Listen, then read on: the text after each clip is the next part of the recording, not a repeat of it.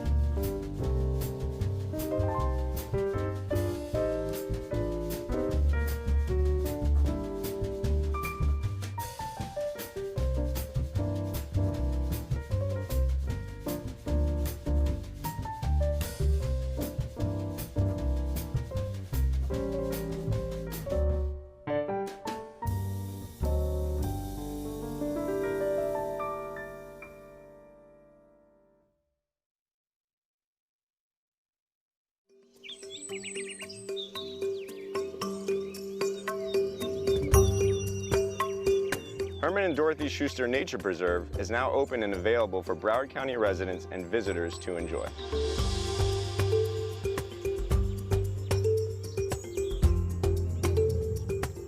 Thanks to a 2000 bond measure, this nature preserve has been transformed into an urban oasis with amenities such as nature trails and picnic tables, several species of birds, frogs, and turtles are now thriving in the park.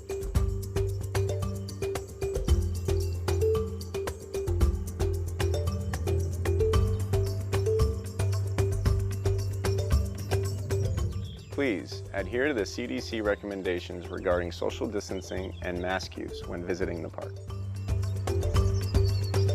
To find out more about Herman and Dorothy Schuster Nature Preserve, visit broward.org/parks.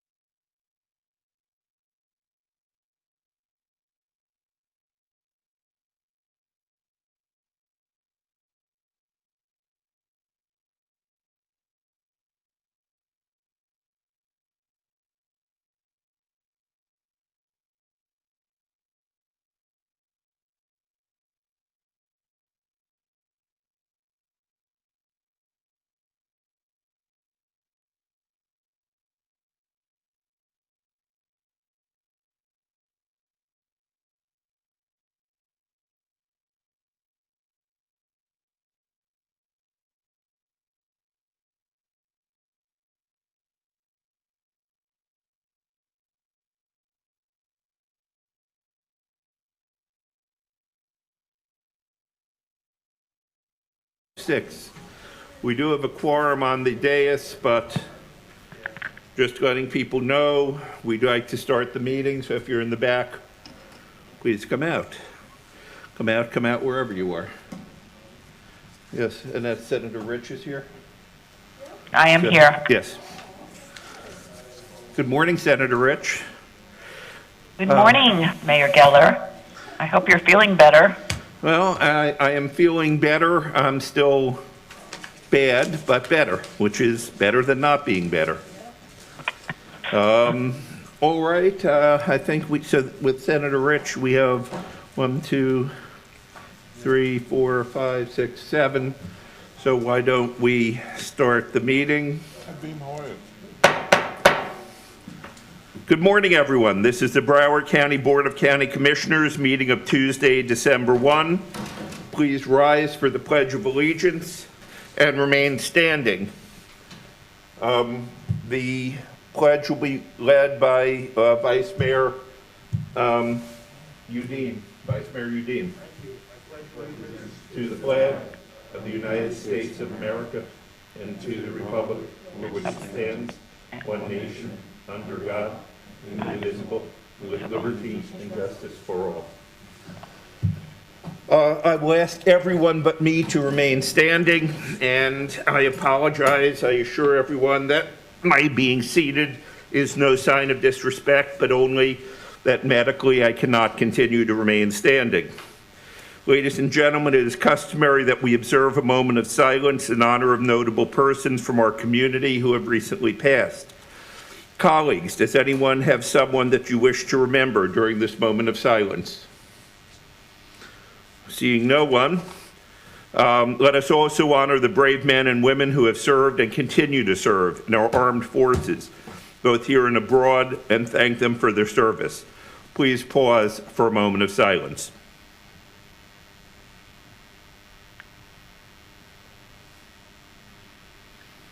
Thank you. Please take your seats. Welcome to the December 1st Commission meeting. Thank you for joining us today.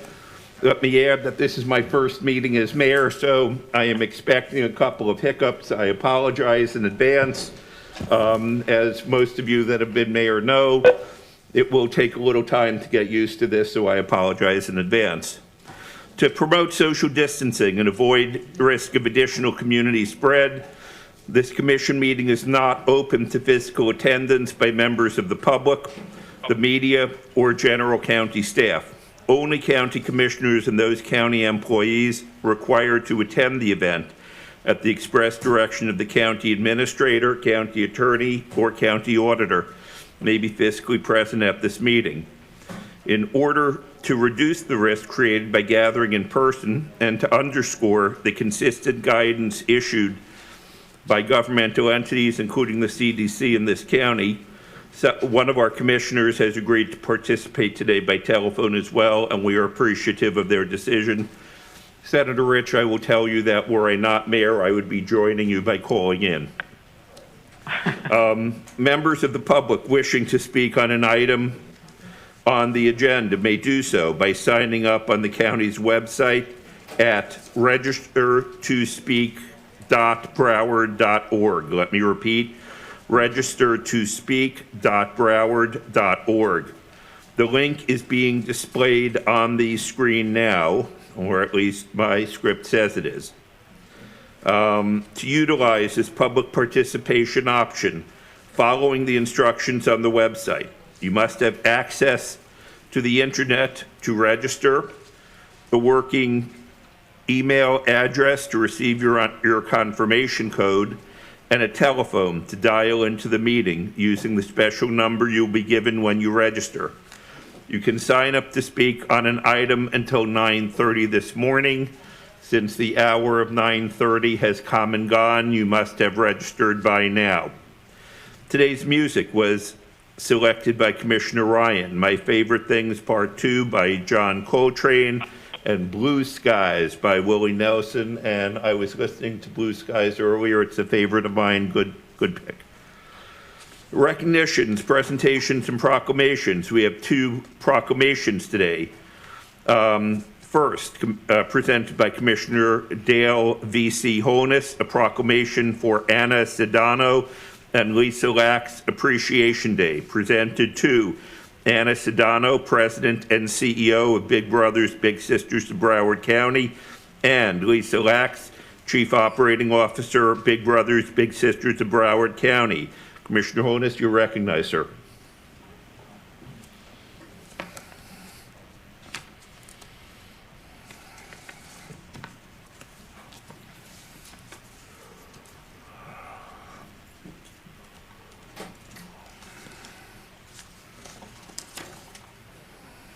Thank you, Mayor. As we know, Big Brothers Big Sisters program has changed many lives. And today we'll honor them. It's a proclamation requested by Commissioner Dale V.C. Holness, and it reads, whereas Ms. Anna Sedano has served for 27 years as President and CEO of Big Brothers Big Sisters of Broward County, which enables life-changing mentoring relationships to ignite the power and promise of youth. And whereas Ms. Lisa Lash has served alongside Ms. Sedano for 20 years as Chief Operating Officer. Whereas both Ms. Sedano and Ms. Lash will retire in December of 2020. And whereas, because of their efforts and leadership, Big Brothers Big Sisters of Broward has served approximately 30,800 Broward County children during their tenure. And whereas, mentoring approximately 30,800 children in the Big Brothers Big Sisters program translate into approximately 1.85 million hours of mentoring of Broward County children in need, powerfully shaping their young lives in Broward County's social and economic future. And whereas this powerful work helping youth achieve higher aspirations, greater confidence, better relationships, and educational success has created a sister-like bond between Ms. Sedano and Ms. Lash. And whereas Ms. Sedano has brought widely creative ideas to Big Brothers, Big Sisters, while Ms. Lash has been the backbone in putting those ideas into action. And whereas Broward County's children in need are stronger and more likely to thrive in the future, thanks to the efforts of Ms. Sedano and Ms. Lash. Now, therefore, be it proclaimed by the Board of County Commissioners of Broward County, Florida, that the board hereby designates Tuesday, December 1st, 2020, as Anna Sedano and Lisa Lash Appreciation Day in Broward County, Florida. And I don't know if they're on, but if they're on, would appreciate if they would make some comments. Okay, AT&T operator, it's my understanding that Anna Sedano and Lisa Lax are both on the phone. Can you confirm this, please? I can confirm both are on the line. Okay, can you recognize either of them and then the other one when the first one is done? Okay, Anna, your line is now unmuted. Thank you. Thank you very much, Commissioner Holness, Mayor Gelber, all the county commissioners. Thank you. It is an honor to be recognized with this proclamation for the years of service at Big Brothers Big Sisters of Broward. Serving the thousands of youth and families in Broward has been the most enriching endeavor of my life. And this is truly a one-of-a-kind moment, and I want to thank all of you for recognizing myself and my colleague, Lisa Lax, who very appropriately was named in your proclamation as the backbone of the organization.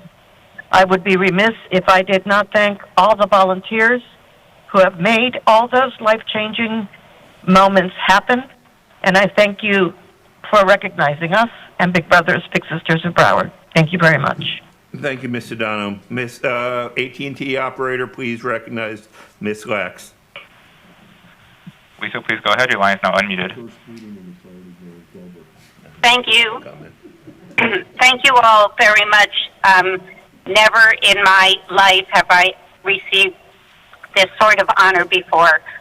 It has been truly my privilege to work with a group of people that can change lives every single day. And in this moment of this honor, you certainly have lifted my wings and my spirit to unimaginable heights. And I appreciate the work of the county and the support you have given us over all these years to help and serve the many families that we have. Thank you very much. Thank you, Ms. Lax. On behalf of the Broward County Commission, I would like to thank both Ms. Sedano and Ms. Lax for the great work that they've done for a wonderful organization, the Boys and Girls Clubs. You are to be congratulated, and thank you. A well-deserved proclamation. Let me add, this is the first time that this has occurred, but probably not the last. Representative Gelber was elected to the legislature approximately 10 years after I was. I was the Senate Democratic leader when he was the House Democratic leader, and people were unable to understand that one was a Geller and one was a Gelber. And Mayor Gelber is the mayor of Miami Beach. Mayor Geller is the mayor of Broward County. One other thing that I want to say before I continue, and this is for all of those of you that are Lord of the Rings fans, I am truly hoping that one resolution or ordinance today is defeated so I can put it on the floor and say, this shall not pass. And if you are seeing the Lord of the Rings movies, you'll find that amusing. If not, you'll wonder what the heck he's talking about. But Excuse me, Mayor. So for the Pledge of Allegiance, you couldn't stand up, but for Lord of the Rings, you can stand up. I just wanted to point that for out. the record, for the record, I did stand for the Pledge of Allegiance.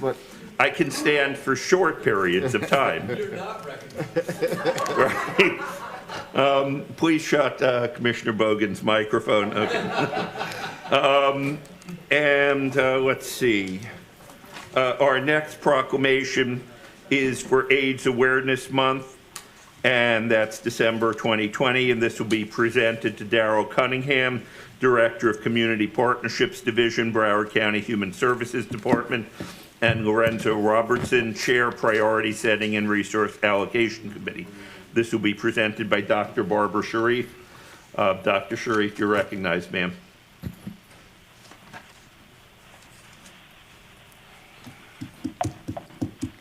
Good morning. Good morning. This proclamation is requested by Commissioner Dr. Barbara Sharif, Broward County, District 8. Whereas World AIDS...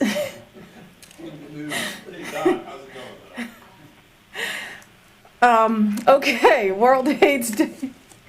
Whereas World AIDS Day is recognized internationally on December the 1st, and whereas the Centers for Disease Control and Prevention estimates that 1.9 million people are living with HIV in the United States, and of those, 15% do not know they are infected.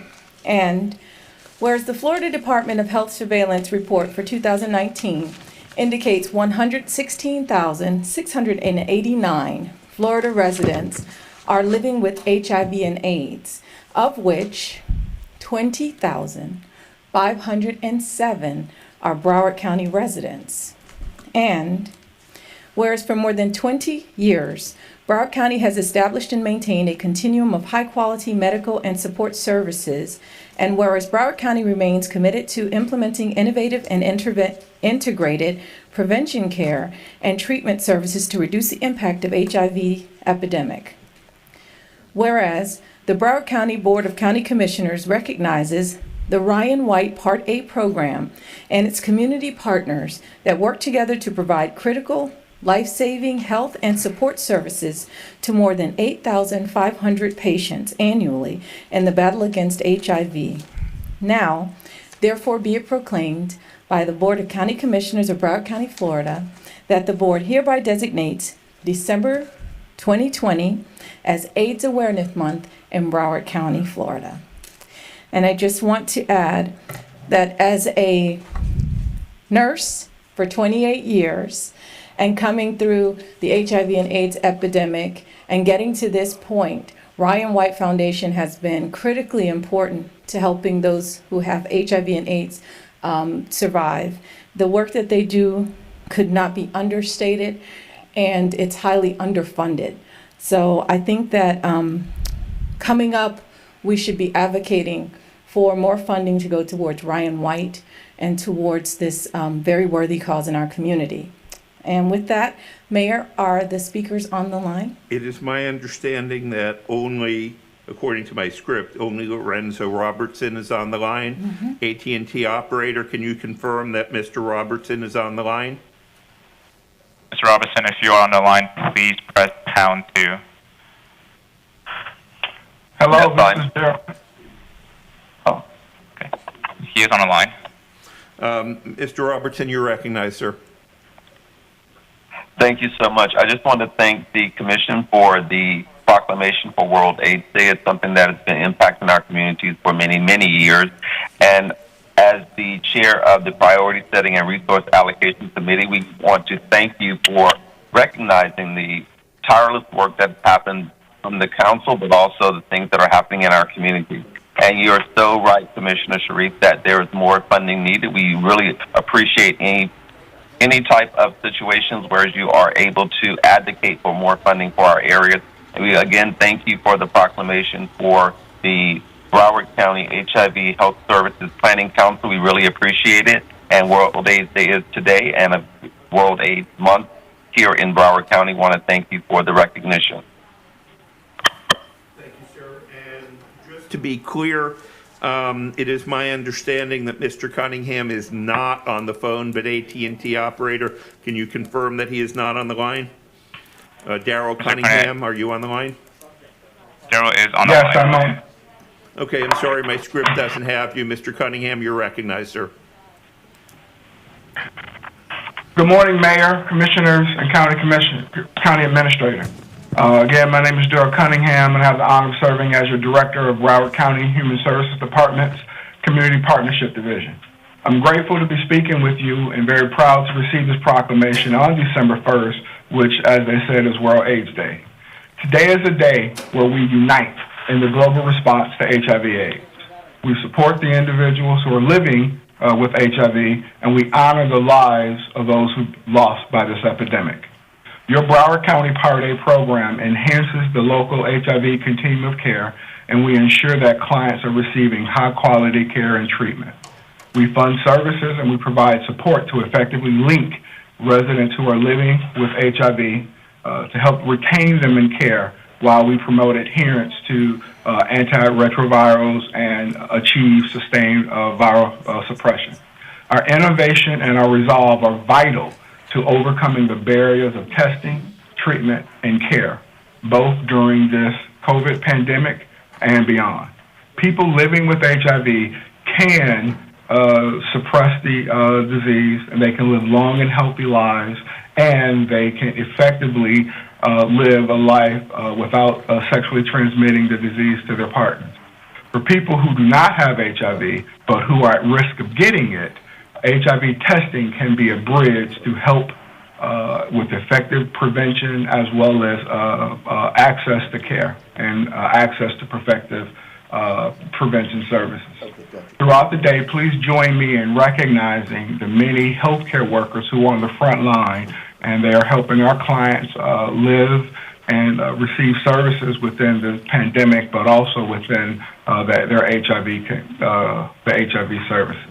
I want to thank you again for this recognition as we celebrate World AIDS Day. Let's remember those who we've lost, but also let's focus on our successes, and let's become more energized and motivated as we continue to fight right now 2 pandemics. Thank you very much.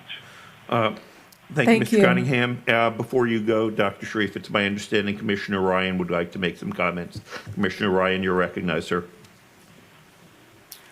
In the past, members of the Broward County Commission, including myself and staff, have gone up to Washington, D.C.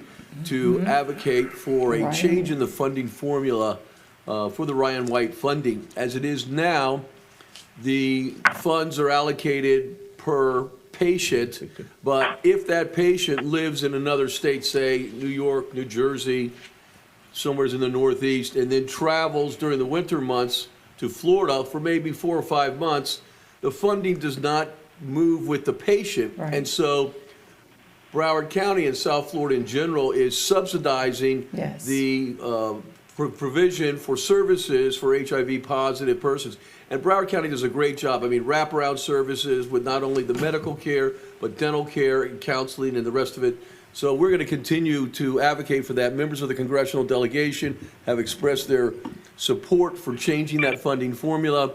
And one of our own in the Florida delegation is in an effort, competition to become the full appropriations chair.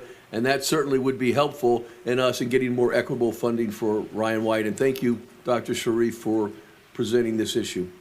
Thank you, Thank Commissioner you. Ryan. Also, Commissioner- Mayor, I'm sorry, Dr. Sharif. For You're those recognized. who are listening out there and who want to know more, the World AIDS Museum is open here in Broward County, and they have a wonderful display that takes you from the beginning. In Wilton Manors. Yes, it is. I sit on the board of the World AIDS Museum, and it is just the most impressive and incredible display of history of this illness and where it's come from and where it's come to today. And so I encourage everyone to make a visit to the World AIDS Museum so that you can learn more about this and how you can help. Thank you, Mayor. Thank you, ma'am. Don't go anywhere yet. Commissioner Holness, you recognize, sir. Thank you very much. For 10 years that I've been here, I've worked with the HIV Planning Council, and I got to tell you this, that of the many boards that we have, I find this group of people to be probably the most dedicated, well-structured. The staff is incredible in their work, and I want to commend all of them for their many years of service and dedication to helping our community and to strengthen those who have HIV/AIDS. Again, it's just awesome work that they do. They are so self-directed in their work, and the staff there is absolutely incredible. And I want to thank them on behalf of all of us for the work that they do that is immeasurable. Thank you. All right, thank you, Dr. Sharif. Thank you, Mayor. Okay. We will now proceed with the Tuesday morning memo. Tuesday agenda memorandum, is that the same thing as the Tuesday morning memo? Okay. Tuesday agenda memorandum. The following items are submitted for your consideration. Consent items are 1 through 47. Public hearing items are 48 through 75. Regular items are 78 through 93. I request the following withdrawals and Scrivener error corrections and inclusion of additional information. Withdrawal, deferral, substitutions, none. Scrivener's errors, item 40, Exhibit 1, Feeding South Florida, item 3558 million. The comma should be a period. Mayor requests without objection. Items 78, 79, 82, 86, 90, 91, 92 be moved to consent. Additional information, item 10, signature pages have been received. Item 11, the board's consideration of this item is based on the substitute Exhibit 2, distributed as additional material. Item 24, the board's consideration of this item will be based on the revised Exhibit 1 and amended Exhibit 2 as indicated in the additional material. Item 31, the board's consideration of this item will be based upon Exhibit 1 amended as indicated in the additional material. Items 36 and 37, the board's consideration of these two items based on the public hearing date of January 12, 2021, and notice of public hearing to be published will provide said date. Item 45, the board's consideration of this item is based on the substitute motion distributed as additional material. Please note, regular item 81, supplemental item number 93 to be heard concurrently. Additional material, regular meeting, item 1-A, board appointment, item 11, substitute Exhibit 2, submitted by Port Everglades Department. Item 13, Exhibit 2, I'm sorry, did I read? Yes, Port Everglades Department, item 11. Item 13, Exhibit 2, budget resolution submitted by Austin Medical Examiner. Item 24, amendment to the board submitted by Finance Administrative Services Department. Item 31, Exhibit 1, Revised pages 35 and 39 submitted by Finance Administrative Services Department. Item 38, memo to the board submitted by County Administration. Item 45, memo to the board submitted by County Administration. Item 80, evidence supporting CTS Engineering Inc. headquarters location in Fort Lauderdale, submitted by Office of the County Attorney at the request of CTS Engineering Inc. Item 81, email regarding Foundry Commercial LLC's Foundry unsolicited proposal, submitted by Office of the County Attorney at the request of Foundry Commercial LLC. Item 81, parentheses 2, articles regarding Amazon treatment of workers, submitted by Commissioner Mark Bogan. Item 81, parentheses 3, memo to the board, submitted by Office of the County Auditor. Item 83, updated Exhibit 1, submitted by Intergovernmental Affairs/Board Section. Item 84, updated Exhibit 1, submitted by Intergovernmental Affairs/Board Section. Item 85, parking garage, submitted by Commissioner Mark Bogan. Additional material, public hearing, items 67, 68, letters in support of the franchise applications of First Stevedoring at the request of the public submitted by County Administration. Item 69, Exhibit 1, amendment to the proposed ordinance submitted by Office of Economic and Small Business Development. Item 69, parentheses 2, Exhibit 1, amendment proposed ordinance submitted by Commissioner Nan Rich. Item 73, memo to the board submitted by the Office of County Attorney. Item 73, parentheses 2, memo to the board submitted by the Office of County Attorney. Item 73, parentheses 3, proposed amendment submitted by Commissioner Tim Ryan. Item 74, memo regarding Human Rights Board recommendation to amend religious exemption submitted by Commissioner Tim Ryan. Item 75, memo regarding Human Rights Board recommendation to protect hairstyles as a trait of race submitted by Commissioner Dale V.C. Holder. I believe that's it. Okay, we're done. Oh, let me breathe. Okay, let me find my Polish sheet. Oh, you have it. Okay. Are there any polls from the item from the agenda, Commissioner Fisher? Commissioner Fisher, I'll get back to you since you just got here. We are just on polling from consent. Commissioner Dr. Sharif, any polls? Only item number 40 for a comment. 40. Commissioner Furr? No. Commissioner Udine? Only item 35 for an abstention. Okay, let's see, 35 abstention. Okay, Commissioner Holness? Commissioner Bogan? Got a question on number 82, and then that's it. 82. All right. You know what, Mayor? Yes, ma'am. Can I just make my comment, and then that way I don't even have to pull the item? Let me just finish the Okay. polls, and I'll call on you next. All right. Let's see, Commissioner Ryan? Item 4. 4. Commissioner Rich? None. Okay, I've given you as much time as I can. Commissioner Fisher? Hey, good morning, Mayor. I have no polls. Thank you for your Thank you. patience. Okay. Yes. Are there any polls from the public? Only item number 1A, sir. Okay. 1A. Okay, County Administrator, are there any polls? No, Mayor. County Auditor, are there any polls? County Attorney, are there any polls? No, Mayor. Okay, in that case, Dr. Sharif, you're recognized, ma'am. Thank you, sir.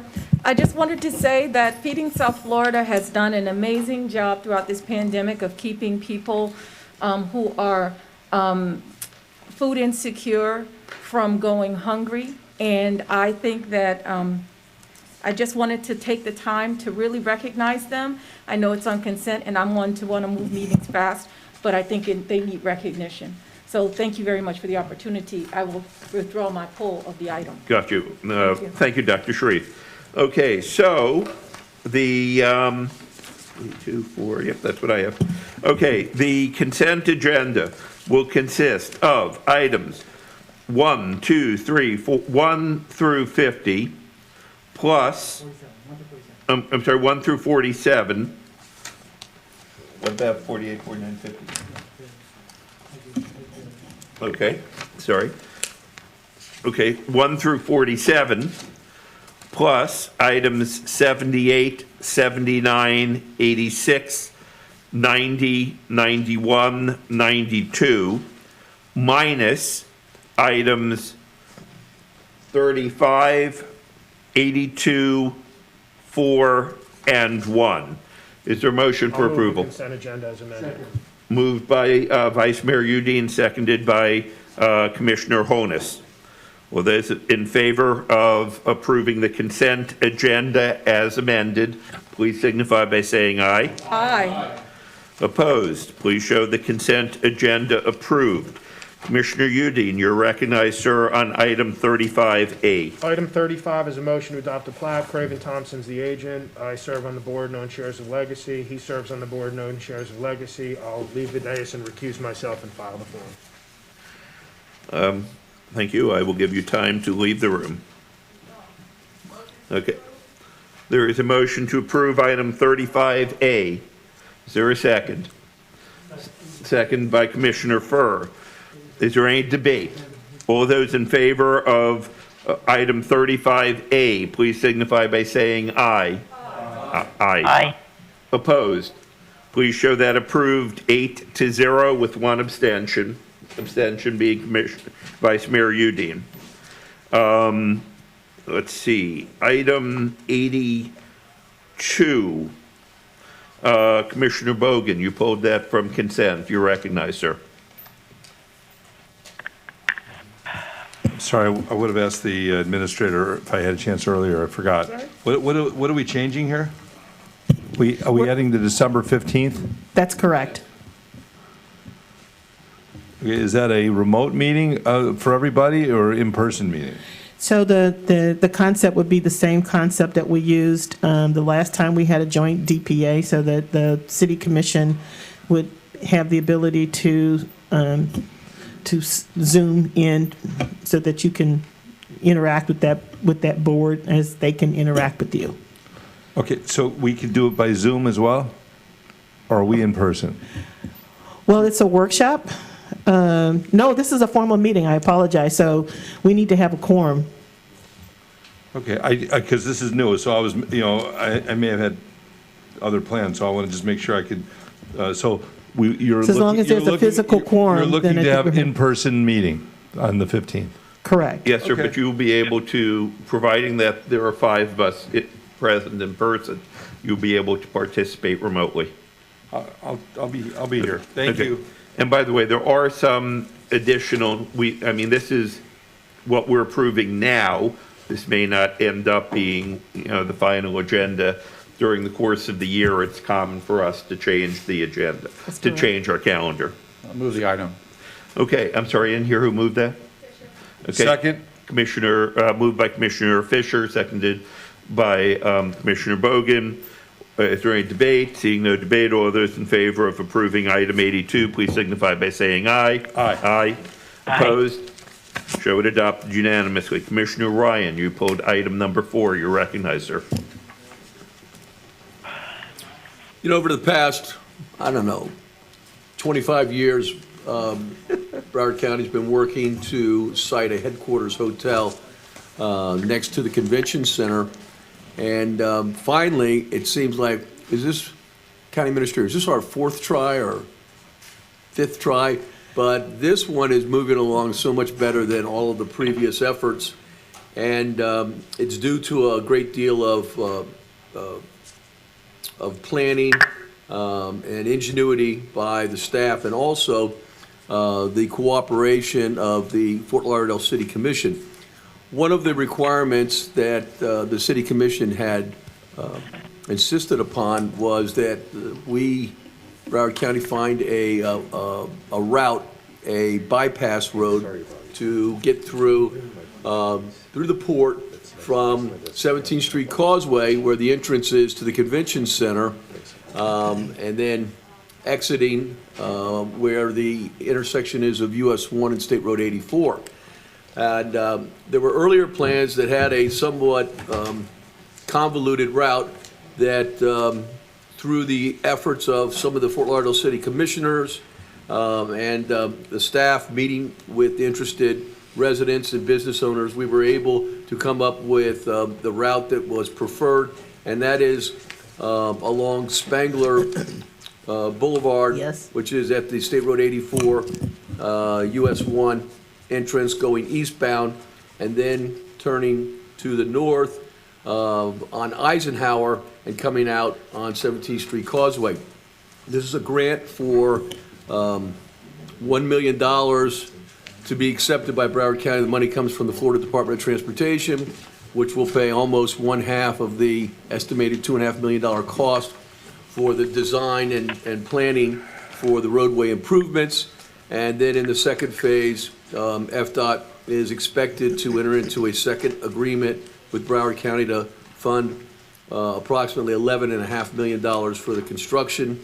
And my thanks to the county administrator. I do want to say thanks in particular to Commissioner Ben Sorensen with the city of Fort Lauderdale for helping to schedule and work with the residents on the meeting that developed the final route. And thanks also to Mayor Trantellis. I did have a question on the timing for the design and planning and then also for the construction. Do you have somebody from staff that may be able to speak to what the expected construction schedule is? Mr. Tornice, if you're on the line.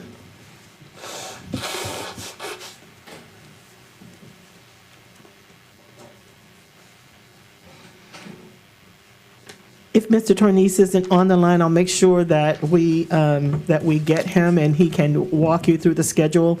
But Yes. what, I'm sorry. Miss Henry, he's on the line. Okay.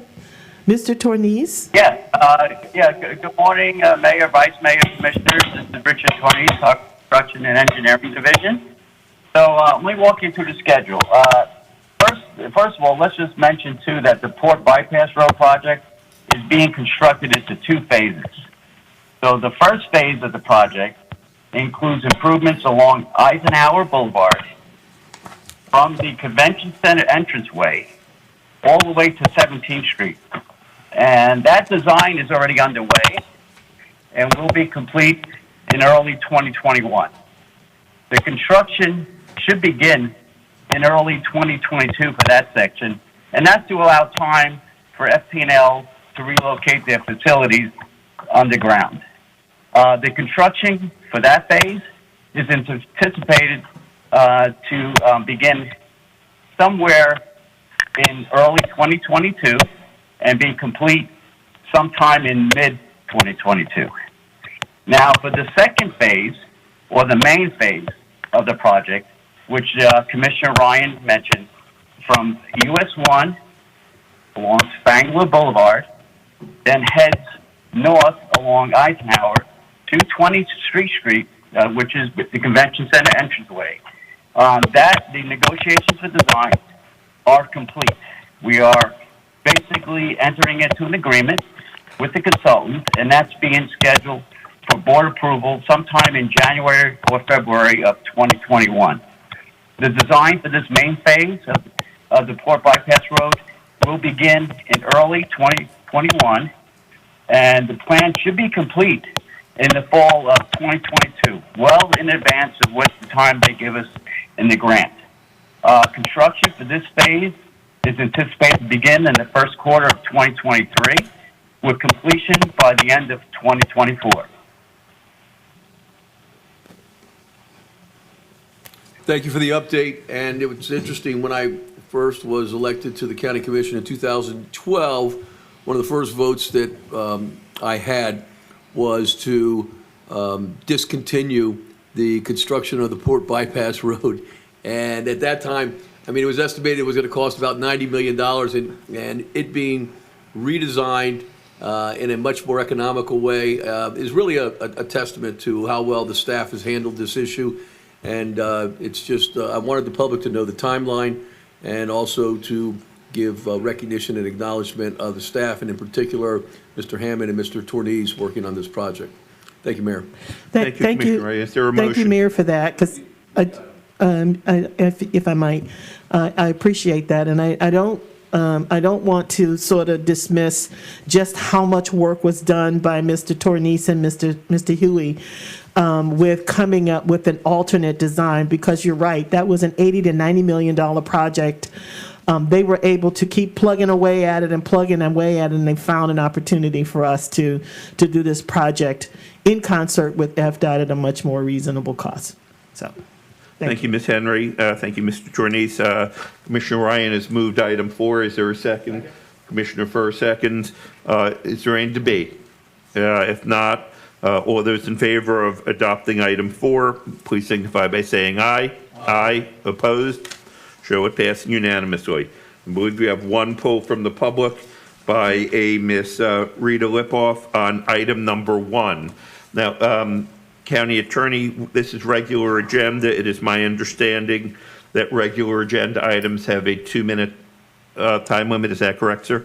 It's 3 minutes if there are under 5 polls. 3 minutes, Five, sir. speakers. All right, thank you, sir, because on my item, my script, it says regular agenda item is 2 minutes, but that's, so it's 3 minutes. All right, thank you, sir. We have a new procedure in place today. You see Matt in the audience. Matt, wave. Matt will be both the reading clerk for the public hearings and doing the timing so that the mayor can concentrate on other things. So, first, AT&T operator is Miss Rita Lipoff on the phone. We do have Rita Lipoff on the phone. Okay, Matt, once she begins speaking, give her 3 minutes. Okay. Okay? Ms. Lipoff, you're recognized, ma'am. Ms. Lipoff, are you there? AT&T yes, operator. I'm here. Hello. Good Okay. morning. All right, Hello? Matt, start. Ms. Lipoff, you're recognized. Okay, thank you. Good morning. Good morning. So I should start now? Yes, ma'am. You start now.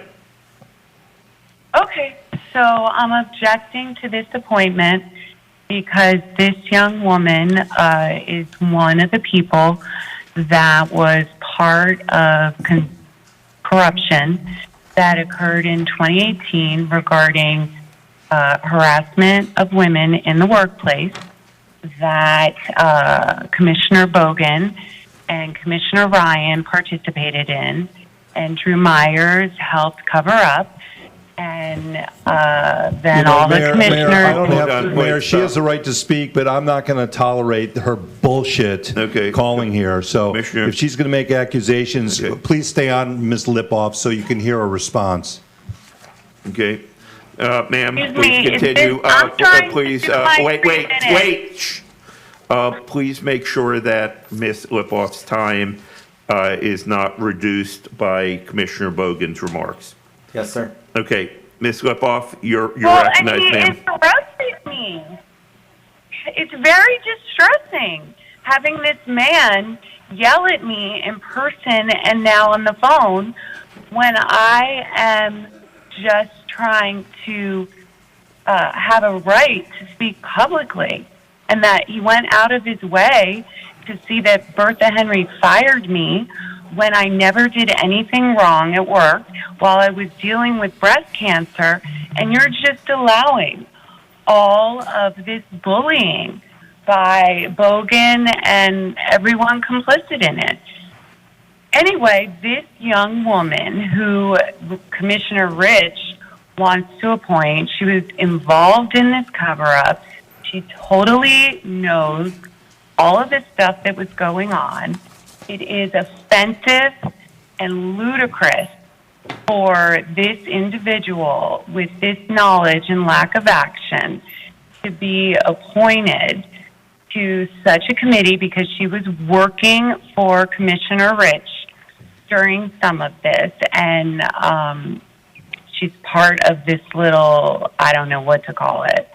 Anyway, in addition to the Bogan-Ryan harassment in the workplace, there was the Alfonso Jefferson sexual harassment cover-up. And that's when the director of professional standards was eliminated, even though it says in Unicode there's supposed to be one. And then after Bertha Henry ensured that Alfonso Jefferson wasn't not properly investigated, then I've been blocked getting my public records request filled. for his phone records. Is that the 3 minutes, She has Matt? 20 more seconds, sir. I'm sorry, Ms. Lipoff, you have 20 seconds to conclude, ma'am. And in addition to that, Bertha Henry, according to Howard Tipton, the county administrator of Port St. Lucie, she arranged for Alfonso Jefferson to be hired there for a county administrator position, which was not advertised. Thank you. Time is up, Ms. Lipoff. AT&T operator, please terminate the line. Commissioner Bogan. Mr. Mayor, since she does have the right to speak and she has the right to say what she wants to say, I just wanted to let her know that anytime she needs a recommendation for a psychiatrist, please let me know. I'd be glad to refer somebody to her. That's all I have to say. Thank you, Commissioner Bogan. All right, is there a motion to approve item 1? I'd like to speak. I'd like to speak. Senator Rich, you're recognized, ma'am. Yes. Thank you. Thank you. Senator all I would Rich, like to say is... Senator Rich, let me just say that I apologize since you're not here in person. I may overlook you sometimes. Anytime you need to speak, okay. Just interrupt loudly and I'll call on you. And I apologize, ma'am. You're recognized. No, that's fine. I totally understand. I'm not going to address the speaker. I'm just going to say that I am very proud to nominate this very fine woman, Alexia Heathcock. She worked in my office. She has a superb record in her young life of working on women's issues and issues that concern some of the most vulnerable people in our community. And I think she will make an excellent addition to the Commission on the Status of Women, and I hope you will all support her. And are you moving the item, ma'am? I am moving the item, yes. Thank you. Moved by Senator Rich, seconded by Dr. Sharif. All those in favor of item number 1, please signify by saying aye. Aye. Opposed? Aye. Please show it carried unanimously, 9-0. We are now on the public hearing. Let me move to my public hearing script. Okay, our public hearings are items 48 through 75. Staff will open each public hearing item and recognize any members of the public who wish to comment. Upon completion of any public comment on the item will come back to the dais. The public hearing on item 48 is now open. Matt. The public hearing is now open. Item 48 is a motion to adopt resolution to vacate 2 10-foot utility easements on the perimeter of Parcel A of Alexander and Hamilton National Bank Plat Number 1, as recorded in Plat Book 107, page 36 of the Public Records of Broward County, and is generally located on the east side of South State Road 7 between Southwest 13th Street and West McNabb Road in the city of North Lauderdale. Thank you. Have any members of the public signed up to speak? There are no speakers, sir. Okay, if there are no speakers, we are now back to the dais. Is there a motion? Commissioner Udine moves to approve item 48, seconded by Commissioner Holness. All those in favor of approving item number 48, please signify by saying aye. Aye. Opposed? Aye. Show item 48 adopted without objection. We are now on item 49. Mayor? Yes. I have this. I'd like to just recuse myself for the same conflict as before. On which one? 49? 49. Okay. Yeah, the same thing I said before, it's a motion to vacate Craven Thompson, and I have that conflict. I will be leaving the dais for this item. Okay, reading clerk, 49. The public hearing on item 49 is now open. Item 49 is a motion to adopt resolution to vacate a variable width drainage easement located along the north limits of Parcel A, a 20-foot drainage easement located along the north limits of Parcel D, a 15-foot canal maintenance easement, and a 50-foot canal easement located along the east limits of Parcels B, C, and D, all aligned with the Neyoung World Plat as recorded in Plat Book 124, page 43, and a 10-foot canal easement located along the west limits of Parcel A within Nova University Number 1, as recorded in Plat Book 146, page 49, all of the public records of Broward County located in the town of Davie. There are no speakers on this item. If there are no speakers on this item, the public hearing is now closed. Is there a motion? So move. Moved by Commissioner Holness, seconded by Commissioner Bogan. All those in favor of item 49, please signify by saying aye. Aye. Opposed? Show item 49 adopted by a vote of 8-0 with Commissioner Udine abstaining. We are now on item 50. The public hearing on item 50 is now open. Item 50 is a motion to adopt resolution to vacate a portion of a 50-foot right-of-way known as Harding Street, lying within Hollywood Acres, as recorded in Plat Book 25, page 1 of the Public Records of Broward County, and located in the city of Hollywood. There are no speakers on this item. If there are no speakers on this item, the public hearing is now closed. Is there a motion? I'll move the item. Commissioner Udi moves approval of item 50, seconded by Commissioner Holness. All those in favor of approving item 50, please signify by saying aye. Aye. Opposed? Show it adopted unanimously. We're now on item 51. The public hearing on item 51 is now open. Item 51 is a motion to adopt resolution to vacate a 70-foot private access easement lying within parcel A of Port Everglades, plat number 12, as recorded in Plat Book 153, page 31 of the Public Records of Broward County and located in the city of Hollywood. There are no speakers on this item. If there are no speakers on this item, the public hearing is now closed. Is there a motion? Commissioner Udine moves approval of item 51, seconded by Dr. Sharif. All those in favor of approval of item 51, please signify by saying aye. Aye. Opposed? Show item 51 adopted unanimously. We are now on item 52. The public hearing on item 52 is now open. Item 52 is a motion to adopt resolution to vacate a 15-foot utility easement and a 104 access easement lying within parcel 1 of Jacaranda parcel 817, as recorded in Plat Book 143, page 1, and release a variable width sidewalk easement as recorded in Official Records Book 27781, page 213, both of the Public Records of Broward County and located in the city of Plantation.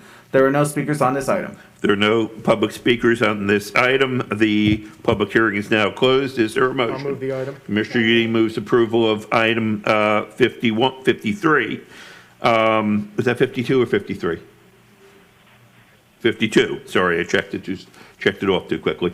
Commissioner Udine moves approval of item 52, seconded by, I think it was Commissioner Holness. Seeing no debate, all those in favor of item 52, please signify by saying aye. Aye. Aye. Opposed?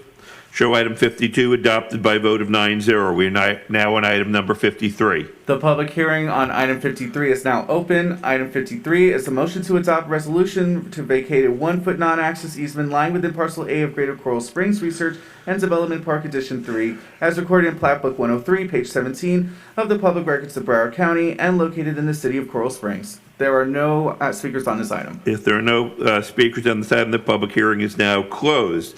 Seeing no debate, is there a motion? Dr. Sharif moves approval of item 53, seconded by Commissioner Udine. All those in favor, please signify by saying aye. Aye. Opposed? Show it adopted by a 9-0 vote. We are now on item number 54. The public hearing on item 54 is now open. Item 54 is a motion to adopt resolution to vacate a portion of the road easement as recorded in Official Records Book 8019, page 281 of the Public Records of Broward County and located in the city of Fort Lauderdale. There are no speakers on this item. Seeing no speakers on this item, the public hearing is now closed. Seeing no debate, is there a motion to approve item number 54? Moved by Commissioner Holness, seconded by Dr. Sharif. All those in favor, please signify by saying aye. Aye. Opposed? Aye.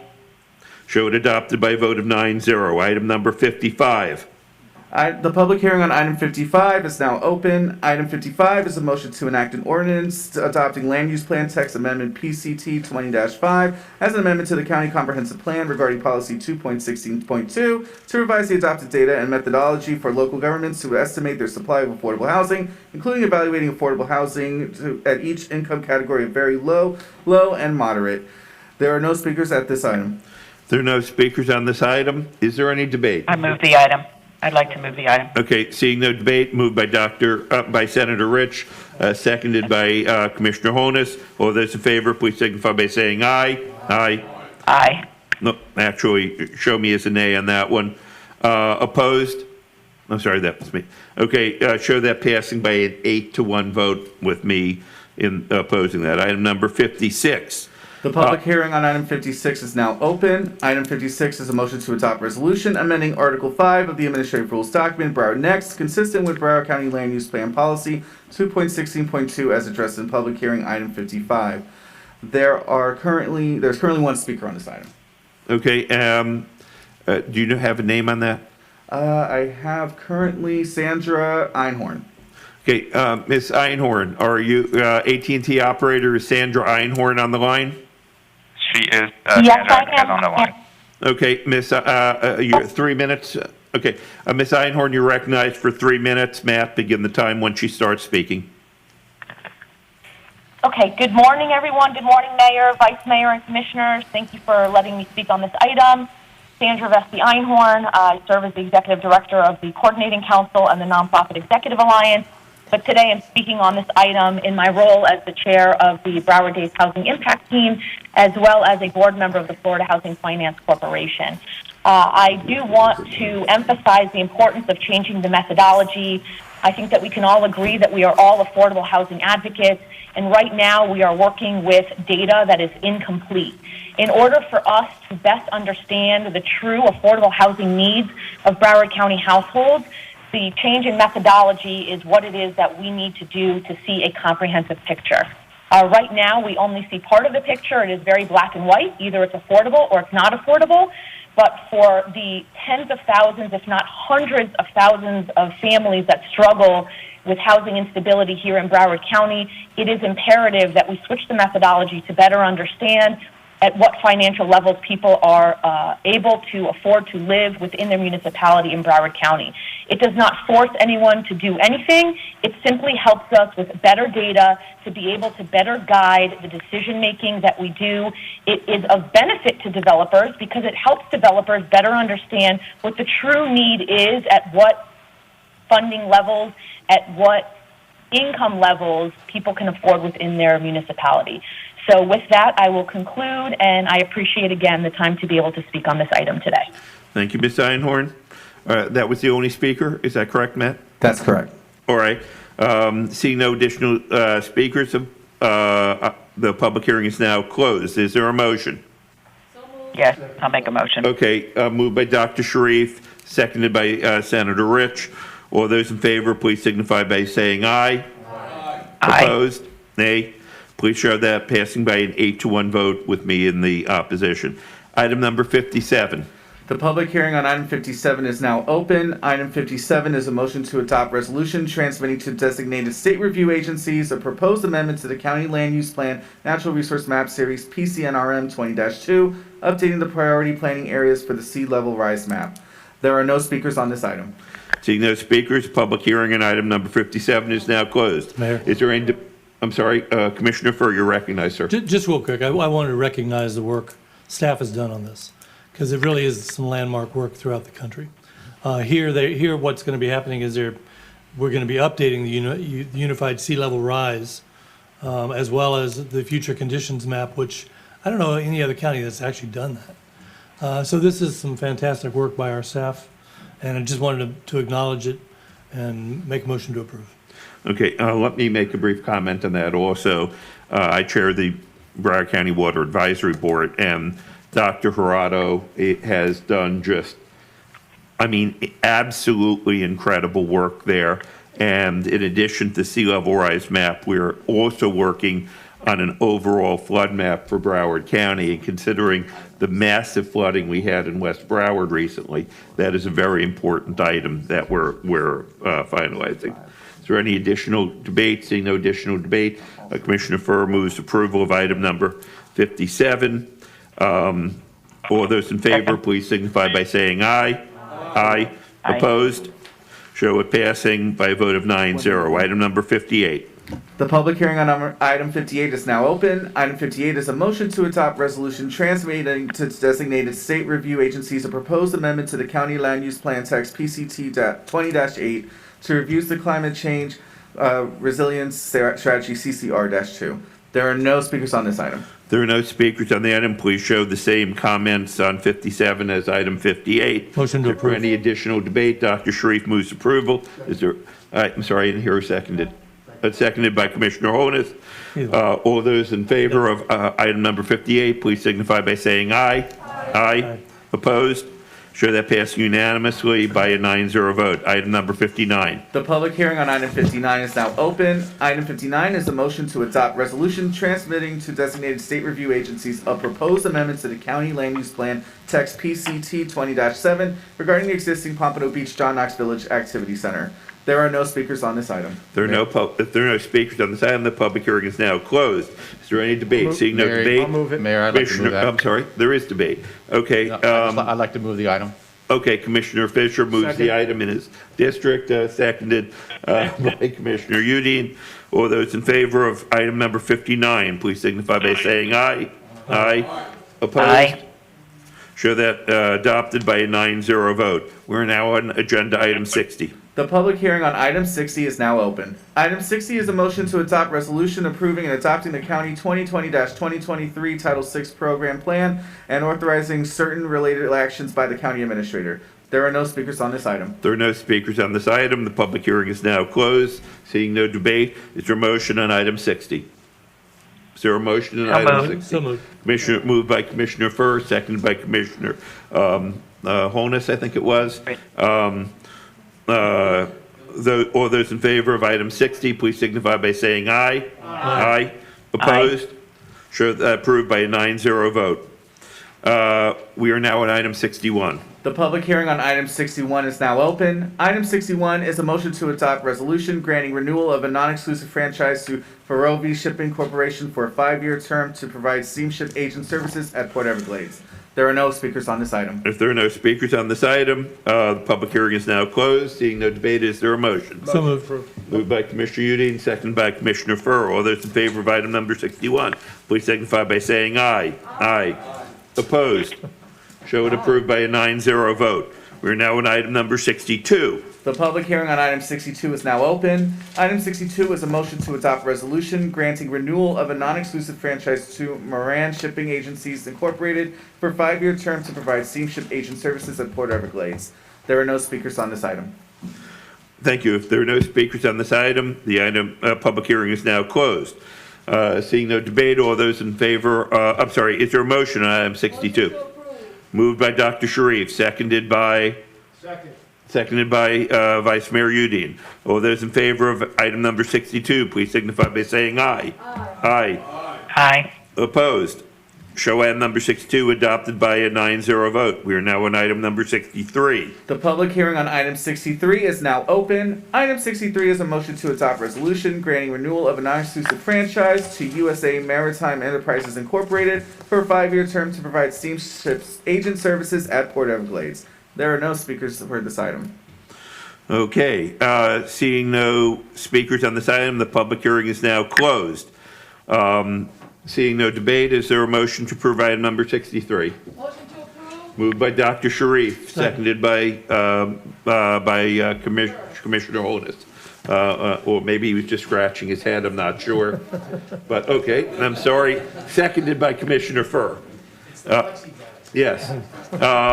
All those in favor of item number 63, please signify by saying aye. Aye. Opposed? Aye. Please show item number 63 adopted by a 9-0 vote. We are now on item number 64. The public hearing on item 64 is now open. Item 64 is a motion to adopt resolution granting renewal of a non-exclusive franchise to Sunshine Shipping Incorporated for a 5-year term to provide steamship agent services at Port Everglades. There are no speakers on this item. Seeing no speakers on this item, the public hearing on item number 64 is now closed. Is there a motion? Moved by Dr. Sharif, seconded by Commissioner Holness. All those in favor of item number 64, please signify by saying aye. Aye. Opposed? Show item number 64 adopted by a 9-0 vote. We're now on item number 65. The public hearing on item 65 is now open. Item 65 is a motion to adopt resolution granting renewal of a non-exclusive franchise to Rehoboth Terminal LLC for a 10-year term to provide cargo handler services at Port Everglades. There are no speakers on this item. Seeing no speakers on this item, the public hearing on item number 65 is now closed. Mayor. Is there a motion? Mayor. Commissioner, is there a debate? Not really a debate. Or, okay, was there a comment? A comment. Okay. Commissioner Furr, you're recognized, sir. We took a chance on these guys last year. This is a 1 year, and they kind of have to prove themselves, and they've more than done that. They've kind of brought in a whole other niche into our port. So I just want to say welcome to the team and motion to approve. Yeah. Item number 65, moved by Commissioner Furr. I'm sorry, seconded by Commissioner Udine. Is there debate? Commissioner Ryan, you're recognized, sir. Probably more in the line of Commissioner Furr's comments. Specifically, what Commissioner Furr is referring to is that this company is in the business of importing, exporting motor vehicles. And this is something as diverse as our commerce is at the port. We do not move in and out a lot of motor vehicles.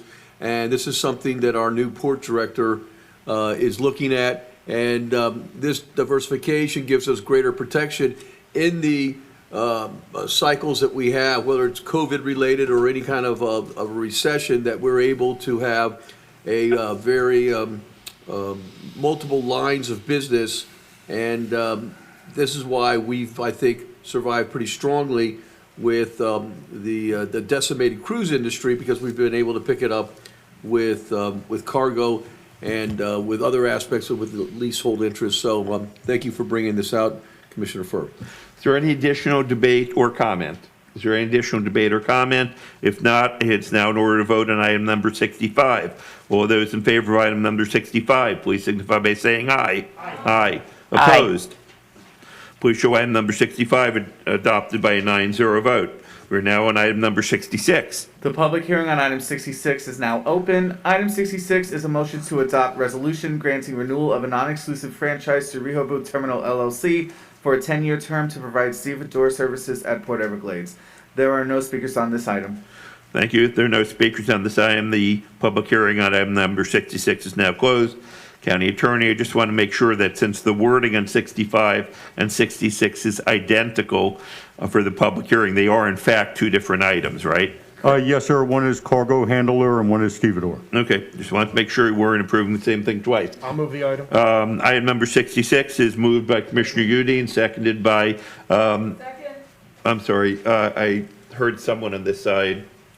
Okay, thank you. Seconded by Commissioner Honus. These things are making it hard to tell who is, right, sometimes seconding or moving. Again, seconded by Commissioner Honus. All those in favor of item number 66, please signify by saying aye. Aye. Aye. Opposed? Please show item number 66 adopted by a 9-0 vote. We are now on item number 67. The public hearing on item 67 is now open. Item 67 is a motion to adopt resolution granting a non-exclusive restricted franchise to Hirsch Stevedoring LLC for a 1-year term to provide stevedore services at Port Everglades. The franchise is restricted to new business as defined in County Administrative Code Section 32.16.b.10. There are currently 5 speakers for this item. Thank you, sir. We are now about to slow down. We've been racing through these. I think the racing is about to slow down. So on item number 67 is, let me just refer to item 67, see if that is sponsored by administration. Okay, would it be appropriate, County Attorney, for the county staff to briefly describe what this is before we take the public comment? Whatever your pleasure is, Mayor.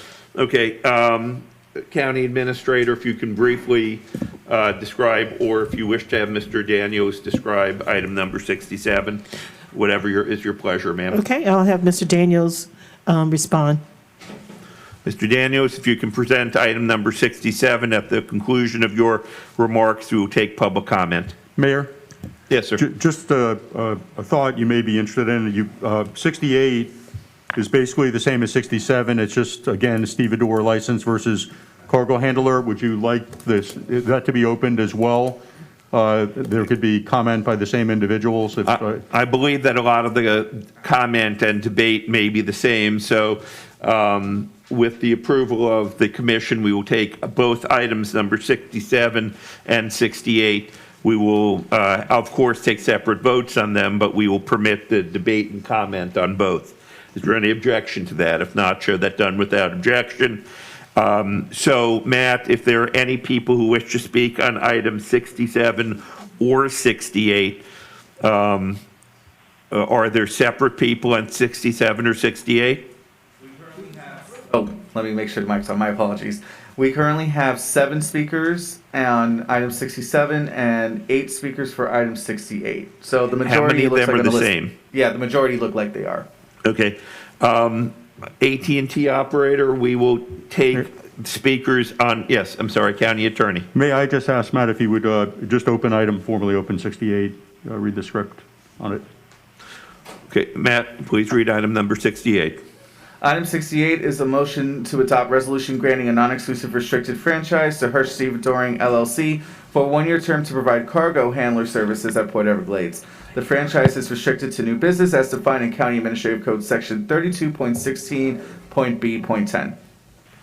Thank you. And Mr. Myers, thank you for your assistance.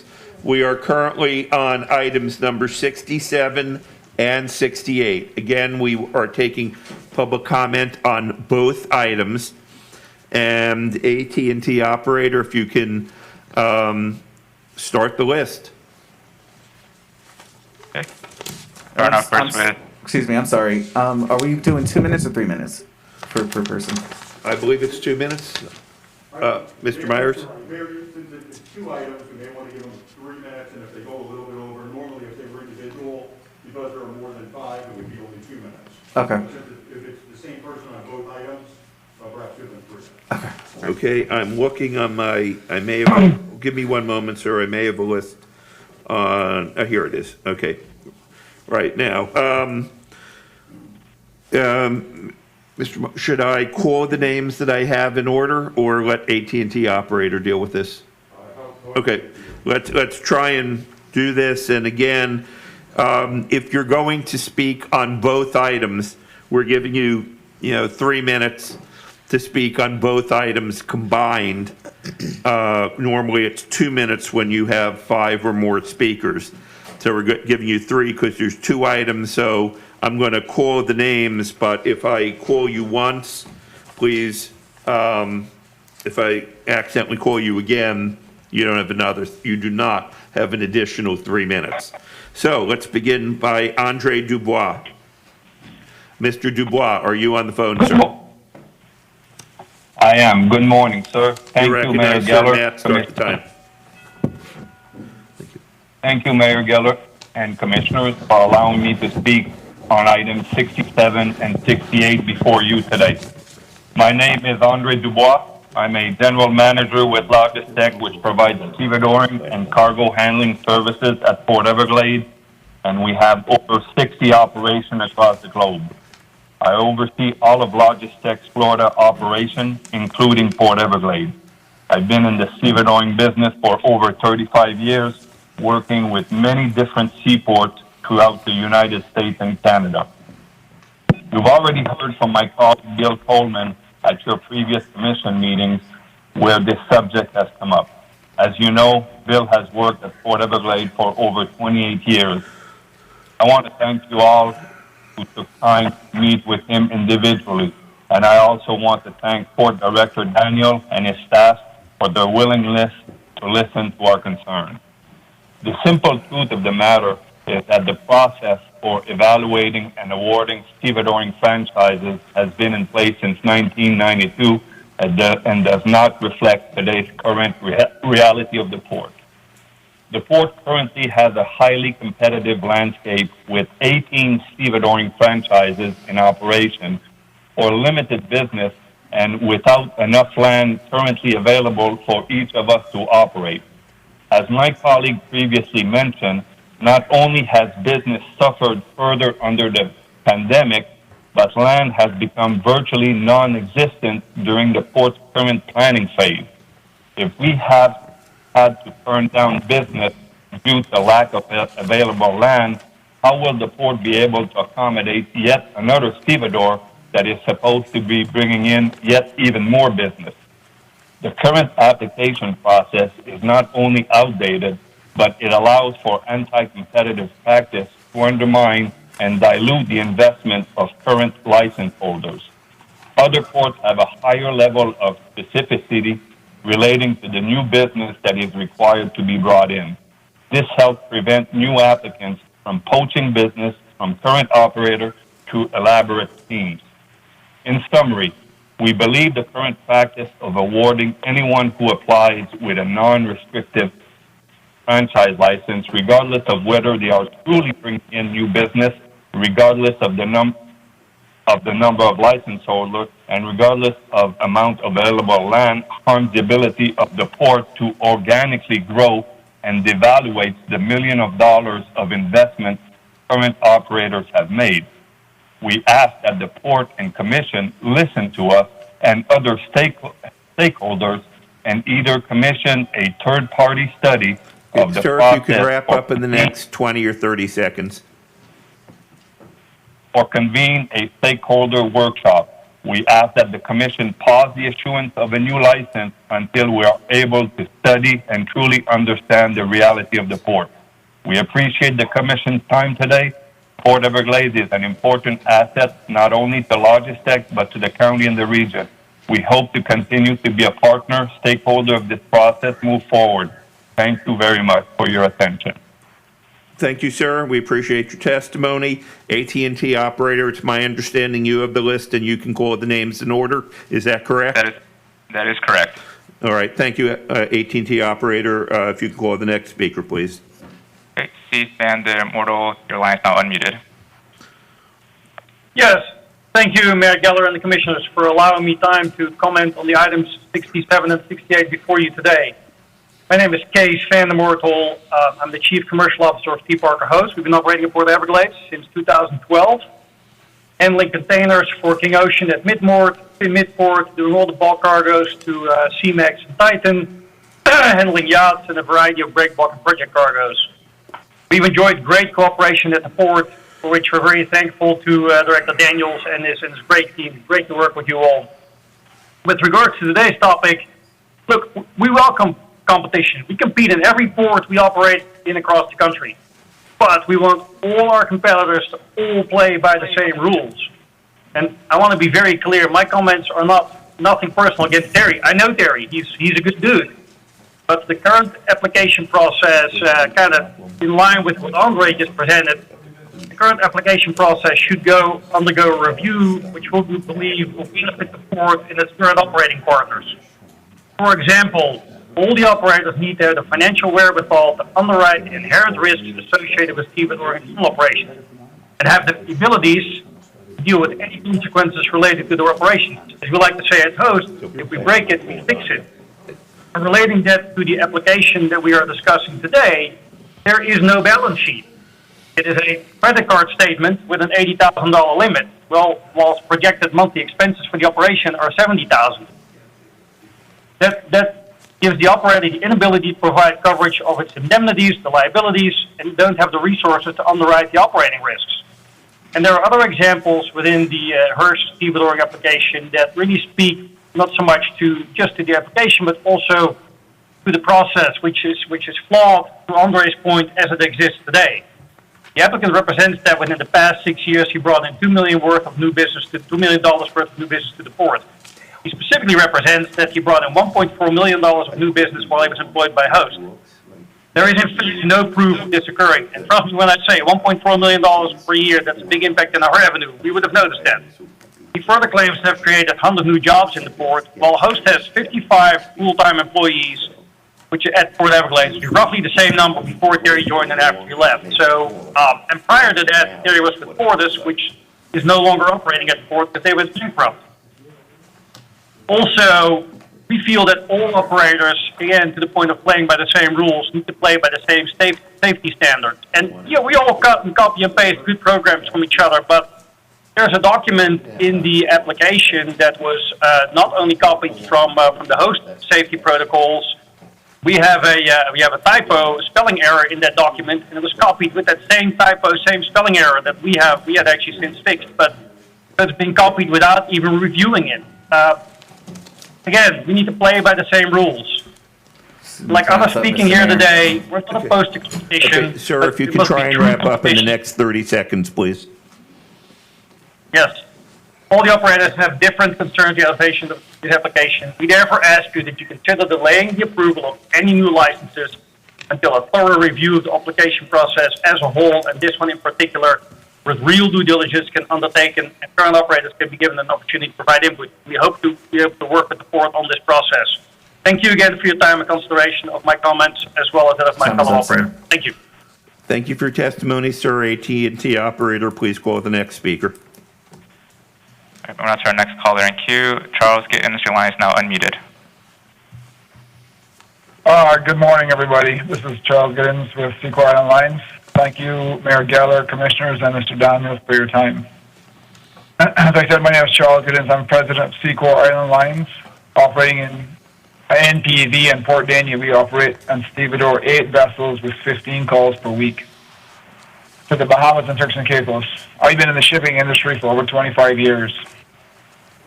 And today I question, why is the port reviewing an application for a 19th stevedoring company when the port is unable to meet the request of its current stakeholders? During my last meeting in October with the port, as a follow-up from my request in earlier 2020, we were advised that Seacor was one of 9 companies who are currently requesting land in PEV, and it is not available and it likely will not be available until 2023, 2024, or 2025. What value is this new company bringing? Based on the application, the new business will be Bahamas-based. Seacor handles currently 60+% of the small island volume in the Bahamas, while MSC, Tropical Shipping, and a couple of other smaller companies also service in the Bahamas. Tropical sails out of West Palm, MSC sails out of Port Everglades, and the smaller companies sail out of Miami River and out of West Palm. Tropical and the Miami River producers are locked into their current locations and are not going to come to PEV. The one local Bahamas provider in West Palm has looked at PEV, and the reason they're not moved to PEV is due to lack of space. The applicant is currently working Bahamas vessels under a sole stevedoring in PEV, which is a PEV-based company. This company is being in the market asking for additional space in and out of the port. Again, what new business is coming to PEV? Why is the business not being managed and continue to be managed by an existing PEV company or Port Everglades company? Given these points, I ask again, what is the benefit that this company is bringing to Port Everglades? What new business? There's no land available and a dilution of current stakeholders. I look forward to working with the port on revamping its process and the application process and how we move forward. And I thank you for your time today, and I look forward to working and growing in Port Everglades in the future. Thank you, sir. We appreciate your testimony. AT&T operator, please call the next speaker. All right, moving on to our next caller in queue. John Mesker, your line is now unmuted. Good morning, Mayor Geller, Vice Mayor, Commissioners, and Director Daniels. My name is John Metzger, and I am the Managing Director of Sun Terminal in Port Everglades, which is the operating brand, terminal operating brand of King Ocean, who is a longtime leasehold partner with Broward County. Being fourth on the list here, I want to try not to be repetitive of my the statements that my former or predecessors on this testimony have mentioned. So I'll try to spin it a little bit. Stevedoring, I've been doing this for 30+ years, internationally, nationally, a lot of experience in the segment. Stevedoring's a tough go. I mean, the margins are razor thin, and you really need to have some type of critical mass to turn a profit. Sun Terminal historically has been 100% affiliated with moving cargo of its principal, i.e. King Ocean. And it was always viewed as what's called a cost center. In the past year or so, there's been a mandate for the principal. He wants to flip this to a profit center, and the only way to do that is to take on third-party business.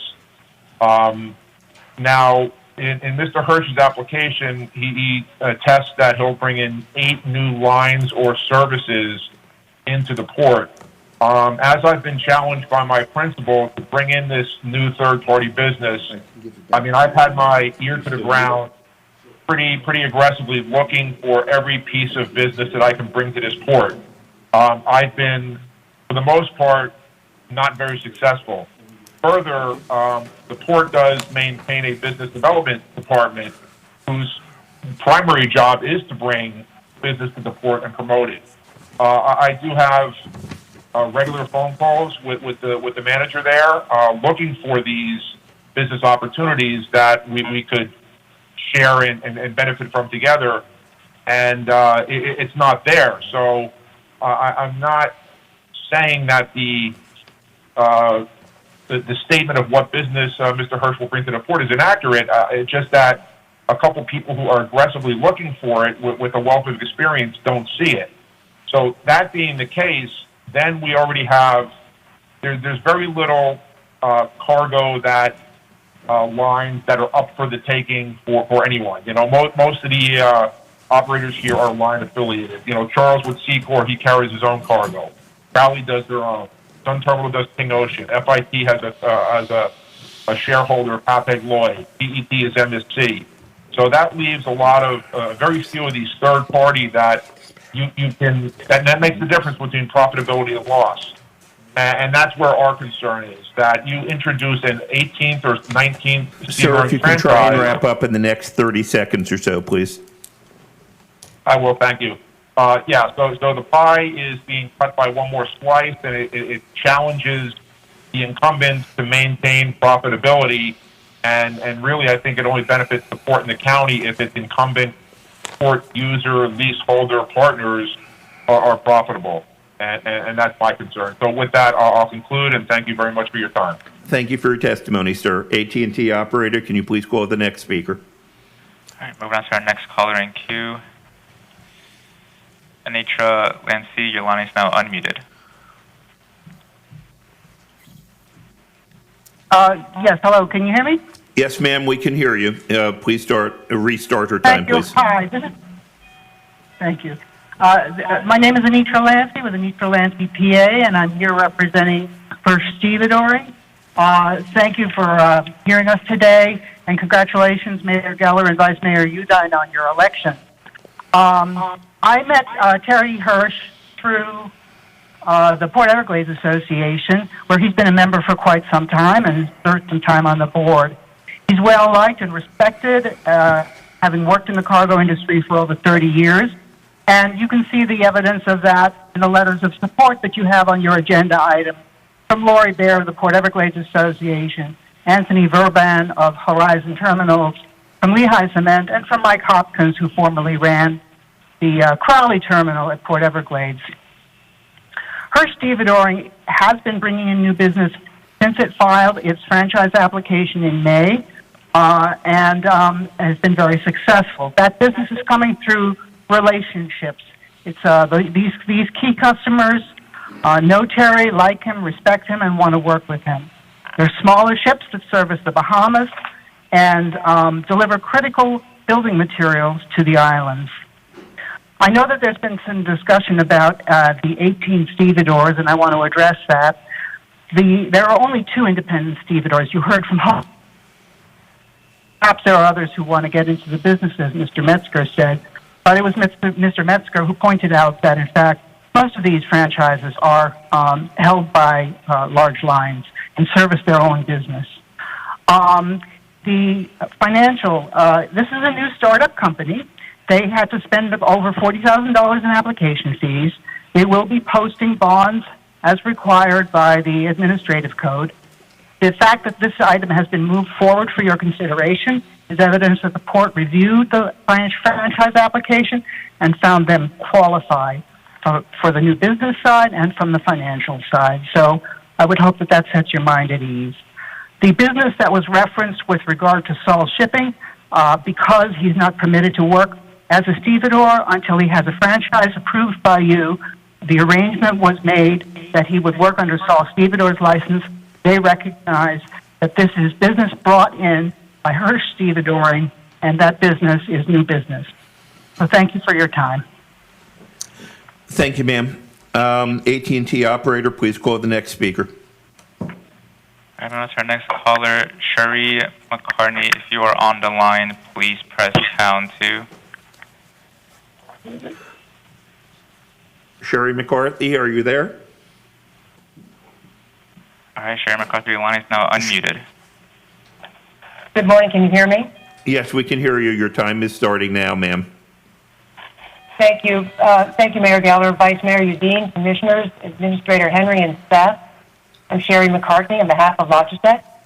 I know most of you have met with and had conversations with Bill Coleman and my colleague Candace Eriks leading up to today's public hearing. First, we want to truly say thank you to Director Daniels and Glenn Wiltshire for speaking with us and being so accessible and generous with their time regarding our concerns. I realize you're hearing from a lot of companies today, as well as Andrew Dubois from Logitech. So we do want to touch on a couple of points. As we all know, in business, competition is healthy and needed in all industries. This industry is no exception. There are currently 18 stevedoring and cargo handling companies that hold licenses with the port. That is healthy competition. In this instance, however, you have these competitors coming together with one voice to bring attention to a process that we feel should be assessed, measured, and ultimately changed. To that end, we would like to offer our expertise and institutional knowledge of the industry to work closely with Director Daniels, his staff, and even his business development department to assist him in any ways those discussions move forward. Combined, Bill and Andre have over 60 years of stevedoring experience, and we hope that we could be a resource to the director. From all of the conversations we've had over the last month or so, it is clear that everyone's priority is to preserve the service level at Port Everglades. And we're committed to working with all interested parties to ensure that that service level continues.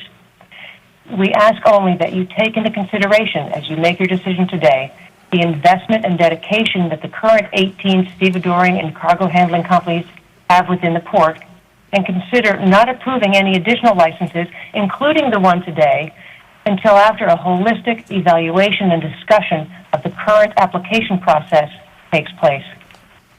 That discussion may highlight some considerations that are not in front of you today, and perhaps establish that the current healthy competition of the 18 stevedores is sufficient to organically grow the business within the port. Again, I thank you for your consideration. We look forward to continuing work with you and Director Daniels. Thank you, Ms. McCartney. AT&T operator, please call the next speaker. It looks like there are no more callers in queue. Okay, AT&T operator, on page 3 of the list, there is a Michael Hopkins. Mr. Hopkins, are you on the line, sir? Mr. Hopkins, if you're on the line, please press #2 now. Mr. Hopkins, if you're on the line, please press #2. It looks like he is not on the line. Okay, before I close the public hearing, let me again repeat, this is a public hearing on both items number 67 and 68. Is there anyone on the line that wishes to speak on item 67 or 68 that has not yet spoken? If you wish to speak on item 67 or 68 and you have not yet spoken, do whatever the AT&T operator is about to tell you to do. All right, Michael is on the line. Michael Hopkins, you're recognized, sir. Start his time once he begins speaking. Mr. Hopkins.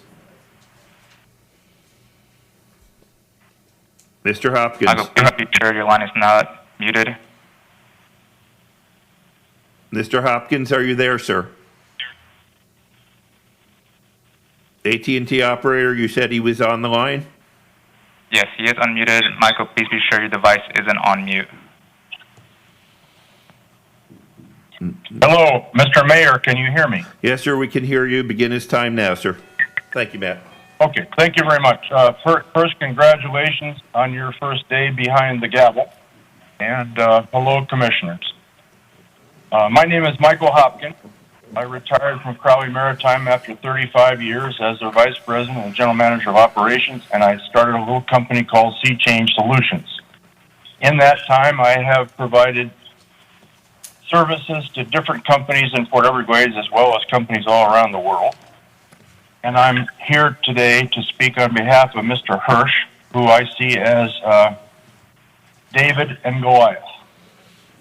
He is able to bring new business, which is the whole process, to not give a franchise unless there is new business to be brought to the port. And that new business is coming from other ports, and it is small companies, very small companies, that can come and go with very little requirement for land as in terms of a terminal operating agreement. Mr. Hirsch and I go back many, many years when he was at Portus and when he was at Host and when he was on the West Coast, starting as a longshoreman and moving up in the ranks of management. He's a small business. He's a very reliable person, and I personally have the greatest respect for him. And despite all of the concern from different stevedoring and terminal operating companies that have been voiced here, he can bring a book of business that is not currently easily available to Port Everglades and will come from other ports. So I respectfully request that the commission listens to me and respects my opinion and my recommendation that you approve his franchise agreement. Thank you very much. Thank you, Mr. Hopkins. And let me repeat what I had said earlier. This is the public hearing. Mayor? Yes, Senator Yes, Rich. I just want to, I would just like to let you know that I think that Mr. Platt, George Platt, is on the line and has not been able to get in. Well, that's why I'm asking again. Mr. Platt, are you on the line, sir? Operator, can you look for Mr. Platt? I don't know which Mr. Platt it is. I think it's George Platt. He is on the line. I am here. Thank you. I was beginning to get nervous there. Okay, wait, stop, Matt. Please start Mr. Platt's time. You're recognized, Mr. Platt. Start when he speaks. Thank you, Mr. Mayor. My name is George Platt with LSN Government Affairs, and I'm proud to represent Hirsch Stevedoring, the applicant here today. As you all know, you probably had a chance, I hope, to read Terry's background and the great story that he has to tell over the last 30 years, starting out, as a longshoreman in California and working his way for 30 years to the point where he and his wife decided after thousands and thousands of ships that maybe it was time for them to start their own business. They are the quintessential example of your effort to stoke small business. Everyone that spoke today from these other stevedoring companies or other shipping companies those are large companies. Those are not Terry's competition. He's mandated by his application to bring in new business. He's committed to do that. If he doesn't do it, okay, he's not going to get a renewal of his franchise. So your mandate under what you are doing now with the port is to diversify the business. It's not like the gentleman who said, gee, we're going to cut the pie into more pieces. We're going to expand the pie. That's what we have to do, particularly at these times when the cruise industry has been hurt so badly and we have to make up for it. Terry's niche is the island business, helping to rebuild after the hurricanes and to provide other infrastructure for the islands. He's also been helping to do the humanitarian ship to Honduras, which he's doing at no cost. And he's obviously committed to being involved with Port Everglades and has been actively involved not only with the association but also with Seafarer House and a number of other organizations. This is just a great example of what you are trying to do in terms of expanding the port with your multi-billion-dollar master vision plan, but also at the same time diversifying the business more and more. Commissioners Furr and Ryan accurately pointed out how you gave somebody a shot a year ago and they did a really great job of diversifying the business by bringing in more ro-ro vehicles in and out of Port Everglades, a whole new line of business that is going to continue to expand. And Terry's just asking for that chance after his 30 years of putting in his time, working hard. He and his wife are really committed to making this work and to encourage, be an example of a small business that can come in and do the job. So, as I say, I would really appreciate you all doing this. If there is a fault in the application process, and by the way, it's been the same application process for the last 30 years, pretty much. I remember trying to bring in a second tugboat when Vita was running the monopoly of the tugboats and how difficult it was. Mr. Platt, please try and wrap up in the next 30 seconds or so. Yes, sir. Thank you. For this year, there will be no competition against any of the companies that spoke. And again, if Terry doesn't succeed, he wouldn't expect to be renewed. So I just ask you know that he met all the requirements of the current franchise application process, and we appreciate your support. Thank you so much. Thank you, Mr. Platt. Since there may have been some confusion, let me ask one more time. This is the public hearing on both items number 67 and 68. AT&T operator, please open the lines or whatever, have them press whatever they're supposed to press. I want to make sure that everybody who wishes to speak on item 67 or 68 has been recognized.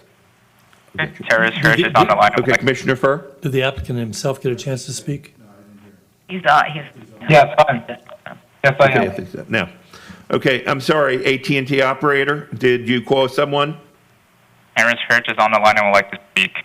Thank you, sir. Matt, as soon as he starts to speak, start his 3 minutes. You recognize, sir. Good morning. Thank you. Good morning, Mayor, Vice Mayor, and Commissioners. My name is Terry Hirsch, and I'm the proud owner of Hirsch Stevedoring with my wife. In your hand today is the culmination of my life's work in the maritime logistics and trade industry that is so vital to Broward County. With your approval of our limited franchise application today, we will create new opportunities for global trade and commerce here in Port Everglades. It's not currently being met nor actively pursued. We can help sustain growth to the port and surrounding areas. By that we mean draw more attention, have more people come in, occupy space, create more jobs, and stimulate the local economy. All because of untapped economic opportunities that we see here in Port Everglades. I've had the pleasure to communicate privately with many of you all of my personal struggles I've overcome in my life and have prepared me with the determination, insight, and work ethic to make it all possible in 2021. 2021 will recognize as my 30th year in the maritime industry in one capacity or another, and my first year of that as a career business owner in the maritime realm. With your approval today, I will finally realize the American dream to continue to be so elusive to so many people out there who are shut out or denied opportunities other multinational organizations have. Global commerce does not mean global conglomerates can need to only apply. And to remember and to point out that each one of the companies that spoke today also started out as a startup company. They started somewhere. The requirements for us to generate new business can easily be met by the market demands that I see, which will continue to multiply with an establishment of consistency of needs of goods and maintenance to a tourist-restricted region like the Caribbean.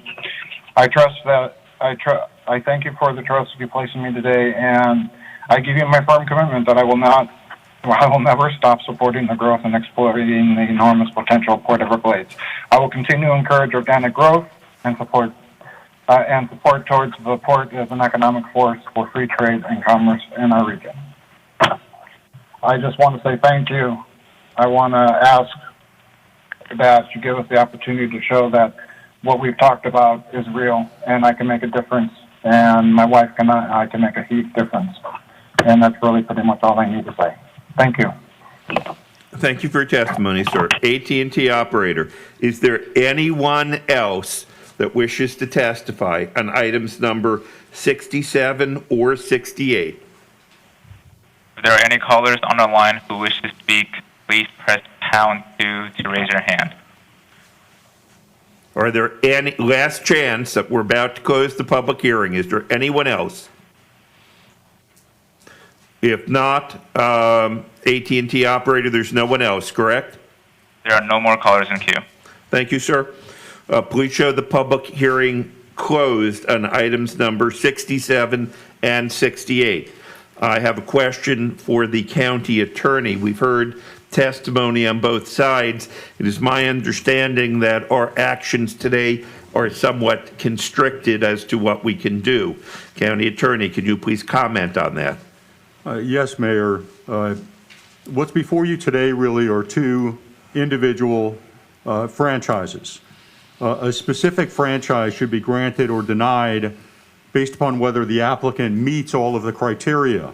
Here, staff has determined that the applicant meets all of the criteria for each of the franchises. That determination is not binding on the board, but if the board were to disagree with it, it should be based upon facts in the record, and I'm not sure what facts there would be in the record that would countermand what staff has said. It seems that most of the speakers in opposition today have more global concerns on this issue. We believe legally that any denial based on these more global concerns should be based on the findings of a study that's completed and not based on statements of competing franchises. So we do believe that legally there is some constraint here. Thank you. Thank you. Are there any questions for the county attorney? If not, before I come to the commission, let me just make sure, Mr. Daniels, did you have any comments that you wanted to make? You don't have to, but do you have any comments you want to make before I go to the commission? Mr. Daniels, are you on? Mr. Daniels, I assume that you're not on. Ms. Henry, did you want to say something? He was on the line. I just want to make sure he's not muted. Great. Good morning, Mayor Geller, Vice Mayor, and members of the commission. Okay, you're Hopefully recognized, sir. There's no time on him. You're recognized, Mr. Daniels. And by the way, great job you're doing. Great. You're recognized. Great. Thank you. Good morning, Mayor Geller, Vice Mayor Udine, and members of the commission as well. No statements right now, but if you do have any clarifications that are necessary, I am on the line and will be available for you, sir. Thank you, Mr. Daniels. We are now going to the commission. I've seen an order, Commissioner Furr, and then Commissioner Honus. You recognize Commissioner Furr. Thank you. I'm inclined to support this application.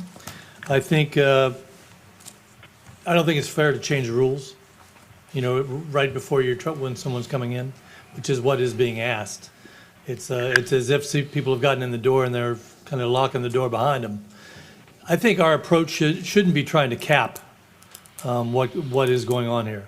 We should be trying to figure out a way for incentives to grow, and I think what Mr. Platt said last year we took a chance on Rehoboth. We didn't know what would happen, but we found out that there is room for growth, substantial room for growth. It looks like to me, Mr. Hirsch's the business that he's going to be bringing in is a niche business that is not currently being served. So I don't know why we wouldn't want to do that. I do believe, and many of the comments from some of the other stevedores mentioned that our policy and the way that we've been doing this is perhaps an outdated policy. I've had a chance to talk with the port director. I think he feels the same. I think he feels that this can be updated, and I think I've encouraged him to take a look at what kind of benchmarks we might want to put in place for new businesses. How do you make sure that people that you're allowing to come into the port, how are they going to make the team? That's really what it comes down to. Because what we want to do is have a really good team at the port. It's a little bit like Moneyball, and for those who've seen that. The stats are gonna show how somebody's doing, and this goes for those that have been there a long time. There are those that have been there's a few that have been there that really are not producing, and yet they stay on the team, while somebody new is trying to get on can't get on. So it's gonna need to be a holistic view of this. How do you what kind of benchmarks, what kind of expectations we have. Maybe you have rolling averages. And to many of their points, how do you make sure that businesses are not being poached from within? Those are all good and warranted concerns. But today, I think we should be supporting this. We have a chance next year. If he doesn't do well, he doesn't get added to the team. Pretty simple. So I'm going to make a motion to approve. Thank you. Moved by Commissioner Furr, seconded by Commissioner Udine. Commissioner Honus, you're recognized, sir. Thank you. Vice Mayor Udine. We heard from our county attorney, and basically from a legal standpoint, it doesn't appear as if we have standing to deny Mr. Hirsch and his company from operating at the port. But even beyond that, we're taking the extraordinary step to say you're only getting 1 year. The others that we read were 5 years and 10 years today. You're getting 1 year to prove yourself, to be given an opportunity, to bring new business, not to take business that's there, but to bring new business to the port. if we don't do this, then we're cutting ourselves off from growth at our port. And doesn't seems to make sense to me that we want to stop someone who says, I have new business, I'll take the risk. I'm an entrepreneur. I'll put my capital up. I'll risk my time and my effort and my money to bring you new business. If he doesn't, then he doesn't have to be renewed because he didn't fulfill what he said he would. I don't believe that we ought to stop the innovation and the creativity of entrepreneurs to grow their business and to help us grow the port. With that, I see no reason why we wouldn't support this effort to bring someone in who is not taking business from those that are there, but is bringing new business in. And let me also thank Mr. Hirsch for his support, as was mentioned, of the shipment of humanitarian goods that will be going to Honduras. I think we haven't looked to see how impacted our friends and our business partners and the people in Central America have been impacted by these two hurricanes. Many lives have been lost. There's huge devastation there. So I want to thank him for his humanitarian support of the efforts to, and I'd really encourage anyone listening to actually help support those folks who have been impacted by these hurricanes that have passed us, whether it be here in Louisiana or down in Central America or the Caribbean, because we know that there were times when we got hit.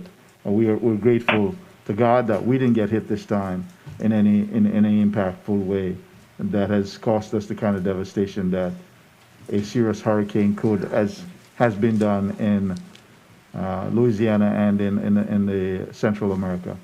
And with that, I'm grateful to be supporting this innovation. Thank you. And as we go forward, I would like for us to look at whether or not we bring someone in if they're bringing new business. And not just build something that says, regardless of what, you can't come in. If you're bringing new business, that's who we want. Thank you. Thank you. Is there any additional debate on this? Is on item 67 and 68. And for the record, I just wanted to make sure that Commissioner Furr and Commissioner Udine, your motions were on both items number 67 and 68. Okay. Is there any additional debate? Any additional debate? If there is no additional debate, it is now in order to vote on agenda item number 67. All those in favor of agenda item number 67, please signify by saying aye. Aye. Opposed? Show agenda item number 67 adopted by a vote of 9-0. We are now in agenda item number 68. All those in favor of agenda item number 68, please signify by saying aye. Aye. Opposed? Show agenda item number 68 adopted by a vote of 9-0. Before we move further, I just want to briefly discuss what we're going to do in terms of lunch, because, and staff, please listen closely in the back, because some of you may be ordering lunch for the commissioners. We have several items. We have agenda item 69, which will take some time, that we have to run through a couple of the other items, which will take a little time. We then have some that have a number of public speakers. Agenda item number 72 has 8 public speakers. And then clearly agenda item number 73, which has 17 public speakers, we're not going to be able to get to before lunch, nor will we be able to get to agenda item number 75 before lunch either. There are on agenda item number 75, we have 9 public speakers. Agenda item number 74, we have 2 speakers. So I may try and get 74 in because there's only 2 speakers. It is my intention to break sometime between 12:30 and 1 o'clock and come back at approximately an hour after that. So if members or staff, if you're planning on ordering lunch for your commissioners, you should anticipate that we will be broken sometime between 12:30 and 1 o'clock. And I just don't know right now, Commissioner Honus, as to, the only question I have is whether we will be able to get to 72. We may or may not be able to get to that. Commissioner Honus, you're recognized, sir. Thank you. So for the public, it'd be good if we determine that we will be back at 2. Yes, sir. So, because you said you're going to break between 12:30 and 1. Let's make the plans that we will reconvene at 2 o'clock. So if there's many public speakers that want to speak, you should anticipate that we will be returning from lunch at 2 o'clock. And the time that we looked at, I gave him back my list. But it appears as if we are, I don't know if Commissioner Bogan's item, are we That'll take those? just a few minutes, sir. 70 and your locksmith items. It's only going to take a few minutes. Locksmith, so you have 2.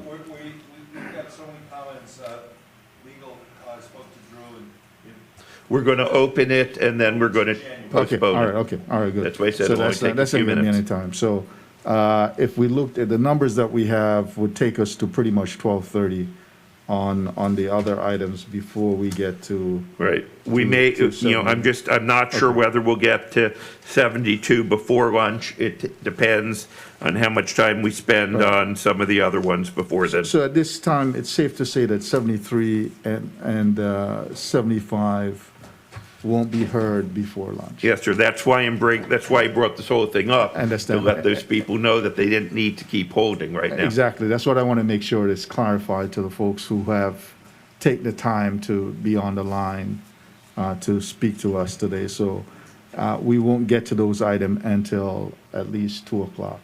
Yes, sir, that's until correct. 2 o'clock. Okay, all right. So if those who are on the line are holding on and you need to do some other things, we will be back at 2 o'clock. Yes, sir. Are there any additional Except for questions possible before- item 72, correct? I'm sorry, sir? Except for the possibility of item. We may or may not get to item 72. It depends how much time the other items take. But 73 and 75. Yes, that's correct, sir. Won't be heard. Are there any additional questions before we revert to the agenda? If not, agenda item number 69. The public hearing on item 69 is now open. Item 69 is the motion to enact ordinance pertaining to county business enterprise reserve procurements and amending sections 1-81.1 and 1-81.3 of the County Code of Ordinances. There are no speakers on this item. Thank you. If there are no speakers on this item, please show the public hearing closed. Now, we have there are several items that in your book that are additional material. There's an amendment by Senator Rich, there's an amendment by Commissioner Bogan, there's additional material from Sandy Michael McDonald from OESBD. So I guess first thing we should do is have Mr. McDonald speak on this, and then we will take, I'm not sure which order, we'll take either Senator Rich amendment first or Commissioner Bogan's first, and I'll go over that in a minute. Right now, Mr. McDonald, you're recognized. Are you on the line, sir? I'm sorry, did I hear you? Mr. McDonald? Mayor, can you hear me? I'm here. We can hear you now. Okay, so if you want to speak on the item, and then I believe you have an amendment, or it says here that you submitted additional material and amendment that's prepared standards. So can you speak, sir, on the item and on any proposed amendment? Yes, sir, Mayor. Good morning, Mayor, Vice Mayor, and all the commissioners. I'll be brief. For this Business Opportunity Act, what we're looking at for the CBE reserve is the opportunities to assure that as you read the entire ordinance, it affords the CBEs the first, the second, and the third look when we do reserves to assure that we've exhausted the CBE reserve process before moving forward and determining an opportunity if none of the CBEs are responsive and responsible, that as a part of the bid process, we would then consider taking a look at the non-CBEs based on their submission. A portion of this, as you talked about in the last commission meeting, the recommendation is for the CBE reserve cap, whenever we're setting these reserves, to make sure that CBEs have fair participation and opportunity to be considered. For all project costs $3 million and under, the recommendation is still 10% local preference opportunity for CBE or local CBE preference. And if the contract cost is above $3 million, then look at a 5% CBE local. None of that has changed. The amendment or the additional information that was submitted to me, that was submitted by my office, was in communications with the law department as well as purchasing, and it was just a way of making sure that we could establish standards as to, after exhausting the CBE participation, how we would move forward to assure, without going back out for bid, that if we have responsive and responsible non-CBEs, that then could be the next step. And the only language that was added would just include that if going to that next step, there was a need to try to revisit the CBE consideration, this office, through purchasing, would then have to submit a written communication or verification why to do so. If not, the process certainly dictates that after exhausting CBEs, we then move forward to the non-CBEs. So that was the only addition made by our office. And certainly I've had a chance to read some of the recommended amendments regarding the point differential. And this office is open to taking under consideration or direction from any of the recommendations, because as of now, there isn't that consideration, and the recommendations for the point differential as given by Commissioner Bogan, as given by Senator Rich, both assures additional opportunities during the RFP process for CBEs. So this office, and I'm sure our Small Business Advisory, would be open to either one of those, of what you normally call friendly amendments to what's proposed. I'm still here for any additional questions. Thank you, Mr. McDonald. County Attorney, it is my understanding that Mr. McDonald's proposed amendment deals with a different section than either Commissioner Bogan or Commissioner Rich, and therefore we could adopt that if we choose to without affecting the amendments of either Commissioner Bogan or Senator Rich. Is that correct? Yes, sir. Okay. Members, the proposed amendment from Mr. McDonald is listed as item number 69, Exhibit 1, although I think that Commissioner Bogan's is also listed as Commissioner 1, but has a little 1-1. So is there a motion to amend the proposed ordinance as proposed by Mr. McDonald? So move. There is a motion to amend the ordinance as proposed by Mr. McDonald. It is moved by Commissioner Holness, seconded by Vice Mayor Udine. Is there any debate on this amendment? Is there any debate on this amendment? If not, all those in favor of the amendment, please signify by saying aye. Aye. Opposed? Show the item which has been marked as Exhibit 1 by submitted at the request of Office of Economic and Small Business Development. Show that amendment adopted unanimously by a 9-0 vote. According to my document, the next amendment is Commissioner Bogan.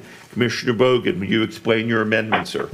Sure. I'd like to defer first to a county attorney to talk about what it was and where and why we discussed the amendment. Oh, excuse me 1 second. Senator Rich, would it be okay with you if we asked the county attorney to explain both Commissioner Bogan's amendment and your amendment at the same time so that he can also distinguish between the two? Is that okay with you, Commissioner Bogan?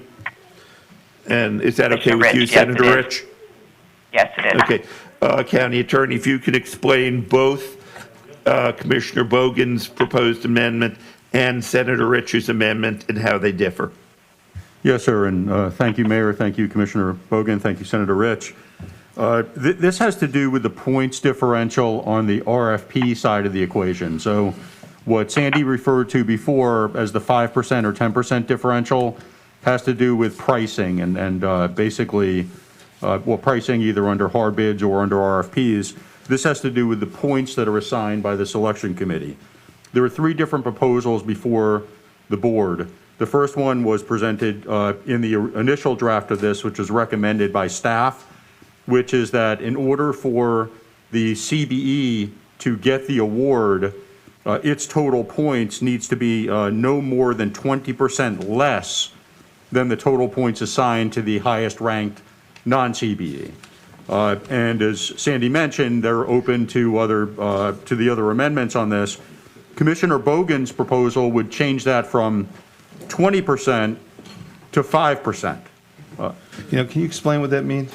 Yeah, so if the total points, let's say that the highest ranked non-CBE had 80 points, and the highest ranked CBE had 65 points. The 65 points is within 20%. It's no more than 20% less than the 80 because 20% of 80 is 16. So they'd be above 64, so it would still go to the CBE. They would still be conforming. However, if the CBE only had 60 points and the highest ranked non-CBE had 80 points, then it would be more than 20% below, and at that point, the CBE wouldn't be conforming and couldn't be awarded the contract. So that's staff's proposal. However, both your amendment and Senator Rich's This is my amendment. Can I just work on this for a second? You're recognized, So I just want to make sure. So what basically is these points have to do with the quality, assigned points based on quality and experience and all these other things, correct? Yes, sir. Okay. So, I saw you and I saw you.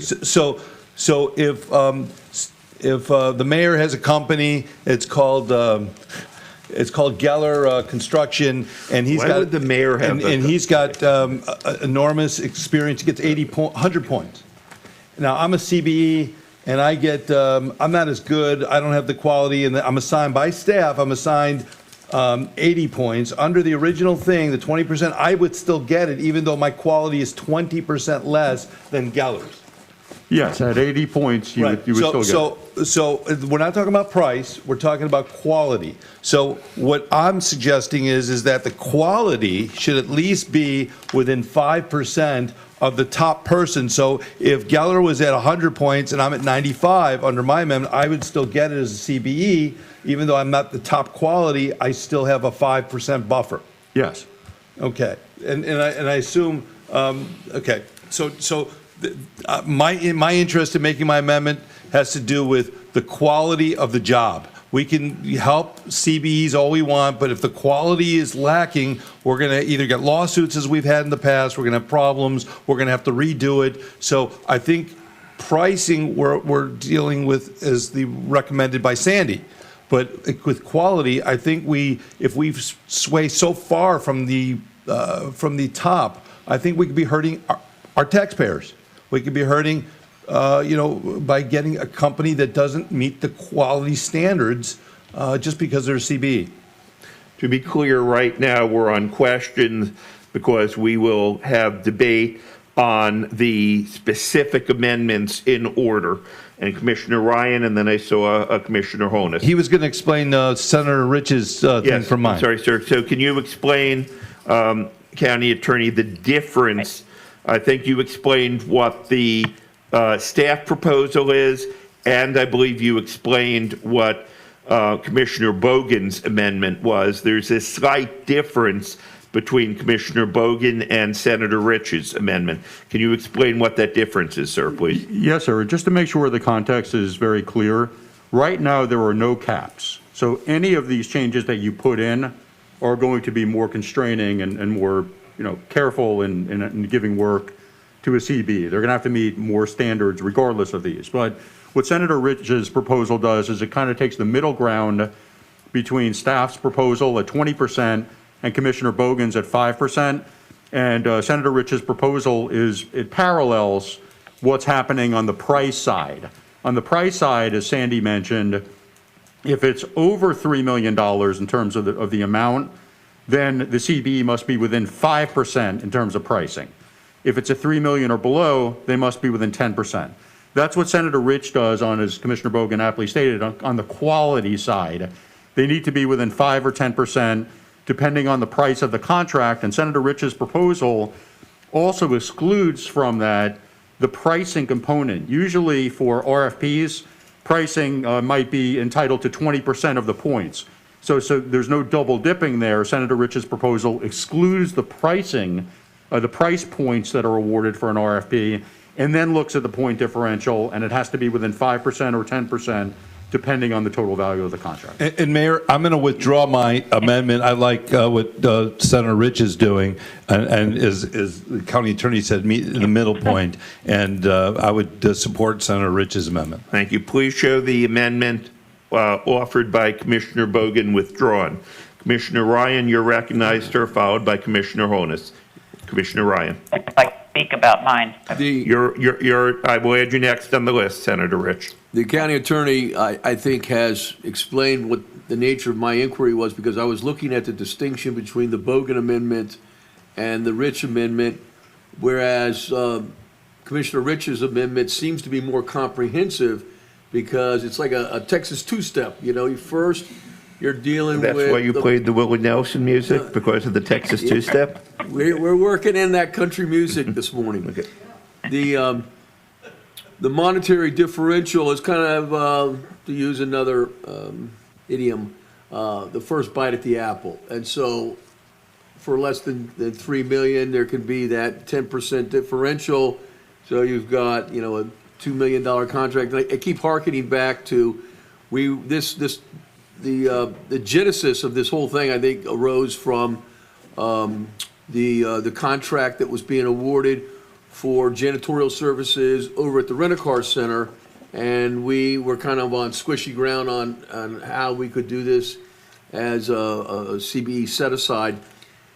So you take the 10% differential on a $2 million contract, and the non-CBE comes in and bids it at $1.8 million, and then the CBE can bid it at $2 million, and they're okay. They would have the monetary award. Would that be correct? Because it was within 10%.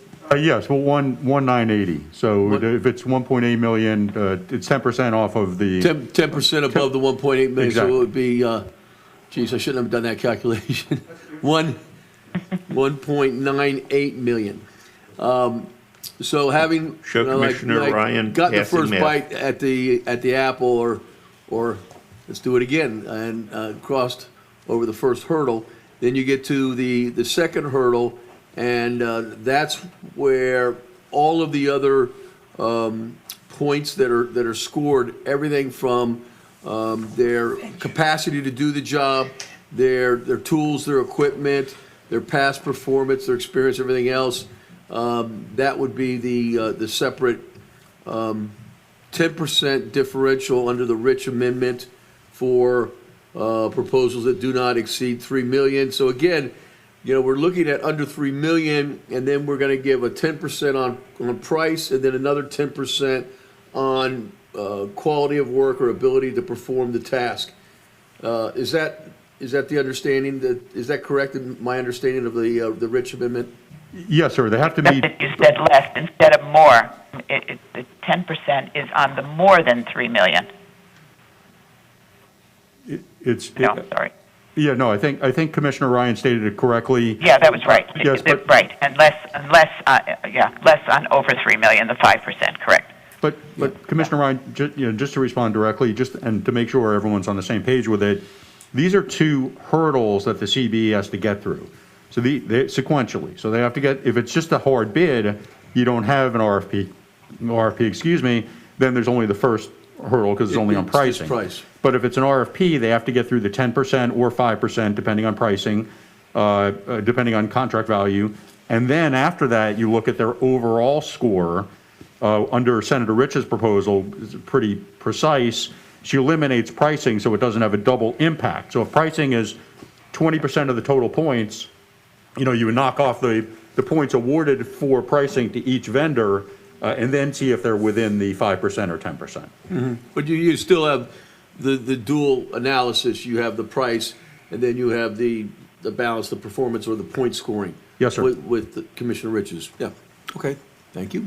Okay, thank you, Commissioner Ryan. Commissioner Holness, followed by Senator Rich, followed by Commissioner Furr. First, let me thank Director Sandy Michael McDonald and his team for bringing this item forward. And we saw what happened previously, where we basically eliminated quite a number of CBE firms from competition. And let me change a little bit here and deal with not necessarily quality, but capability, because I think that's what we look at more than anything else. We don't know what the quality of work is going to be until the person's performing. What we're judging is the experience that they have, their financial ability, and those are the ones, those are what gives a great deal of weight. And if you've been around for a long time, and let me just confirm that with the Director Sandy Michael McDonald, we're looking at the experience that they have and their capacity to do the work. That's what we're grading them on when we put these requests for proposal out. Mr. McDonald. That is correct. Okay, so basically, if someone has long experience, doesn't mean that they can do a better job than someone who has shorter experience. It means that in our judgment, because they've had that experience, they're going to better serve us. And that's correct. Go ahead. No, the only thing I wanted to add to that, Commissioner, and it goes back to the comments that Commissioner Bogan was also making. That's why we don't just say during the evaluation it's about the quality.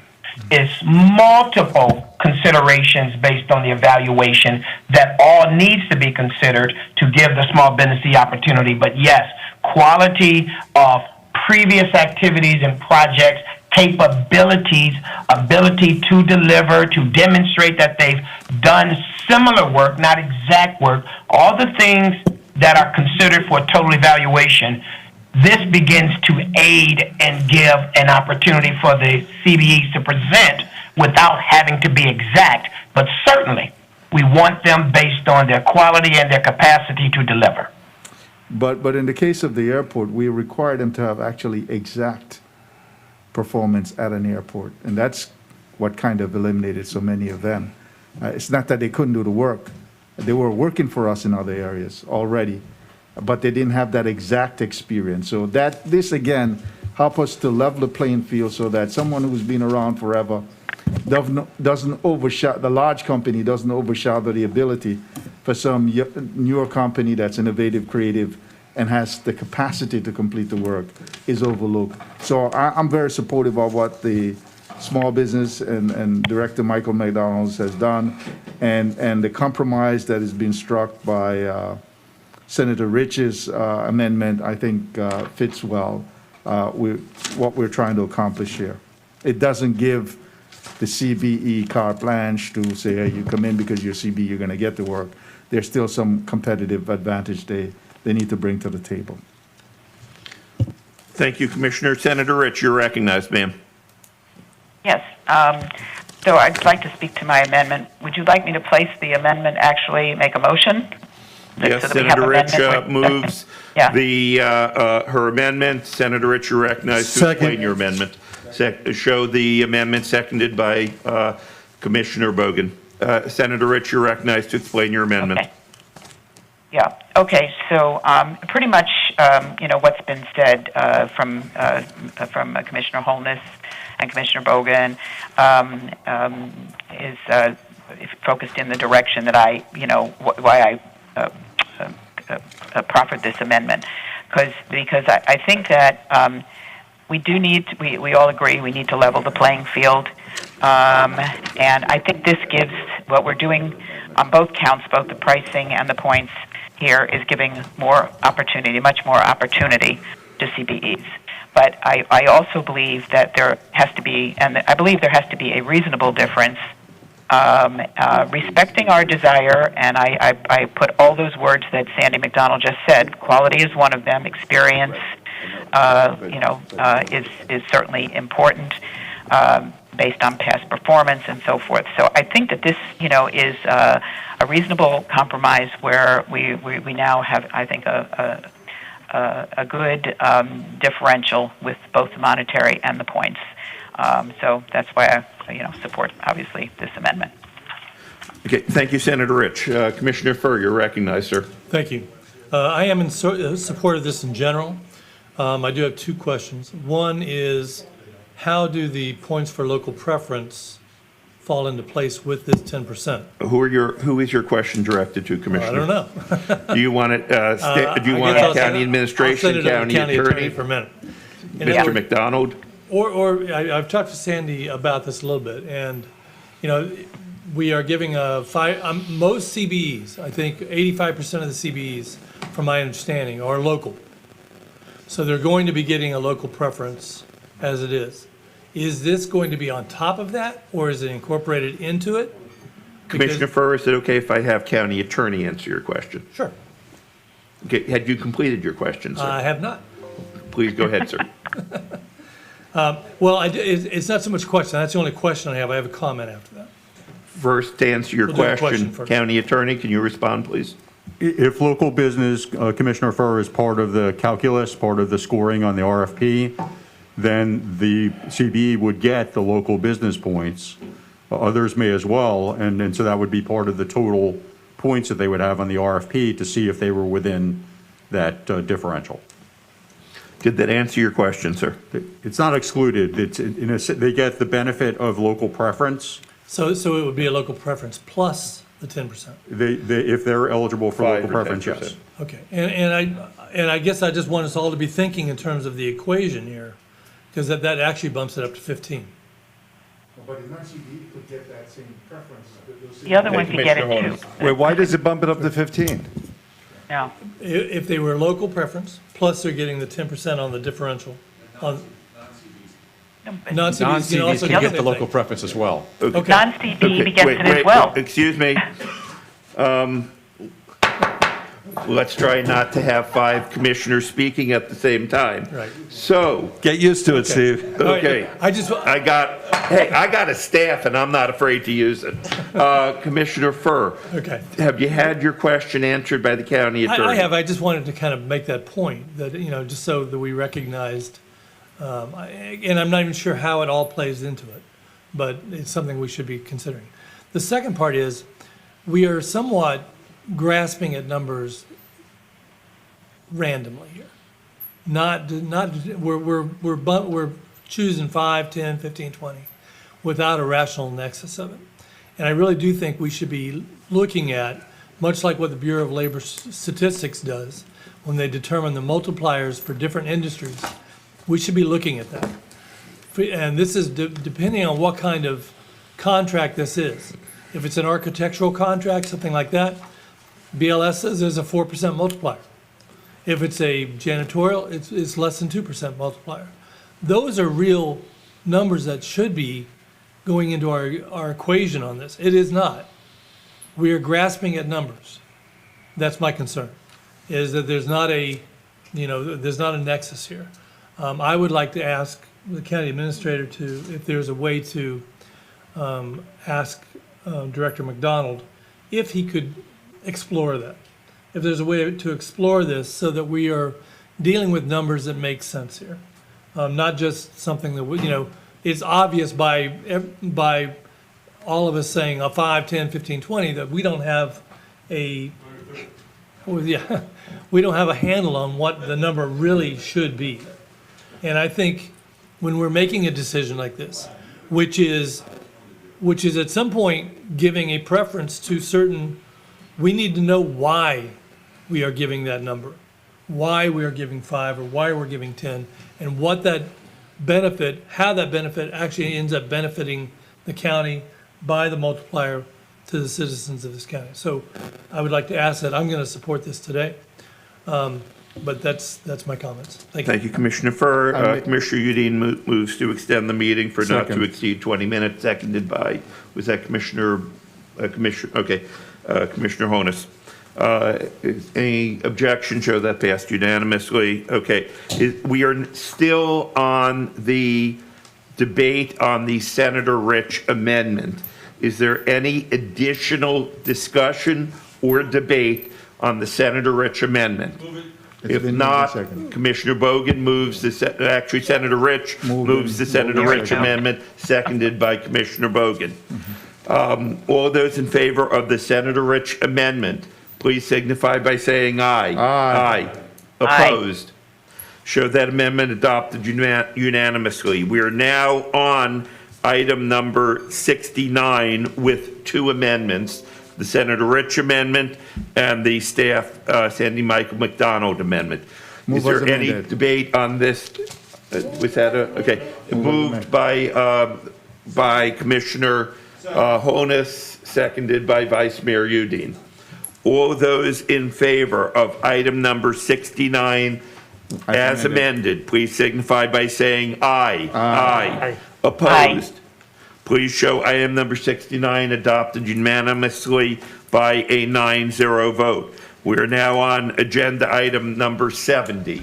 The public hearing on item 70 is now open. Item 70 is a motion to enact ordinance creating the Broward County Locksmith Act, creating Division 8 of Article 7 of Chapter 20 of the County Code of Ordinances, providing for, among other things, licensing of locksmiths and registration of locksmith businesses, and amending Section 8.5-16 of the code relating to fines for violations. Okay, There are no speakers on this item. without objection, we will take item 70 and 71 together, so please read item 71 as well.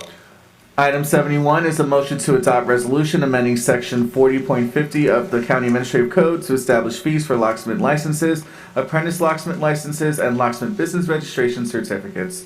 There are no speakers for either item, sir. Okay, if there are no speakers on either item, agenda items 71 and 72, public hearing is now closed. Commissioner Bogan, you're recognized. You mean 70 and 71, Mayor? I'm sorry, 70 and 71, I apologize. So Commissioner Bogan, you're recognized. Since I was, items. thank you, Mayor. Since I was told to talk to different locksmiths, this thing has been dragging on, and based on the advice of counsel, he suggested just put it to January, the first meeting in January. So I'd like to defer this. To continue, please. Continue it? Yes, to January 12th. I'd like to continue this to January 12th. It will be done, finalized, and locked in, pardon the pun, by January 20th. Okay, Commissioner Bogan, would you agree to have this in January? We'll try and do it on January 12th. I want to see what that how long that agenda is. But would you agree to postpone until January? I thought I just said that. You said first meeting. No, you said I'm the sorry. first meeting. I just want to. January 12th, 2021, Happy New Year, locksmith. Okay. He's just asking whether you want to do it anytime in January rather than just. Right, I'm just saying, I don't know what the agenda is January 12th, so I might want to move it to the second meeting. I don't anticipate that. No charge, no charge. Mayor. Okay, thank No you. charge. Yes, county attorney, then county administrator. Well, we may be Probably the same thing. raising the same issue.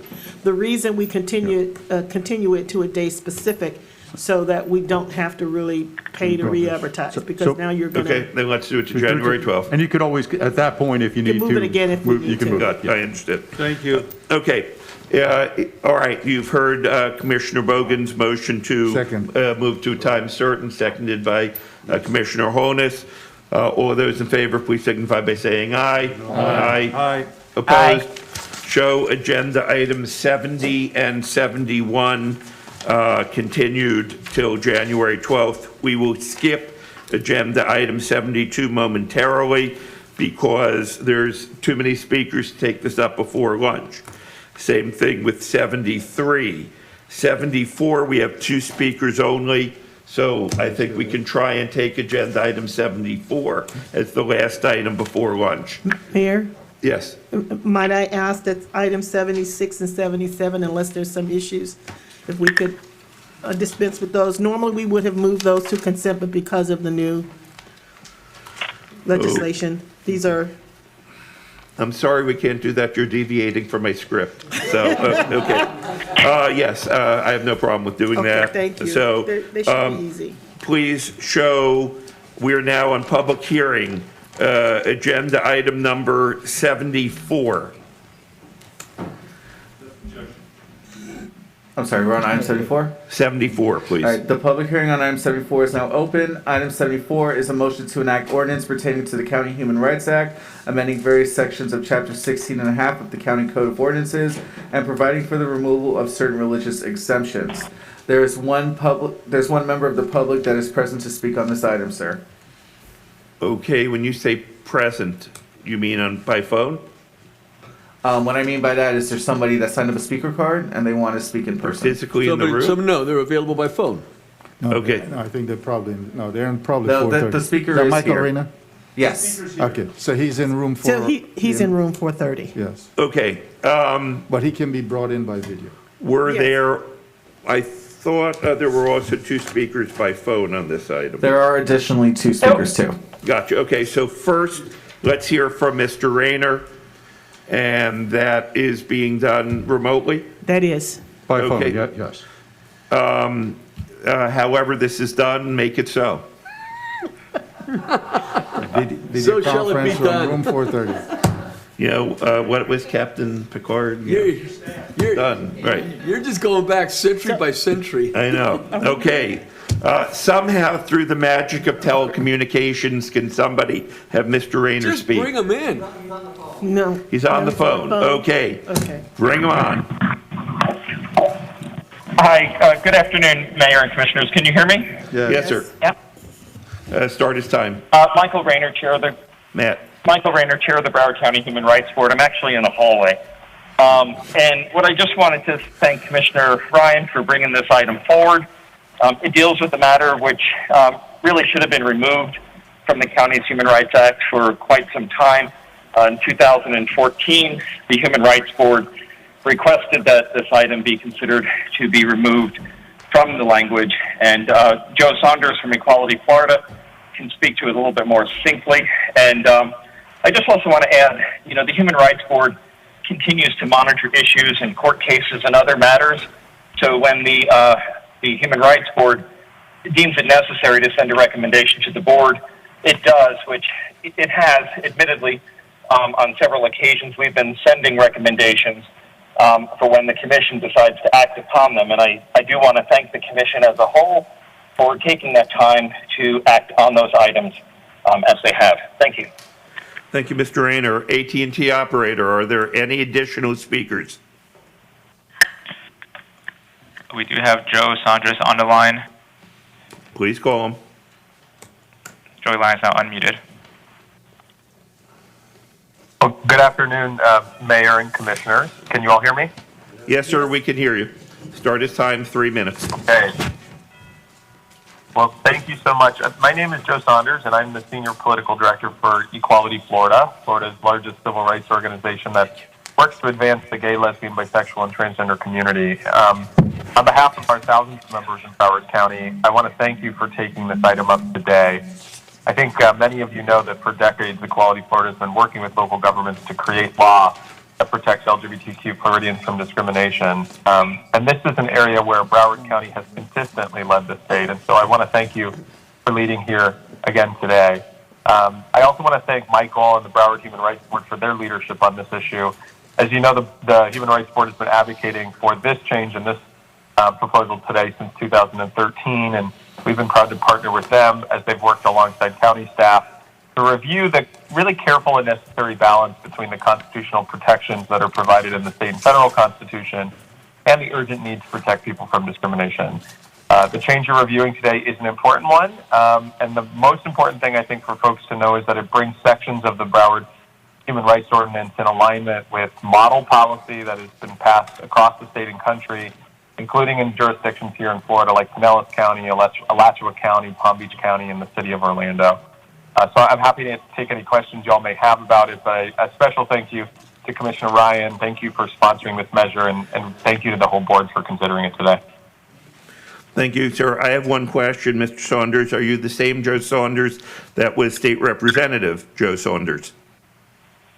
I am indeed. Should I put that in my bio? No, but those of us that served in the legislature like to recognize other people that served in the legislature. So thank you, Representative Saunders. AT&T operator, are there any additional speakers? If there are any callers on the line who wish to speak, please press #2 to raise your hand now. Last chance. Any additional speakers? Going, gone. Please show the public hearing closed on agenda item number 74. Is there any debate from any members of the commission? Is there any debate? If not, is there a motion? Commissioner Ryan moves his item, seconded by Vice Mayor Udine. All those in favor of agenda item number 74, please signify by saying aye. Aye. Opposed? Show agenda item number 74 adopted without objection. County Administrator, which two agenda items did you ask? Item 76 and 77. Okay. Members, please turn to agenda item number 76. Okay. This is an airport item. I will remind you that these items normally would have been on consent, except for the state legislature demanding that we take more time in our commission meetings. Motion to approve.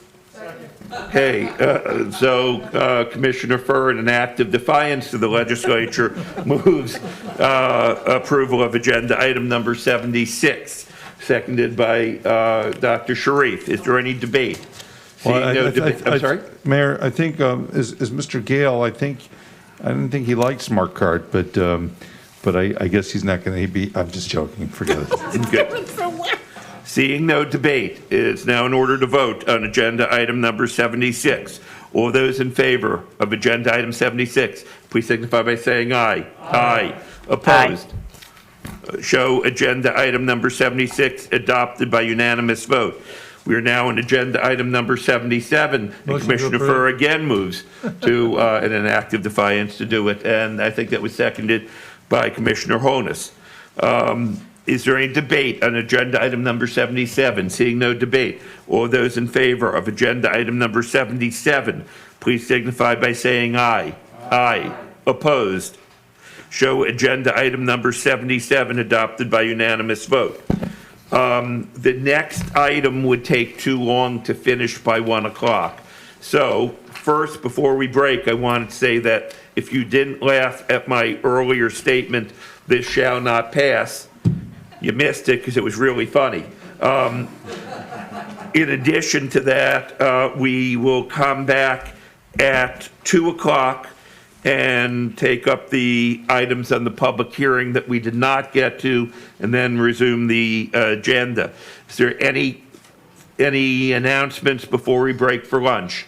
If not, show us in recess. We will be returning at 2 o'clock. We are now in informal recess.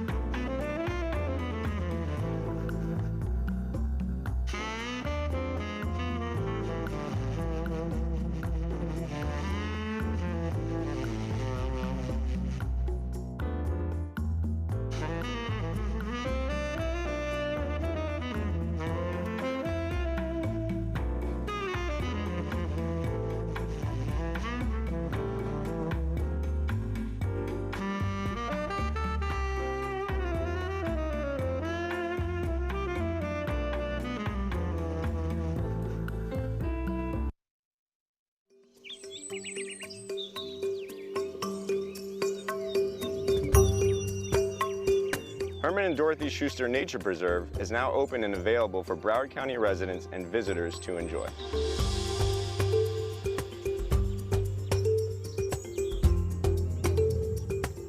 Thanks to a 2000 bond measure, this nature preserve has been transformed into an urban oasis with amenities such as nature trails and picnic tables, several species of birds, frogs, and turtles are now thriving in the park.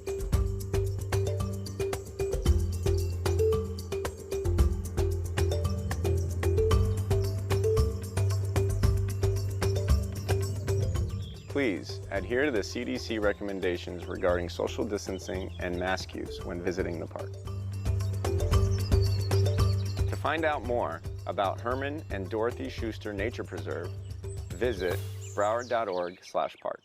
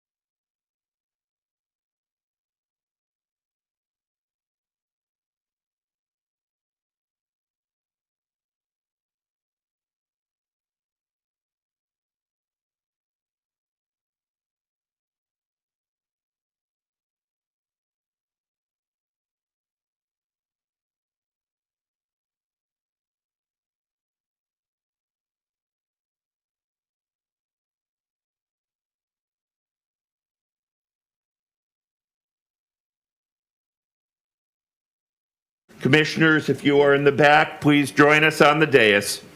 On the dais or in the dais? Under the dais. You've got 4 and I'm going to 5.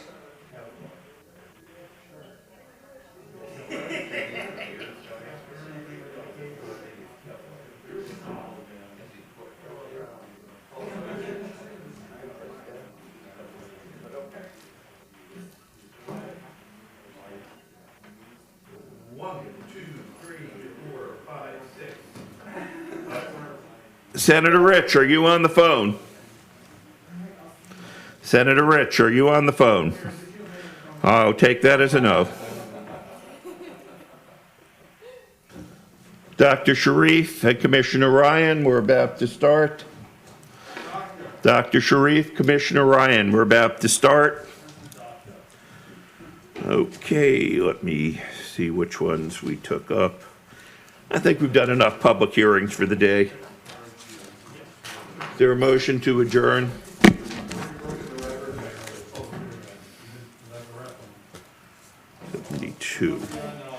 All right, we'll start in about 30 seconds. I'm giving the errand commissioners a chance to join us.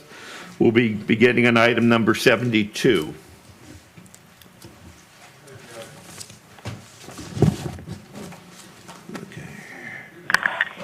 Okay. Mayor? Yes, Senator Rich. Yes, I'm on. They finally unmuted the call, so I can hear now. I've been there. I understand your frustration. Yes, right. Thank you. Okay. All right. Let me just one moment, because I just made a phone call and can't find what I did with my phone. So it's got to be here. Ah, there it is. All right.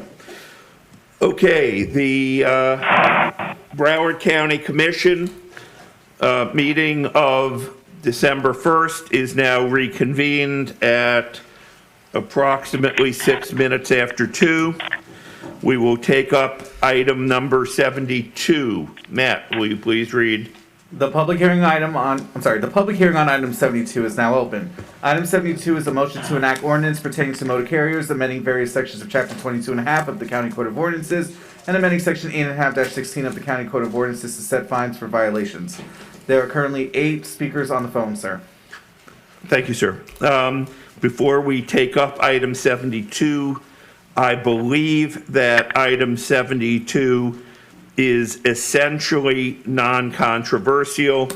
I believe that it is the amendments to item 72 that people will be speaking on. County Attorney, before we get to the amendments, can you explain item 72, after which we will call on Commissioner Holness to explain his amendments? Mayor, I think as you represented, the item itself is really a lot of cleanup. Basically, it makes certain things unlawful, such as a solicitation for a certain ground transportation services if they're not prearranged.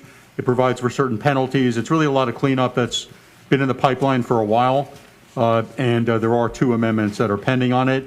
Because the penalty provisions, however, are beyond the standard ones under state law, for it to pass, we would need 6 affirmative votes. Thank you, sir. And that's on the ordinance and, well, it's on the ordinance and potentially the ordinance as amended, but the amendments are by majority vote. Well, it's ultimately, if the amendments are made part of the ordinance, right, amending it is by majority, and then ultimately on the ordinance as amended, it would require 6 votes if the penalty provision remains in there. Yes, That's correct. Thank you, sir. Commissioner Holness, you have 2 amendments. I don't actually see them. I see one, which is Exhibit 4. I'm looking for the other one. I don't see it in my... Mayor, it should be Exhibit 3 in your backup. Okay. I'm looking for Exhibit 3. Give me one moment. Let me just say what... Oh, here it is. Okay. So, Commissioner Holness, why don't you explain your first... Would you like if I may speak to the item? Yes, sir. Commissioner Holness, my question to you is, would you be wanting to explain them separately or together? I'll just basically... Let me... How many callers? Commissioner Holness, you're recognized. Thank you. Can I just ask you how many callers do you have? 8. Thank you.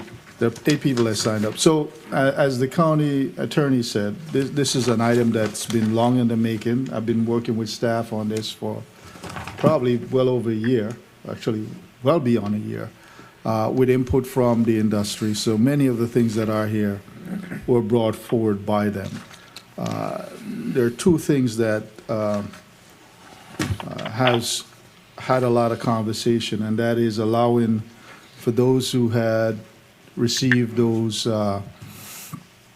the drivers who received the wheelchair and the bonus license to be able to operate fully. I got to tell you, that what I feel about that is this, is that we should have probably never given them tied the way they were tied. Because what we did was set these folks up for failure and bankrupt them in doing so. The taxi industry has been under onslaught, as all of us know, for a long time with the rise of Lyft and that other company. Uber.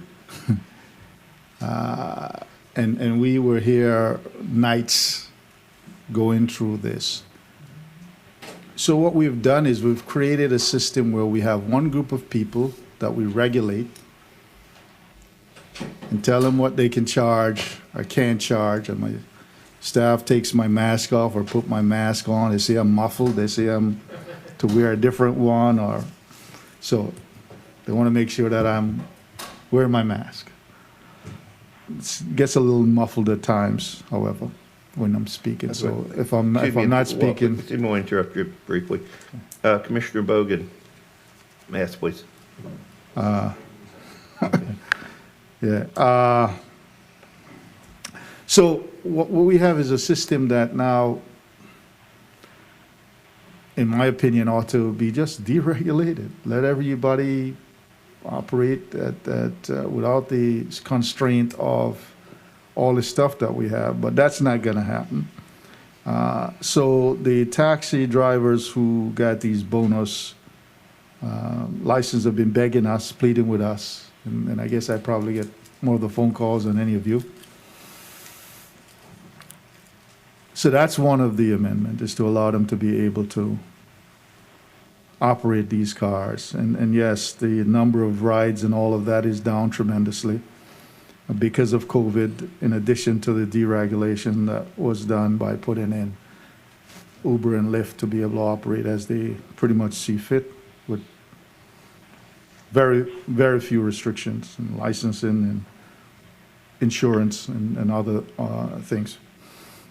And the other one is basically to not penalize an entire fleet because one driver or one person may have violated their permit.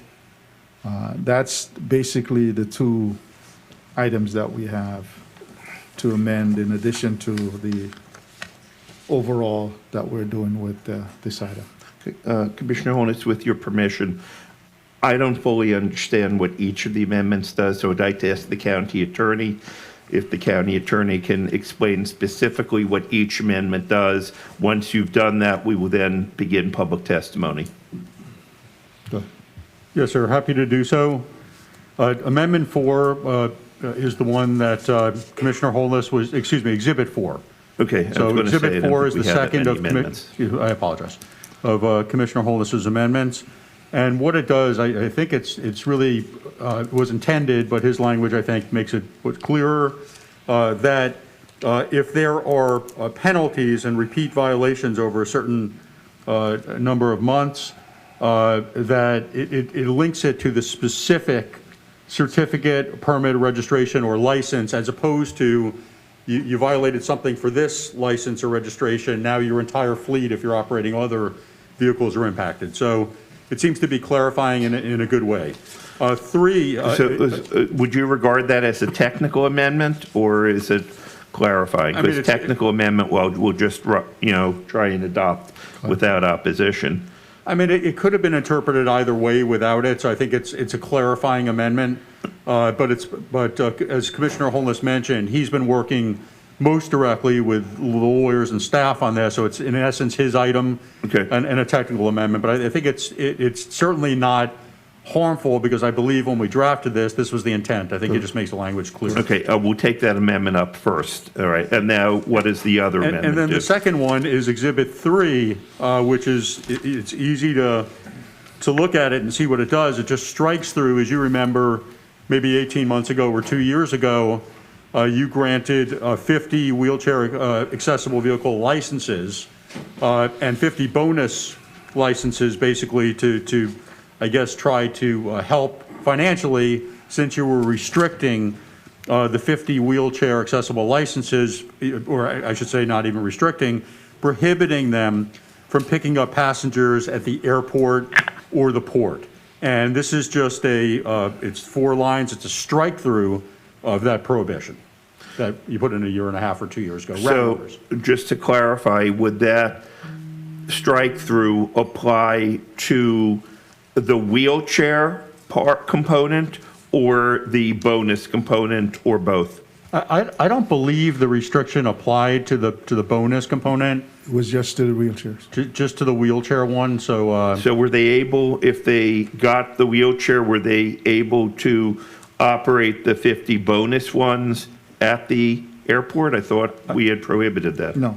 I need to make certain on that, but I'm very confident, I'm just gonna ask my lawyer, that the restriction only applied to the 50 wheelchair accessible vehicles, not to the 50 bonus.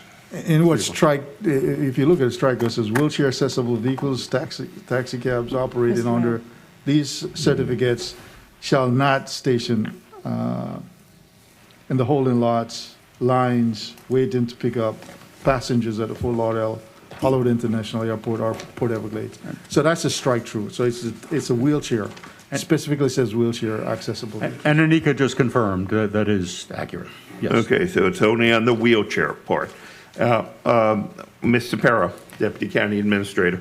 Yeah, I was just going to confirm that as well. And also, we've got Phil McChesney on the line, who works in our EPGM. He's the acting division chief there that oversees that whole operations for any questions you may have. There's Mr. Chesney. Mr. Chesney, if you're on, did you have any comments, sir, or do you think that it's been sufficiently answered? Mr. Chesney. AT&T operator, can you please let Mr. McChesney on?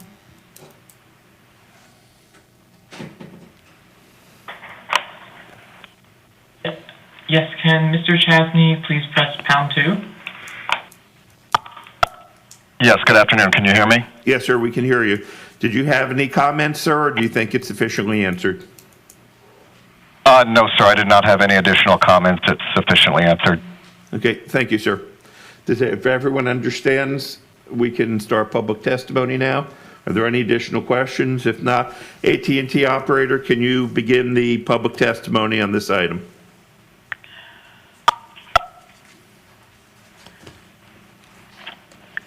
All right, Clerk Davis, your line has been unmuted. Good afternoon, Mayor, Vice Mayor, and Commissioners. My name is Joe Davis.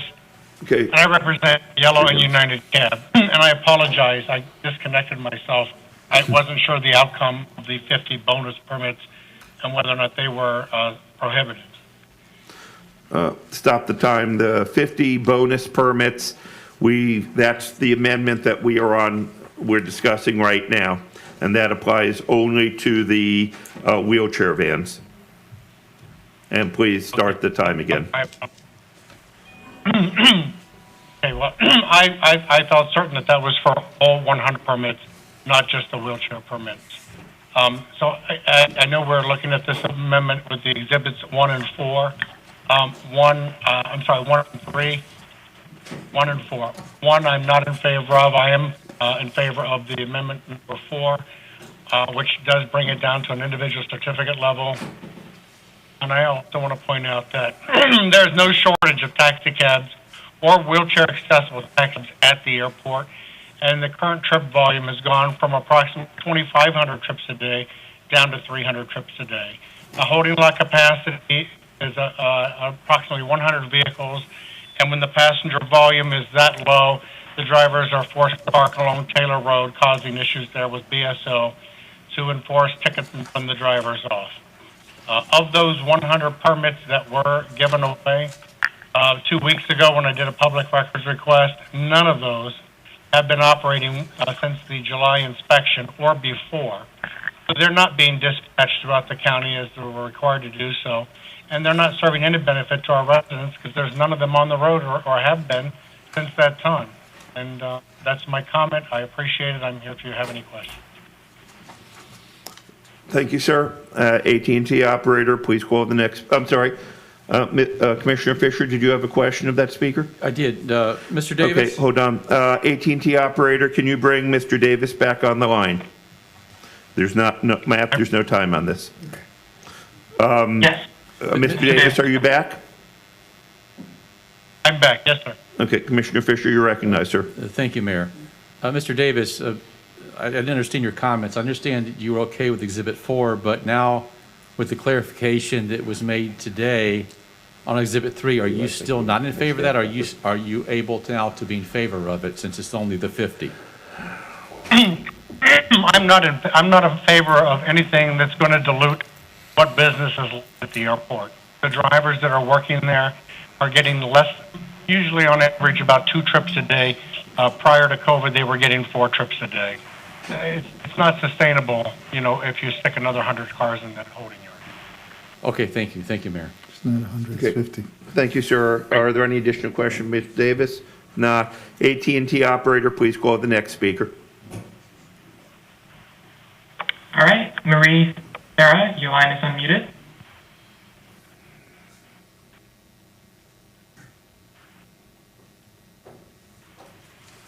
Are you there? Hello? Hello? Yes, ma'am, we can hear you. Matt, please start the time. Oh, good afternoon, Mayor and Commissioners. Thank you for the opportunity to speak on item 72. My name is Marie Farah Valerie Lawyer. I go by Farah Lawyer. Thank you, Commissioner Olnett, for introducing this ordinance. As a resident and owner of a small business in Broward County, I'm speaking today in support to the United Drivers in Broward. I urge you, Commissioners, to support this ordinance. By removing the restriction, it will allow minority taxi drivers to increase their revenues, to financially support their family while contributing to the economy of the county with taxes and permit fees they pay.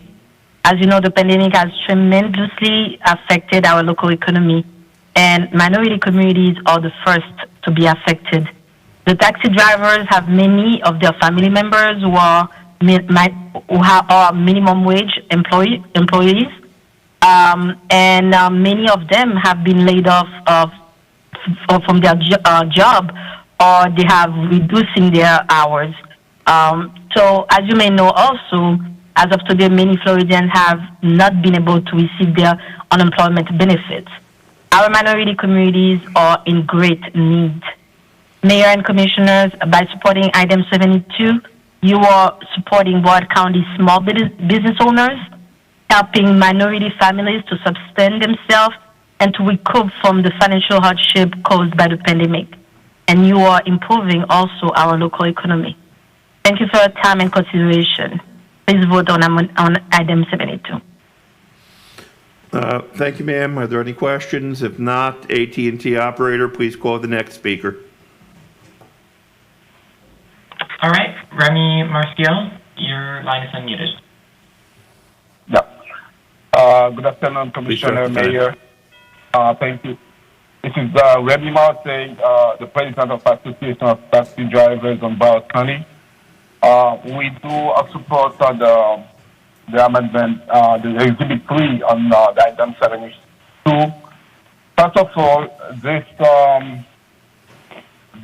ordinance, we're putting the drivers on the position where they were bankrupt, the drivers. We spend so much money on those wheelchairs, which is costing us between $15,000 to $45,000 one wheelchair.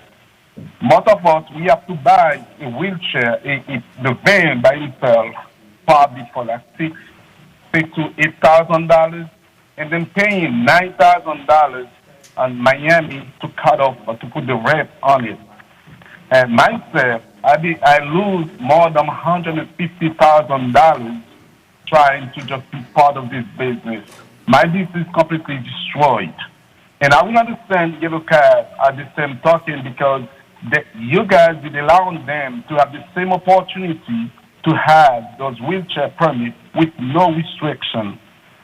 I figured out it just because that was the first time this body, the Broward County Commissioner, did allow the driver to have something, but you did limit them and then bankrupt them and destroy their whole financial situation.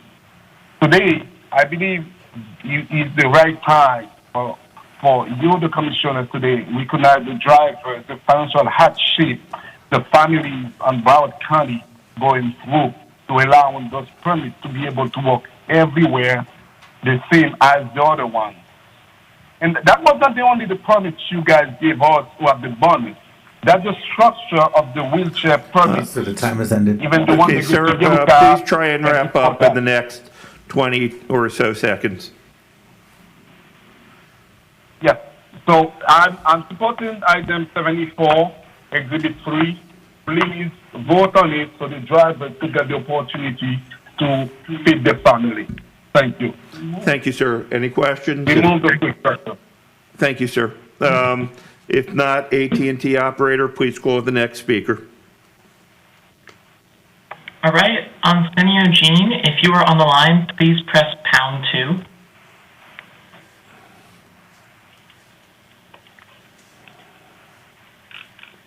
All right, it seems like they're not on the line.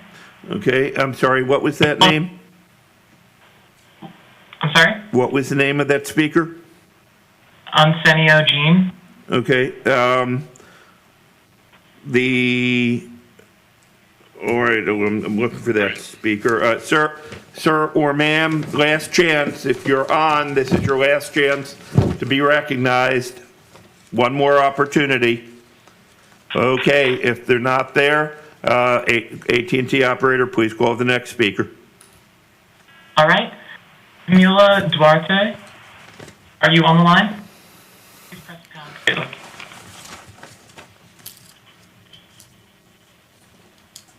2. Camelia Duarte, if you're there, please press, what is it, pound 2? Pound 2, yes. Camelia Duarte, if you're on the line, please press pound 2. Don't hear Camelia Duarte, going, gone.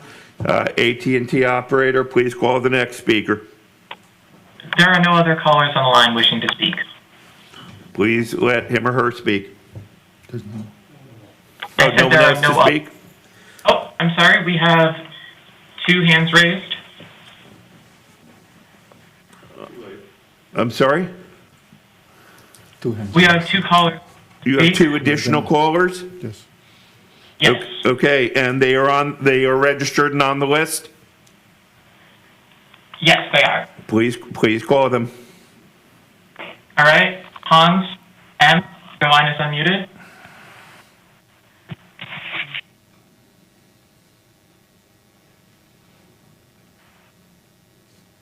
If you're on the phone. Hello? Yes, sir. You're recognized. Please start the timer. Good afternoon. This is Jean Hippolyte. I'm calling about the restriction permitting to the wave, also as not on wheelchair accessible vehicle. So there is a restriction on the permit on going in the Port Everglades and the airport. Let me remind you that those permits are owned by the taxi hack permitting drivers. So we the drivers who own those permits. And the restriction, hello companies like Yellow Cab advantages over those independent permit owners. So that's us, the drivers who are lost. We spend a lot of money to buy those cars and to get the wheelchair, and now you guys treated us unfair because we're not allowed to go to the port and the airport. While we have cars, we got everything to do, respect all the requirements. And over 90% of those permits are packed due to those restrictions. I'm here on behalf of the drivers who ask to remove this restriction and allow those of us that want to serve our county and community to do our job. Let's continue to make the decision that in the best interest of Broward County citizens. Thank you so much. Thank you for testifying, sir. Are there any questions? If not, next speaker, please. Before I hit the light, good. Hello? Yes, sir. Are you there? Yes. Okay, start the timer. You're recognized, ma'am. I would like to take this time to first say thank you guys for having this on the agenda. And thank you, everyone, for being a part of this meeting. I would like to highlight that earlier in this call, I heard, I'm not sure who said this, but someone mentioned even the playing field. If Broward County continue to allow big corporations and companies such as Yellow Cab to use their weight to stomp out small business taxi drivers who are licensed with the county, this is unjust, and this is definitely creating a one-side playing field.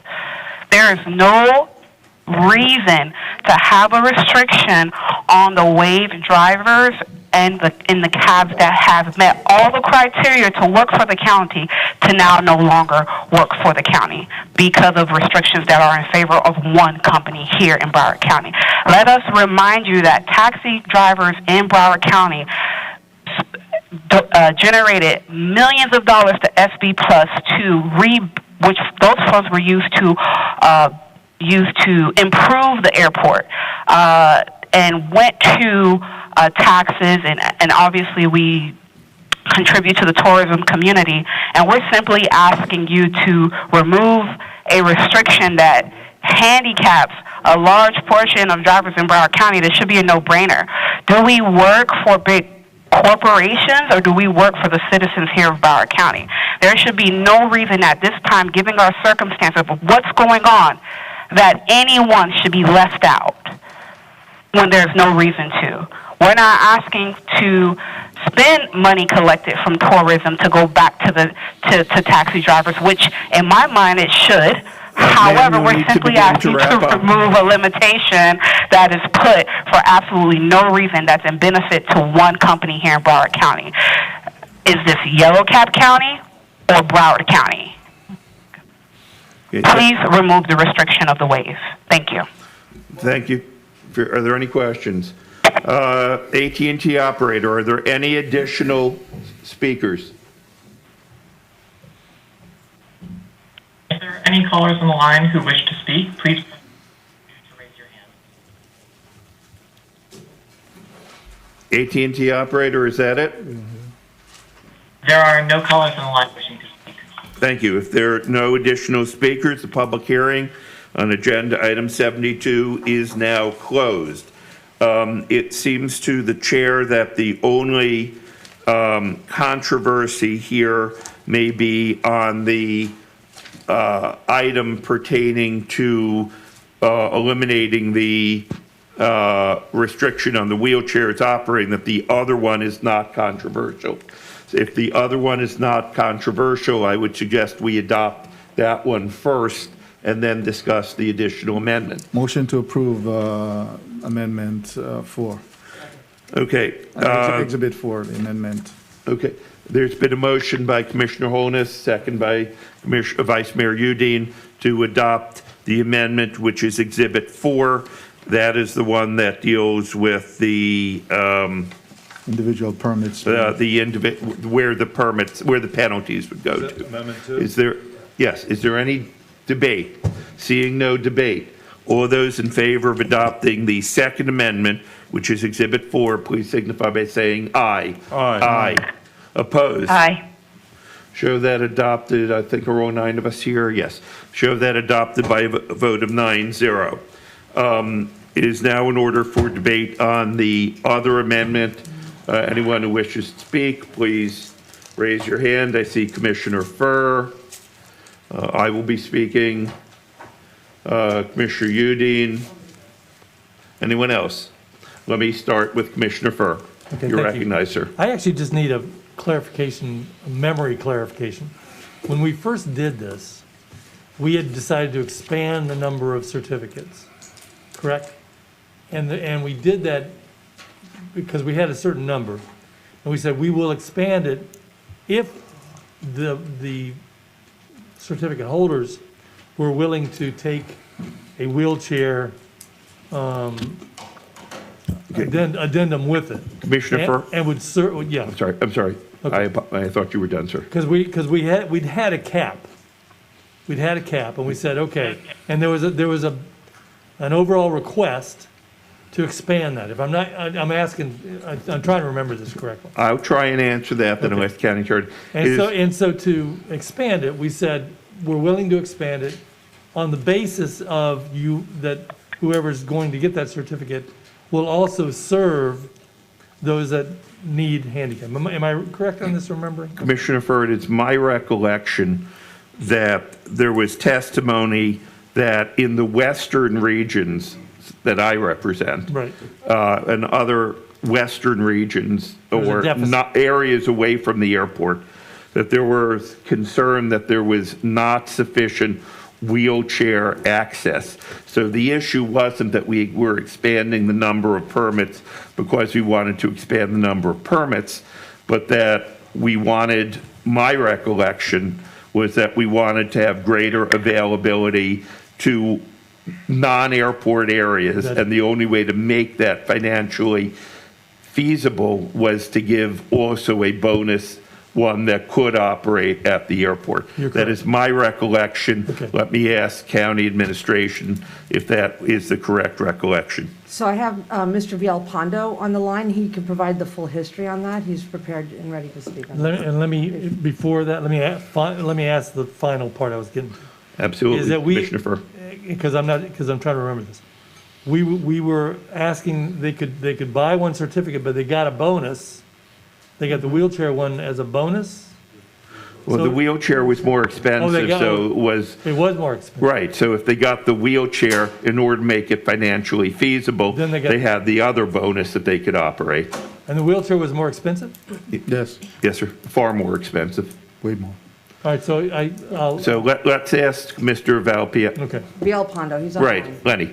Yep. Mr. You're recognized, please. If to answer Commissioner Furr's question, but please stick around because I know that Commissioner Holness will also have some questions. You're recognized, sir. Thank you, Mayor. So basically, what had happened was the board wanted to provide an opportunity for the taxi drivers to own their own certificate so that they didn't have to pay fees to rent a certificate from a big corporation. And in order to do that, they provided also for additional wheelchair vehicles because it was perceived that there was a need for additional wheelchair vehicles. And when the board said, okay, we're going to release these driver-only certificates, which is 50 regular vehicles, and they got a bonus wheelchair-accessible vehicle, or vice versa. You got the Wave, and you got a bonus regular vehicle. The bonus regular vehicle could be operated anywhere in the county, and the board limited these 50, Wave vehicles to not being able to go to the airport, and the rationale at the time by the board was that they wanted to ensure that these vehicles were otherwise available throughout the county and somewhat evenly distributed, if possible, into the western and other areas of the county where, there are retirement communities and such, so that they would be available and not waiting at the airport. And that was, so the genesis was they wanted to give driver only, that there was understood a Wave vehicle, wheelchair accessible vehicle, is more expensive to purchase, not more expensive, by the way, for the county to charge a fee, but just more expensive up front for the driver to purchase, and therefore to offset that increased cost, they were given a non-wheelchair accessible certificate that could be used anywhere in the county. And Lenny, as I recall, when you were saying that we wanted to make it available to the drivers, we prohibited the larger companies from getting those the additional certificates where you would get one wheelchair and get the bonus. So it was only the smaller driver companies that could get those. Is that correct? Yes, you had to have been a driver for a certain number of years, and it was limited to just driver applicants, not companies, not big companies. That was my recollection. Thank you, sir. Are there any, Commissioner Honus, before I get to you, are there any additional questions to Lenny? And if you had, Commissioner Honus, if you had questions for him, I would call you at this point. But if you're debating it, I'll get you next. Did you have a question? Right now, it's only questions for Lenny. Vice Mayor, you, Dean, Commissioner, do you have a question? Okay, I'm taking names, all right. Lenny, how do we feel that the concept that we wanted to see play out of providing wheelchair accessible vehicles to the western part of the county away from the airport, how is that working out? Is that issue being addressed by these vehicles? Is there enough business/traffic out there for those operators? So it's hard to say if they're getting a lot of business or not. What we generally only get information on is if we get a lot of complaints about a lack of availability. And I can tell you that we have not gotten complaints about a lack of availability, which would indicate that the need is being met. Now, whether or not it's profitable and there is enough business for the individual driver owners is not something our agency has data on. Or what kind of difference are you seeing as far as complaints or inquiries? I mean, this was a specific, I remember this a year and a half ago, and this was a specific issue as being a complaint by people in those communities out west. There's a notable difference now where you're not seeing that? So interestingly enough, we have a similar, incidence of complaints both before and after. I don't know that we ever got a lot of complaints directly about a dearth of wheelchair accessible vehicles. I can just say that in the intervening years, we haven't had an increase or a noticeable amount of complaints. And I will say that with the economic downturn, these 50 wheelchair accessible vehicles, which are not allowed to be operated at the airport, are probably less desirable from an operation perspective. And as of August, none of those 50 vehicles is, as far as we know, even operating within the county because they have all let their permits expire. I'm sorry, could you elaborate on that? Yes, there's right now there's a total of 84 wheelchair accessible vehicles in the county, 50 of which are these driver only wheelchair accessible vehicles that are not allowed to operate at the airport, and 34 of which are the existing wheelchair accessible vehicles. And of those 84, the 50 that were given to the driver only but were limited from operating at the airport, none of those 50 are currently actively licensed to operate in the county, which means that if they are operating, it's without a permit because they've chosen not to renew their permit, ideally because they're not using it for whatever reason. Maybe it's not profitable enough, or they would like to go to the airport and they can't, so they just don't use it. Lenny, if the deal was if they got the wheelchair, then they would get the bonus car, and they are no longer having the wheelchair, how do they have their bonus car? So we can remove their bonus vehicle, and they're supposed to be operating them, but as far as any evidence that they're operating the vehicles, the bonus vehicles or the wave vehicles, is they're both they're required to be renewed at the same time, Mayor.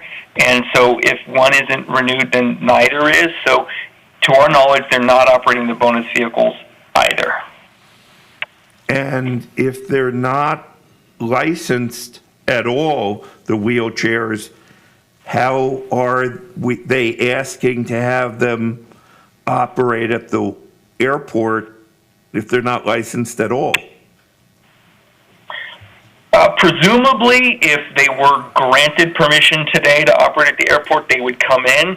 But, and perhaps, you would put something in your approval that would require that. But basically, right now, we can't force them to renew their permit, and they have chosen not to.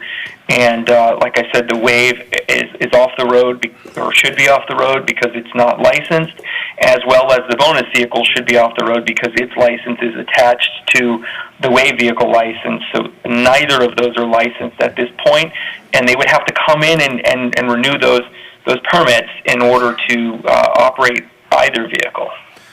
I certainly will have more questions, Commissioner Udine, Vice Mayor Udine. Did that answer all of your questions? It did, but it was just left me with a confusing thought because I don't really understand the business model of a wheelchair accessible vehicle permit. So I just want to make sure, if none of these 50 permits are being used at all, if that's the assumption that's being made, what's the underlying investment that the individual permit holder made? I mean, when they go in for a permit, do they have to show a car that they've spent the X number of thousands of dollars to get it wheelchair accessible? Or, because I'm assuming if they did that, if they spent that money, they're renewing the permit. If they didn't spend that money, maybe they wouldn't be renewing the permit. I'm a little confused. So they are required to show us a vehicle, and whether or not they parked that vehicle is unknown, or sold it, but when they come in to renew that permit, they must show us a wheelchair accessible retrofitted vehicle. So our licensing bureau has seen person A comes in with a wheelchair accessible vehicle, they get their permit issued, and then the next year they just, what happens to the vehicle? Clearly there's not 50 vehicles that individual drivers spent $30,000 to $50,000 to upgrade that they've then in year 2 or year 3 just didn't get the permit. So did they not? I don't know how that works. Lenny, as a follow-up question on that, do we know whether or not they're operating without licensure? I promise. So we do what we call stings and go to certain parts of the county and look for vehicles. So we would theoretically find them if they were operating without a permit. They are required to have a decal in the window that is current and renewed. If they were to go to the airport, they would be caught because there's a system for checking vehicles in and out of the airport through that hold lot. So the reality is that they would theoretically park the vehicles. I mean, I suspect if you asked some of even Yellow Cab, I suspect there's a parking lot somewhere with a bunch of Yellow Cabs in it that aren't being used, and it's theoretical that these vehicles are parked, that it's cheaper to just let it sit than it is to drive it around and pay for fuel. And we haven't given any citations for these 50 waves, which means we haven't observed them operating without a license. So again, that's why the assumption is they're not being operated. I'm confused, but I'm sorry. Who is speaking? I'd like to have a question. Okay, Senator Rich. Senator Rich, I'm adding you to the list. Commissioner Honus, followed by Commissioner Ryan, followed by Senator Rich. Commissioner Honus, you're recognized, sir. Hi, Director Villapando. Let me ask you, before we issued these bonus units that were targeted to the drivers only, did we have any requirements previously that when you get a taxi cab permit that it be tied to wheelchair vehicles? So typically what happens is that in order to incentivize someone to operate a wheelchair accessible vehicle, it's typical that if they quote unquote win, because the way the county issues new certificates is typically through a lottery, and if somebody quote unquote wins a wheelchair accessible vehicle in the lottery, then it comes with a bonus regular cab. So typically anyone that gets a wheelchair vehicle is given a bonus regular cab license, so they basically get 2 for 1 in order to incentivize them to operate that way because of the additional expense. And then this, however, if this is to your question, this 50 wave lottery for drivers only was the only time that there was a limit placed on the ability of a vehicle to go or not go to the airport, if that's more to your question. But there's typically always a free cab that comes with a waive. And they could operate anywhere they choose to with the bonus unit if they got a wheelchair unit. Yes, and the drivers can drive their so these 50 restricted waves that can't go to the airport, the bonus vehicle that came with them could go to the airport, but the wave couldn't. But normally the wave and the bonus cab can go to the airport. Another question for you. Did we do a study to determine that we needed 50 wheelchair units so that these could, why we tied them together?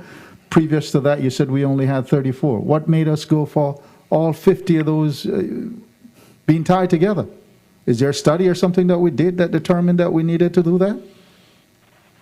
So the way that the county typically allocates vehicles in the code is population-based. So each year we look at the new population, and then there's a ratio that was established many years ago, and that's typically the ratio that's been used. So no, there is not a new study or anything like that. And at the time, I believe the board made that decision based on the perceived need for additional waves, or the idea that it was good to have more. But yeah, there's no data or ratio really in the code.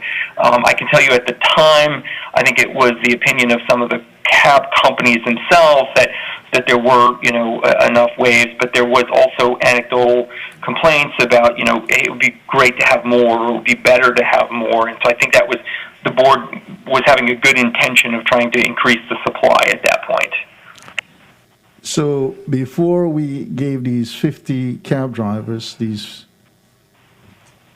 married wheelchairs to them, we had 34 wheelchair accessible vehicles. But how many other taxis did we have at the time? Do you know? So we've tended to have around 900 cabs or so has been the number. It fluctuates. It goes up every few years based on population, but it's around the 900 mark. And then between cabs, vans, limousines, all those, I think there's about 2,000 vehicles total. So, but yeah, cabs is typically around 1,000, a little less.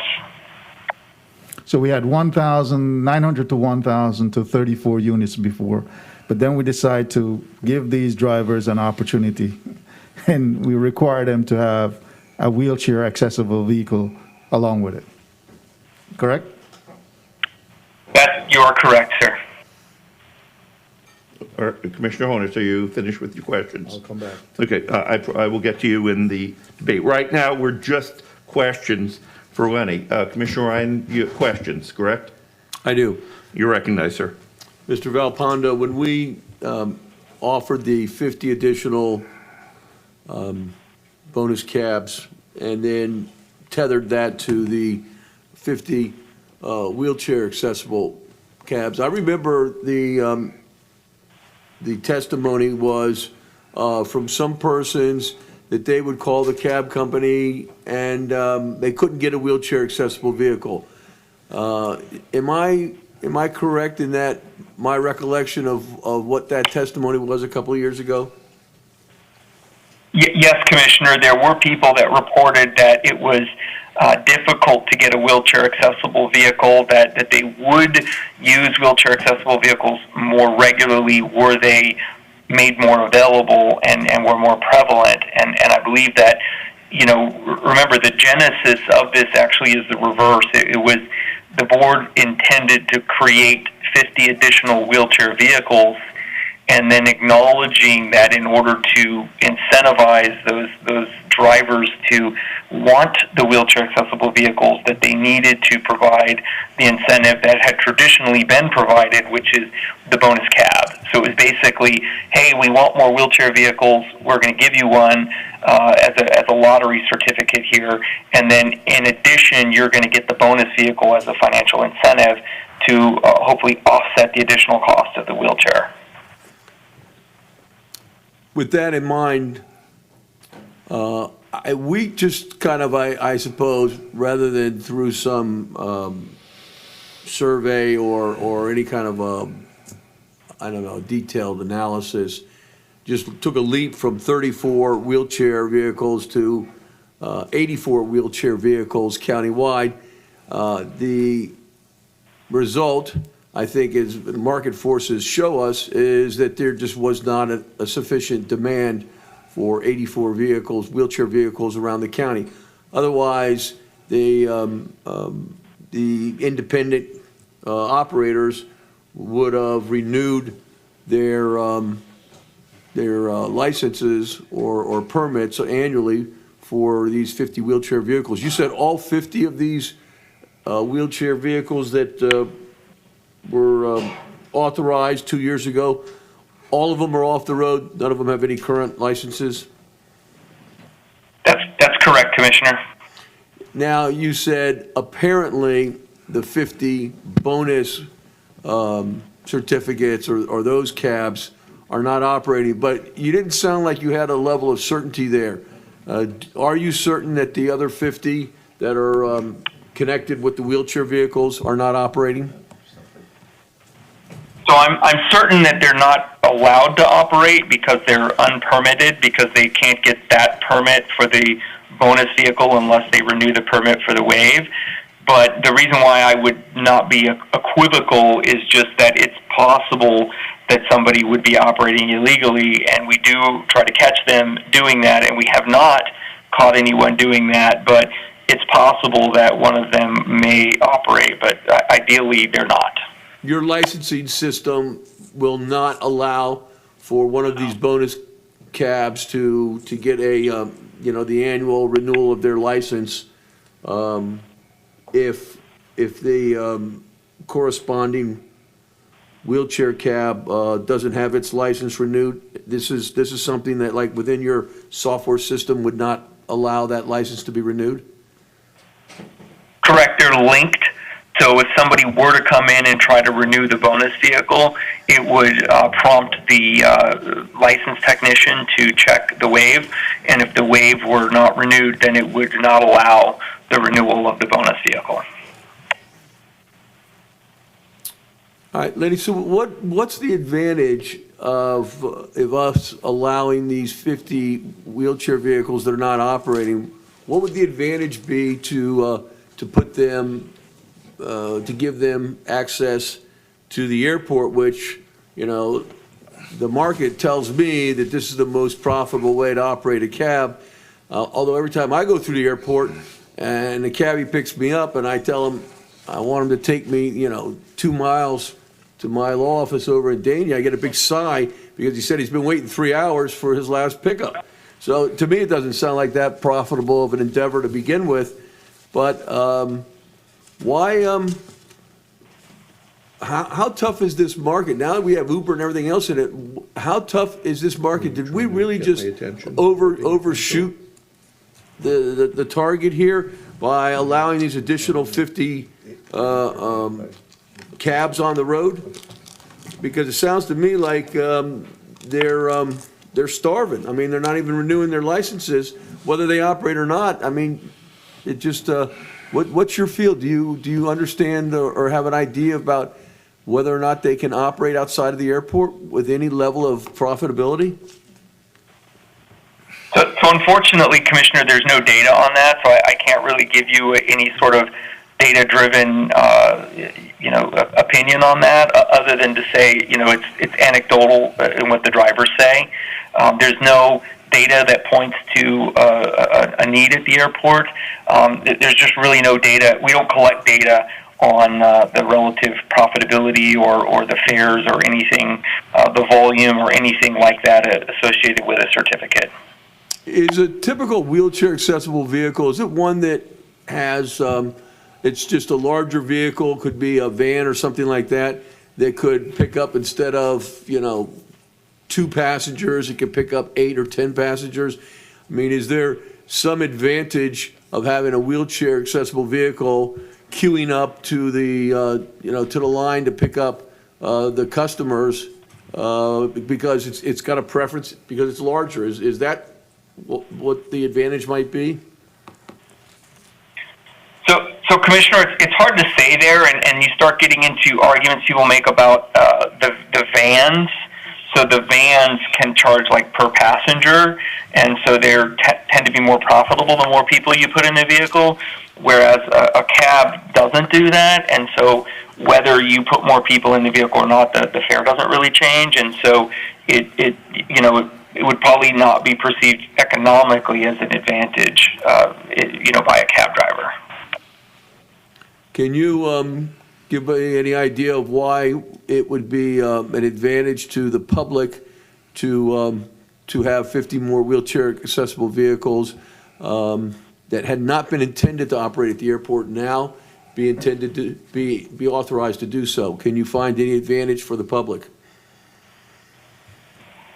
I do not. I cannot say that there's an advantage or there isn't an advantage because, according to the airport, there is sufficient wheelchair accessible vehicle at the airport at this time.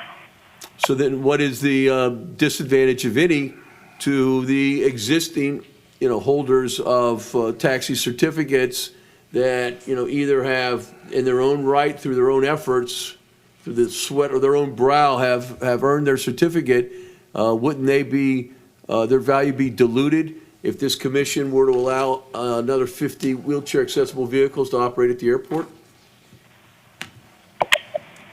So we don't track values of certificates, and I knew at one point there was a market on that. I don't know how well that market functions now that Uber's around.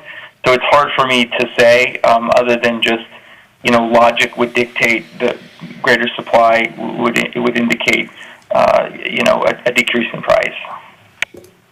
Thank you.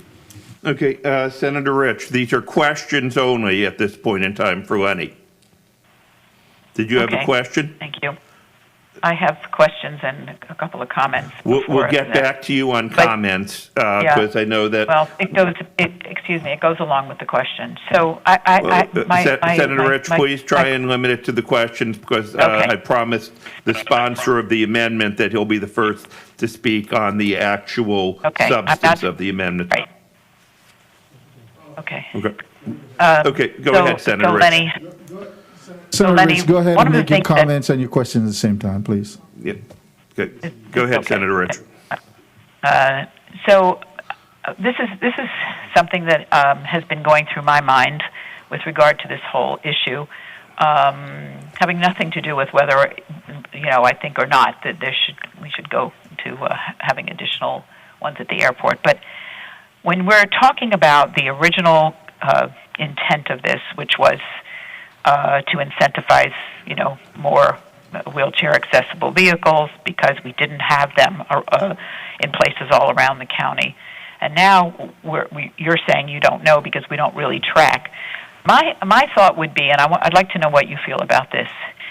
For months we did this in May of 2018. By February of 2019, we were in the middle of a pandemic. And particularly being involved with the ADRC, I know that people did not leave their homes. We're feeding, we fed over 1.5 million people, seniors that are homebound, that are not going anywhere. Many of them are some have disabilities, some need wheelchair accessible vehicles, obviously. And I'd like to know what you think about the impact that COVID may have had on the ability of these these wheelchair accessible vehicles to actually be successful out in the general community across the county, given what we know about people not leaving their homes, and particularly seniors and people that might have disabilities. So you're correct, Senator, that it was difficult for, I think, the entire taxi cab and vehicle for hire industry, Uber and others included, because people, the demand just went way down. And, clearly it may be likely that people who need a wheelchair accessible vehicle would have been even less likely to travel during this time. And so, it's hard to say what that says about normal demand, given that we're in this climate. And I would just say that If we go back and, go back to 2017, a lot of this started when one of the large cab companies had mentioned that they were struggling with their waves, and they were kind of looking at not doing waves anymore. And that was one of their, and they had sent a letter to Mayor at the time, Dr. Barbara Sharif, basically saying, look, we're not sure we're going to want to be doing this wave thing anymore. And I think our board's response was, okay, well, we'll add some more waves so that they're more distributed, and we've got plenty of supply.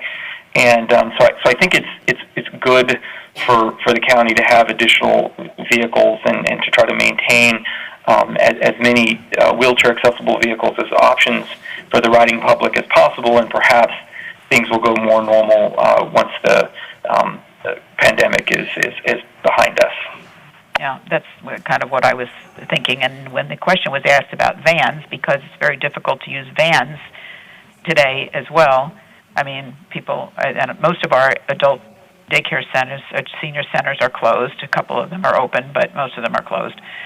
So I'm just feeling that probably has had a significant impact. And then just the other question is, I'm just at a loss to understand why would, and I think you've answered this, but why would we be considering putting more taxis at the airport when we know that the trips are down so significantly, and that the drivers there are impacted, the economy there is impacted just as it is for the drivers who are coming here saying that, that they're having difficulty, but so are the people that are already eligible to be at the airport. So I'm just, I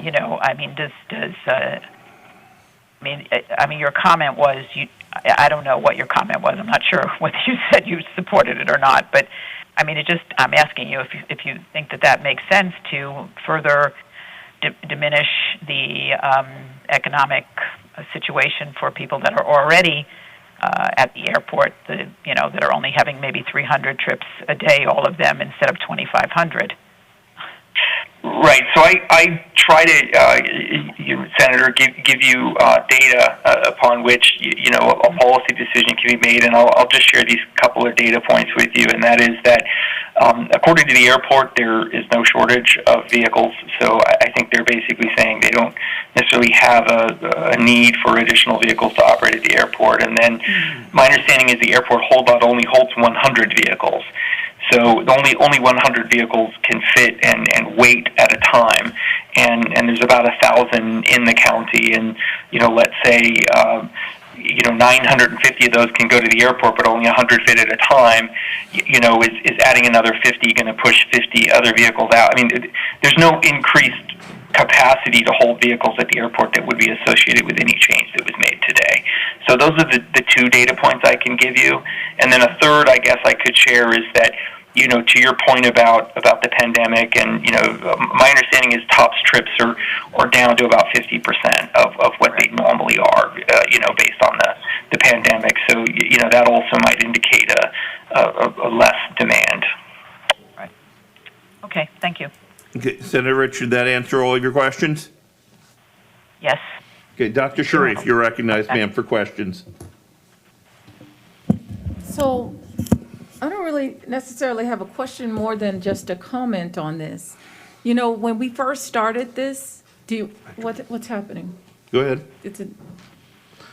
Well, I was just trying to do questions now, and then I was going to take debate later, but if you want to have a question now, Okay. I'll take it. Okay. I don't have a question, but there was some history mentioned that I think will be relevant during the course of the topic.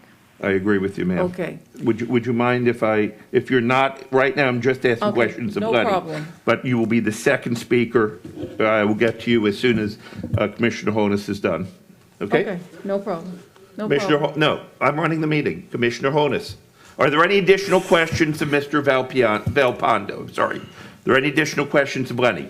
If not, we are now on the amendment. Right now, the first speaker I have is Commissioner Honus. Second one I have is Dr. Sharif. Commissioner Honus, you're recognized on the amendment, sir.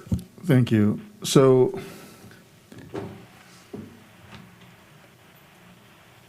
we said we're going to help these taxi drivers. That was what we said. But they were duped. into believing that these additional vehicles would be valuable. So they went out and they invested their life savings, many of them.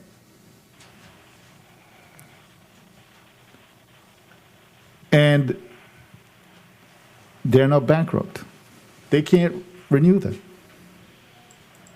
They're not able to operate them. Because we said we'll give you 50 license, but you have to get a wheelchair license with that. Now, the large company wasn't going to operate their wheelchair accessible vehicles anymore, so that's a part of the incentive we had. Why? Because they're not profitable.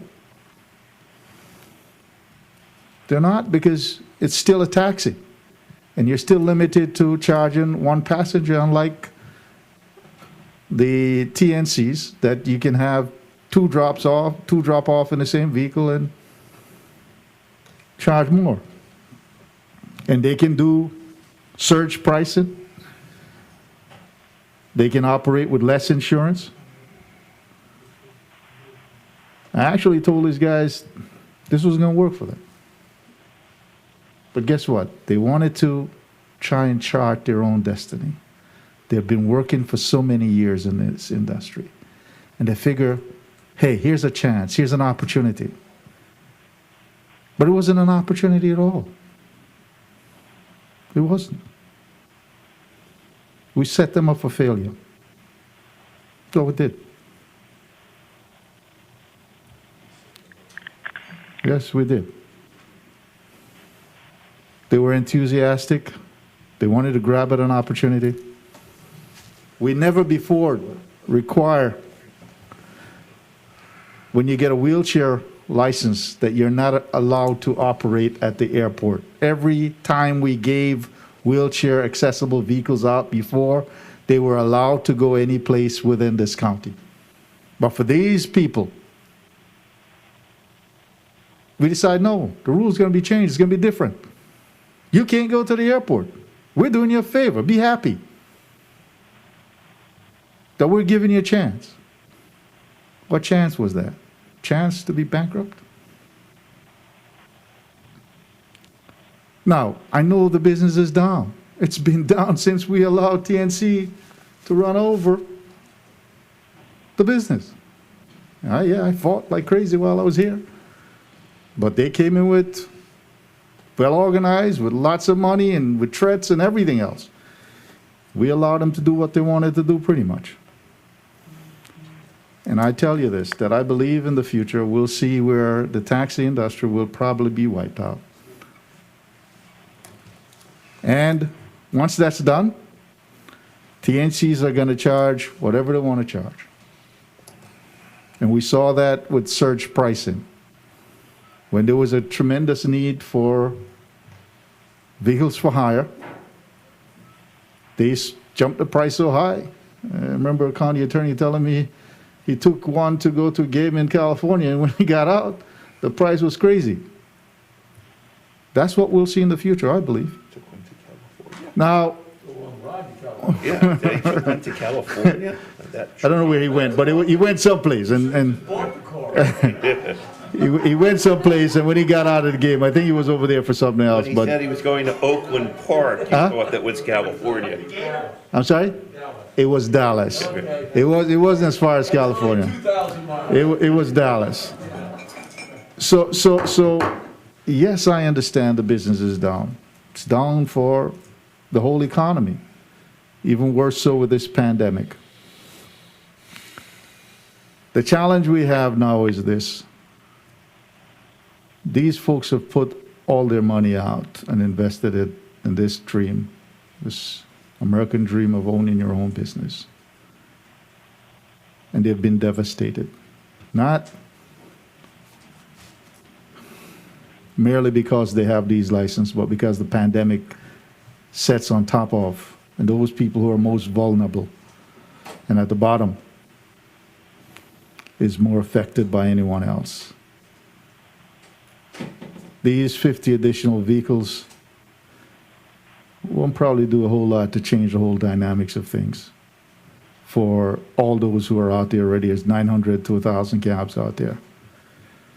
But what it might do for these folks, these drivers, is to give them some hope that maybe they can scratch enough together to at least pay the debt that they took on in order to get these vehicles. And then, yes, I always look out for those who have been left behind. And hopefully we can find it in our hearts to understand the plight that these folks are going through. Thank you. Thank you, Commissioner Honus. In order, I have Dr. Sharif, Commissioner Furr, Commissioner Bogan. Dr. Sharif, you're recognized, ma'am. Okay, thank you, Mayor. One of the things that I was going to talk about is how this industry has been affected by the decision that the county made in terms of the TNCs, Ubers and the Lyfts of the community. And I sat here as a party of, I believe it might have only been 2 of us that voted no on that, on those 253. Fought like hell to try to get some equality in terms of how we distribute licenses. I think it's a lot of things about this system that's highly restrictive and overregulated. Because when you're looking at the wheelchair licenses that we give out for taxis, and you look at what we did on the TNCs and the Ubers and the Lyfts of the world, we said, okay, you can have your 250, but then you don't even know who's coming. You don't know who's showing up at your door. You don't know if they have insurance. And while they agreed that that was going to be the case, and we accepted that as a commission, I didn't, I voted no. We continue to overregulate the part of the industry that we can control, right? So at what point in time do you say we got to relax some of these restrictions and allow this particular part of this industry to develop? And I don't necessarily know if issuing 50 more of these very restrictive licenses is the answer to the problem that this industry is facing. COVID is killing the taxi industry right now because there's not a lot of people that are calling taxis in the community like they used to.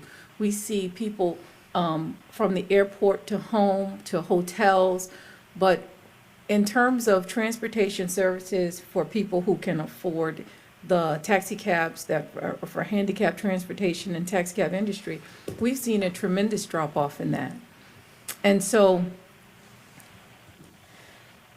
you know, I'm willing to go along with allowing 50 more of these licenses. I'm also willing to make some type of an exception for those who have them and who haven't been able to pay because they can't afford it, because they can't make money right now. I think if we're going to express sincere leniency in this time of COVID crisis, then we need to be looking at everything. And this is just one thing that has been overlooked for a very long time. So I think that this requires further thought to come up with a plan through Mr. Valpondo's department to identify those people who have been disenfranchised due to COVID and could not maintain, and maybe come up with a plan for us to help them to get through this period of time. We can go ahead and issue these 50. I don't have a problem with that. I'm into fair competition. I just feel like we've done very little to help this industry thrive. And when we made the decision as a board to allow TNCs to operate in Broward County freely, we started the destruction of the taxi cab industry, slowly but surely. And I think that we need to even the playing field. So, Mayor, those are my remarks, and I would ask after this item if the county attorney and the county administrator, if you can look at with Mr. Valpondo some type of subsidy or exceptions that we can make for some of these wheelchair accessible taxi cabs that are privately owned to help them to get through this crisis. Okay, Dr. Sharif, just to clarify, that's additionally, you're not asking that this motion be postponed. You just want after we vote on this, that's additional. Okay, thank you, Right. Dr. Sharif. Right. Commissioner was there- Furr, followed by Commissioner Bogan. Wait, Thank you. I'm sorry, I Dr. thought Sharif. the county attorney leaned forward. Were you getting ready to ask me something? No, ma'am, I'm actually typing out what you just said. Oh, okay. Thank you. Dr. Sharif, were you done? Thank you, ma'am. Commissioner Furr, followed by Commissioner Bogan. By the way, I will comment, but I'm going to call myself last after I quote everyone else, so. Thank you. Commissioner Furr, you're recognized, sir. Thank you. Somewhere along the same line there. I think this may be the time, given what's going on with COVID and given the low demand, that this is a good time to actually waive that registration for this year for all 50 of those, and that allows all of them to be, if not both cars, at least one car can be going to the airport, which gives them a chance to be, right now they're excluded from having any of those, either one of those cars. But just the right, but just this, I think if this is ambulance car, and actually this seems like it would be a perfect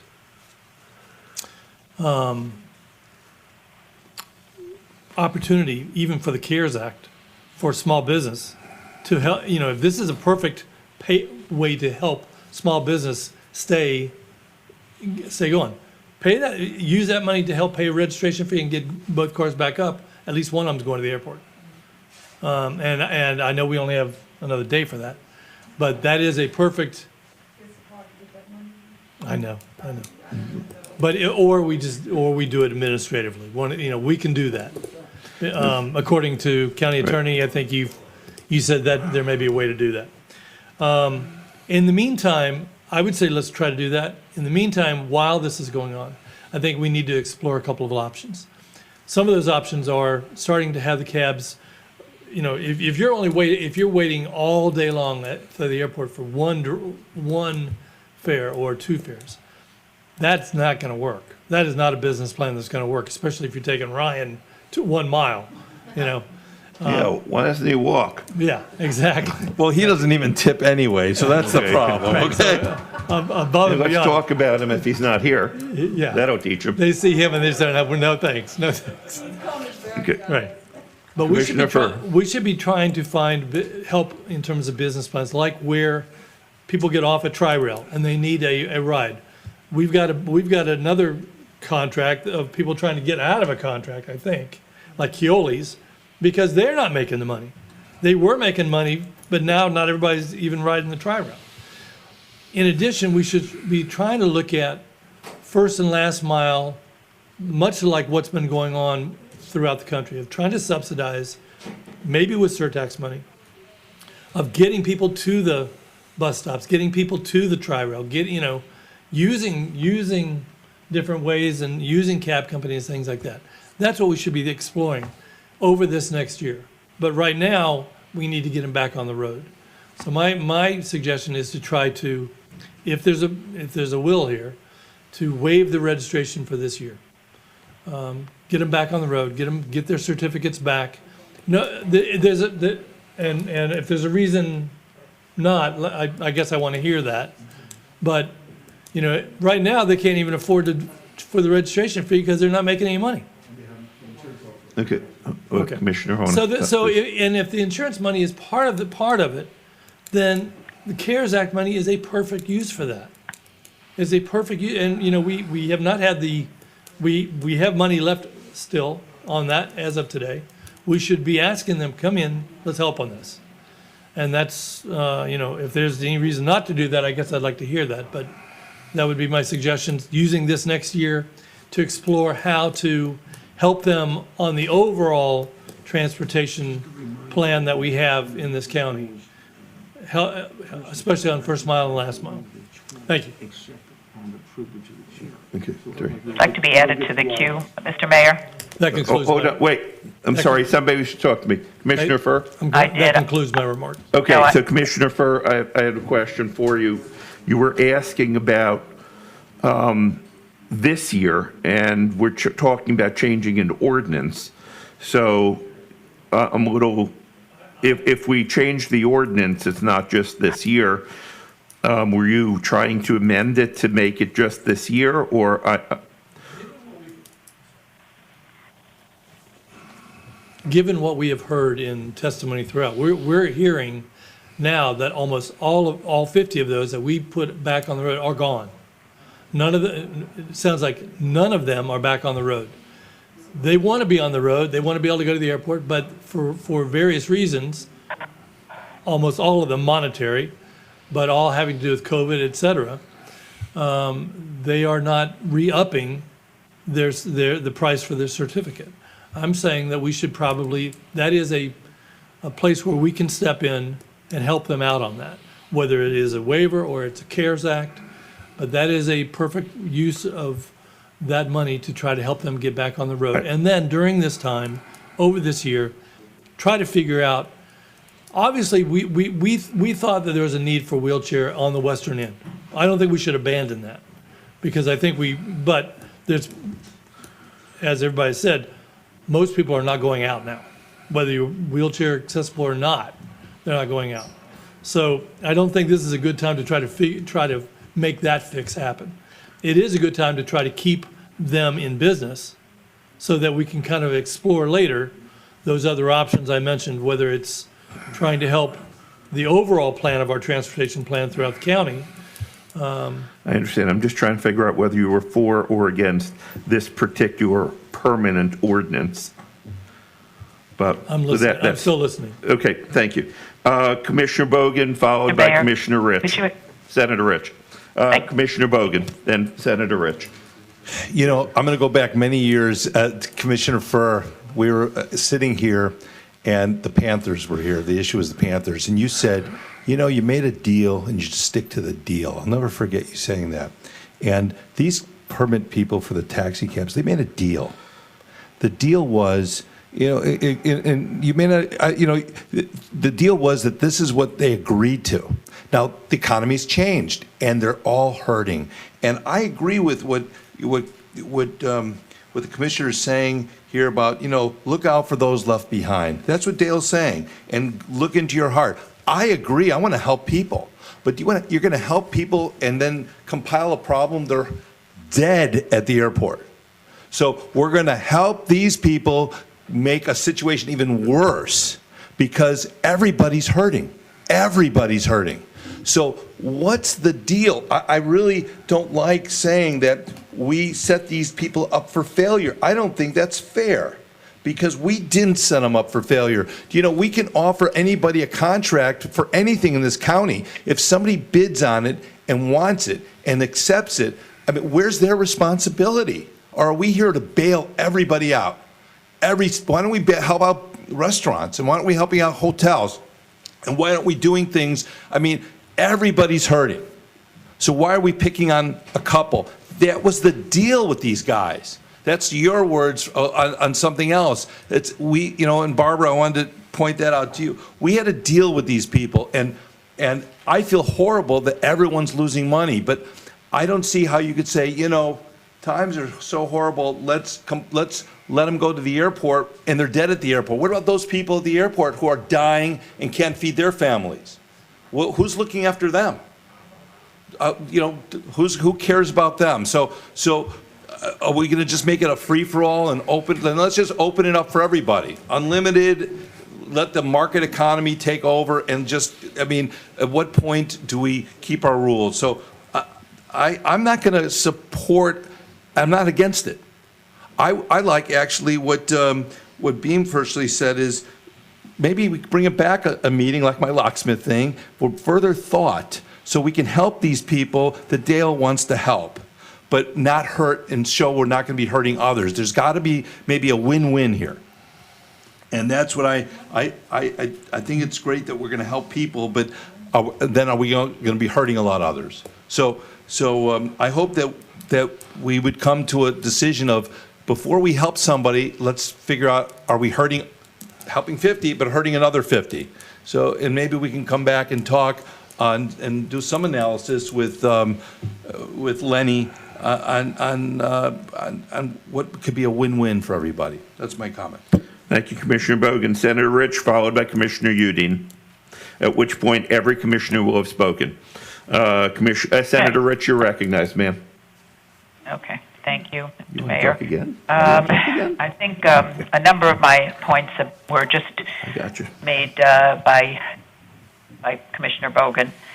I have to say that I tried to go back and look at what we did, and we did make a deal, and it was predicated on the fact that we needed wheelchairs, not at the airport. We needed them to cover the rest of the county.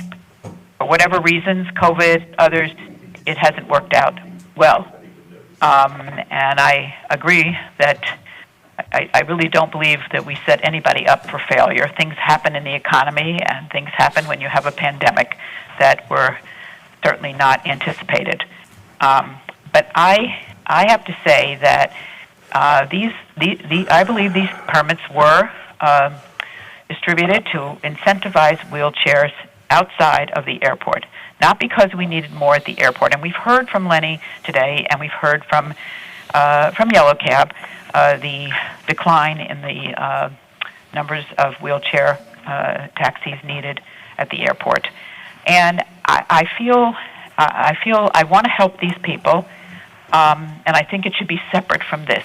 I think that we should pass this ordinance without the allowance of them going to the airport, because nothing has changed. It's only been worse, and this would exacerbate the plight of the taxi drivers that are already there. We've already heard there are only 100 slots, and I just don't see that as being a solution to this problem.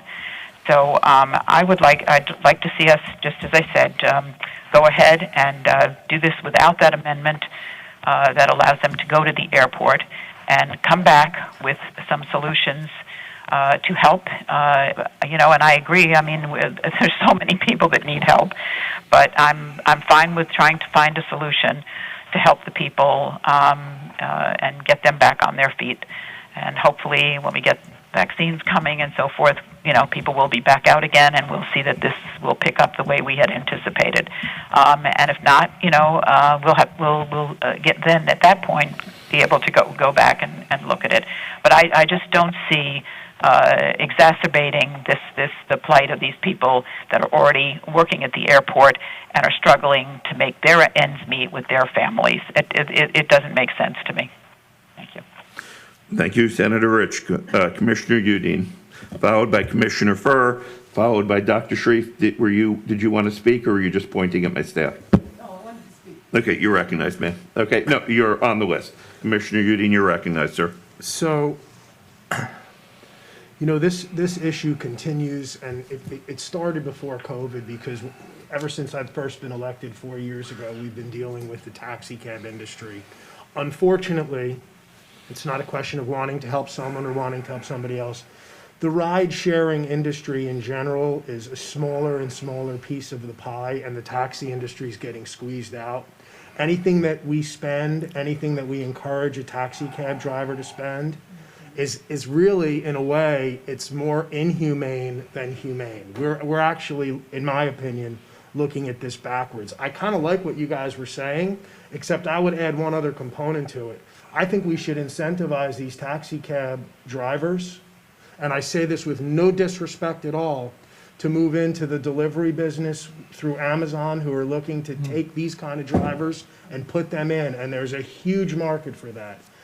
Any dollar that we make, like we did the 50 wheelchair accessible vehicles a couple of years ago, and I remember that debate well. The only reason that we voted for it, or most of us voted for it at the time, was because they begged us to do it. We needed it out west, and I think we even said at the time, there's too many licenses out there now, and to just continue to add these and pile these on, I think is doing a disservice to these drivers. There's a way that through county care dollars, you could Google right now Amazon last mile delivery drivers. That's here, that's big, that's now, and those people can do that. That's part of the gig economy now. Even the ride-sharing Ubers and Lyfts and whatnot, their main revenue goal now is deliveries, of DoorDash and door delivery. So I support cleaning up the ordinance. I supported the last amendment, that was the technical amendment. But to start letting everybody drive everywhere on these, there's simply too many licenses out there for the number of people, COVID, pre-COVID, post-COVID, whatever. There's too many people chasing the same fare, and none of them can make money now. So that's my opinion. I'm willing, I think we should support this. I'm going to support this. I agree with Commissioner Sharif and Commissioner Furr. And I'd like to see us come back with something to figure out a way to move some of these people. There's got to be, through Career Source or something, a way to move them out of this industry and into an industry that has a chance, because every dollar they spend in this industry is a dollar they're throwing away. And that's kind of like what Commissioner Holness said. I didn't understand. I still don't understand. Somebody's going to go spend $30,000 out of their pocket to retrofit a vehicle to make it wheelchair accessible, to never use it. That $30,000, it's $10,000, I think, for an Amazon jobber truck, and you have a real job making real dough for your family with a good future. So, those are my opinions. I think it's too. It's just an industry that's going away. Okay. In the interest of time, I have now called on every member of the commission. I will call only on the remaining two people on my list, Commissioner Furr and Commissioner Sharif. I am sure that additional people will think of additional things to talk about, but I'm not going to recognize them. I'm going to call on Commissioner Furr, Commissioner Sharif. I will speak, and then Commissioner Holness will close. Commissioner Furr, you're recognized, sir. Thank you. Actually, I like Commissioner Udin's idea, but I think that actually makes some sense. But the reason we have to look back at why we might be doing this. When we're trying to help our entire economy by doing this, our airlines received almost $150 million to keep them afloat, so that when people did start coming back, those airplanes were there. The same thing applies to the supporting structures, or it should, because it's all part and parcel of it. And taxis and the ground transportation is part of that. It's a lot harder to rebuild entirely, than if you destroy something entirely and then trying to rebuild. That's a lot harder. I'm going to go back to saying I think this is a time to try to waive this for this year. Let us work as much as we can to try to help find options. They're necessary. I know I did say a deal's a deal. But I do think that we're trying to keep this whole thing afloat. That's what we've been doing for a year now. I mean, almost a year, on many, many levels. This is one of those levels, and I think it's incumbent upon us to try to do that. I don't think we should abandon, and I still do think a deal is a deal. I think they should be able to get both their car for being able to go everywhere. I think they should also be supplanting the wheelchair accessible. I think we need them there. Even though there's not yes, right now, they might not be needed, but we're going to need them. There's going to be a time where people are back out. Once the vaccines, everywhere, we'll be needing them again. And let's keep that in mind. Keep the long term and keep the vision in mind of where we were and where we're trying to get to. So I think that concludes my remarks. Thank you. Thank you. Dr. Sharif, last speaker except for me and Commissioner Holness. No problem. So, Mayor, what I wanted to do is clarify. When I say release some of the restrictions, I'm not saying to tell them to go everywhere. What I'm trying to do is say that they have to pay so much to get the car. They have to pay so much to maintain the insurance and the license. They have to pay a fee to us to continue that license. What I'm saying is that maybe we find a way to help supplement them to get them through this time, and loosen some of our penalty restrictions, such as suspension of your license if you can't pay, the fees associated with renewal of the license. I just feel like right now we're at a point where we need to express some and show some leniency. I don't necessarily know if putting 50 more people at the airport would make sense, because obviously, yes, we know it's slow over there. I don't know if these 50 licenses are going to make a difference in improving wheelchair accessibility for in the taxi cab industry. But what I am supportive of is after this, I didn't want to prolong this item or take this item off the table because it seems like there's consensus for this item. What I would like to do is have someone come back after speaking with Mr. Villapando and his team and give us something that we can actually do truthfully for this community of people that are being affected. This is one community that we have just not thought of in this light. And so that's really where I want to go. That's my focus today. I want to move past just issuing a license, but giving some leniency, giving some support to this industry. And by the way, it has been a nightmare trying to get rid of that CARES Act funding that we have for our small businesses and our non-for-profits. And I'm getting calls and people are yelling and complaining that they can't get through and they can't get approved because the stipulations are so great on it. And so I know there's a lot of restrictions on CARES Act money. I'm not trying to give away CARES Act money at this time. Yeah, I know. Just give her Bertha's number, cell number. Well, they're not going to call Bertha. I call Bertha. Unfortunately, I call Bertha. But my thing about talking about CARES Act money is I think it's just such a restriction on that CARES Act money.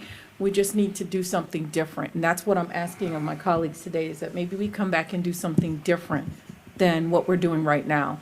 CARES Act money aside, I was going to talk about that in the non-agenda, but that, I'll talk about it on the non-agenda. Thank you, Mayor. Thank you, Dr. Sharif. Let me begin by saying I am opposed to this amendment. And Commissioner Honus, with all due respect, when you said that we duped them, I'm kind of offended at that language, because we, the commission, did not dupe anybody or try and convince anybody to do anything. We offered that opportunity, and let me explain why. I just think the use of the word duped was not appropriate, that the commission duped people there. I remember clearly, because I have no portion of my district east of University. I represent West Broward, and I have condos that I either currently or previously represented. I previously represented in the Senate Century Village, Hollybrook, the Pine Island Ridge, and these condominiums were complaining that they could not get wheelchair cab service. I recall that because I took the calls. And we checked, and what we were told was that there were not necessarily enough calls, and that if you had the smaller cab companies that had one or two vehicles, they weren't going to keep them out west because it wasn't economical for them. But so we were told that there was a shortage in West Broward, and that is the reason that we did this.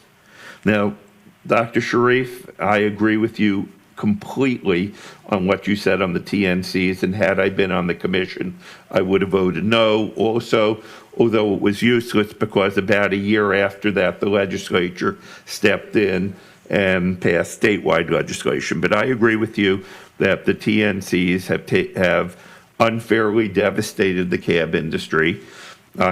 It is my personal belief, and I could easily be wrong, that their intent is to put the cabs out of business so they can then establish a monopoly and then have the ability to charge whatever they want. I could be wrong on that. I don't know that. But I agree that it is unfair that the TNCs have this advantage over the cabs, but they do by state law.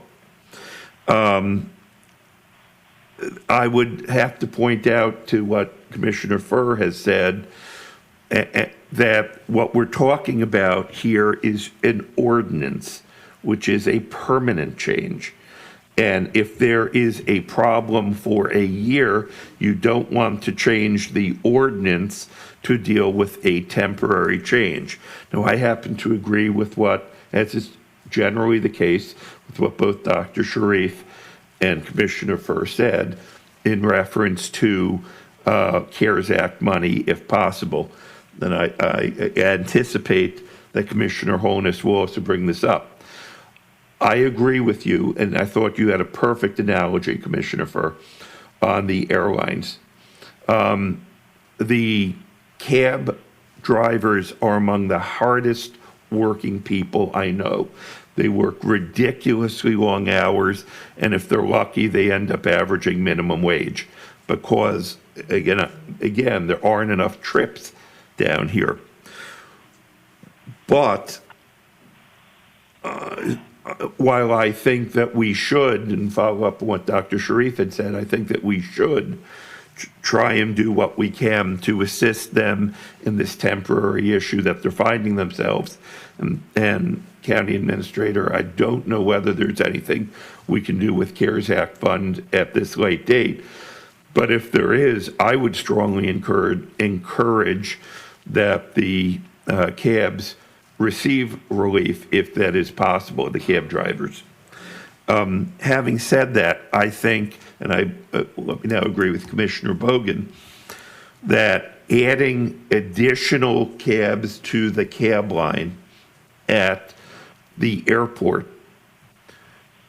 is ridiculous because the complaints we get are the line is already so long that nobody there is making money, and adding additional cabs to a non-money making line because the line is so long would simply make it worse. So I am opposed to this amendment. I am supportive of seeing if we can get CARES Act money to the cab drivers who I believe are, again, just hardworking, salt of the earth, typical American success stories, frequently immigrants coming from other countries trying to build themselves up. I have great sympathy for them. I just think that adding additional cabs to the cab line will make it worse. And again, I specifically remember why we passed this. And the reason we passed it was for permits out west. So I will be opposed to the amendment, although I will be supportive of the bill. Commissioner Holness, you're recognized to close on your amendment, sir. Thank you. So my language of dupe may not have been appropriate. I agree. It's a passion that I have to defend those who oftentimes are not able to defend themselves. Yet I believe that they believed that this was a solution for their plight. And we didn't inform or educate them of the burden that they would take on. And I don't think they saw the burden of these wheelchairs being attached to that other license, which basically cost a lot more. But they thought, hey, maybe I can make enough money on the one and probably will take care of the wheelchair, even though it might not make as much money. Let me ask a couple of questions before I close of County Administrator and County Attorney. The fees that we're talking about waiving. You're recognized for questions, sir. The fees that we're talking about waiving, can that be done administratively, or do we have to change the ordinance in order to do that?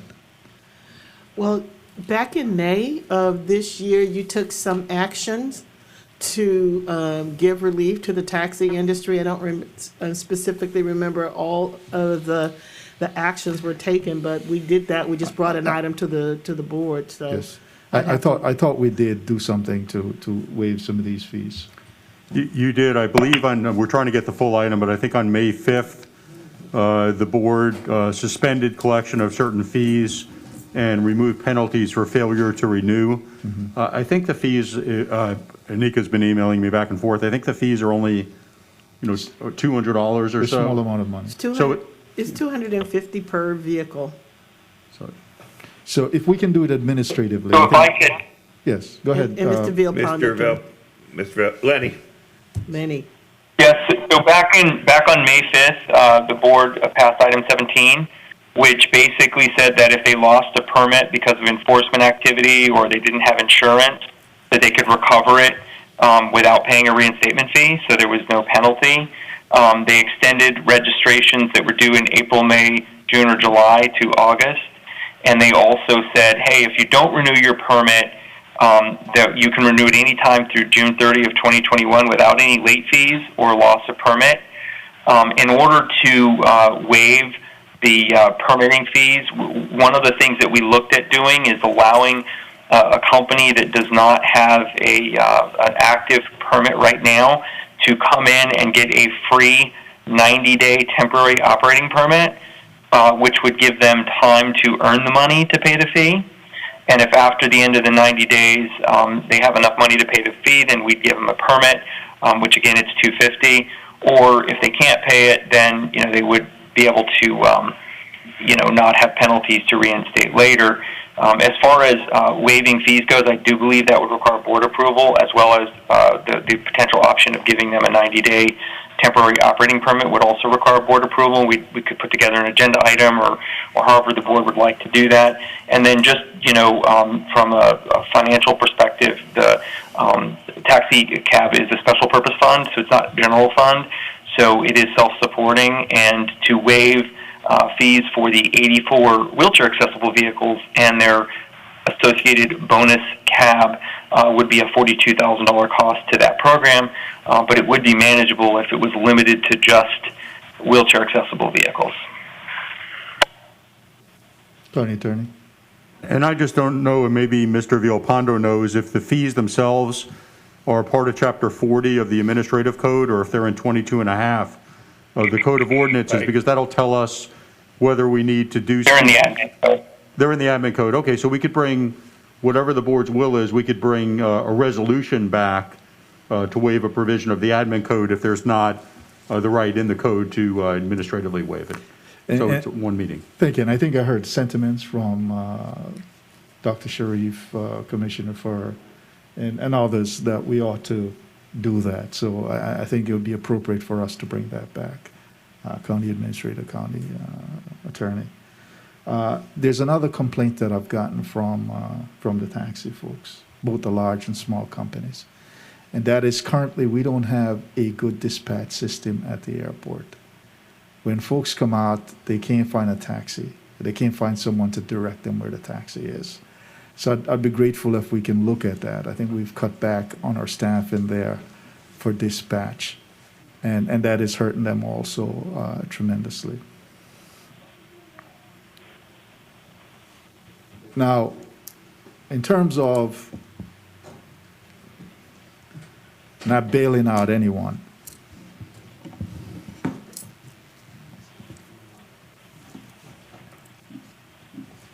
and our deal with the Panthers and other large entities, we've made adjustment over time when there is something overwhelming that comes in that needs to be adjusted for these entities.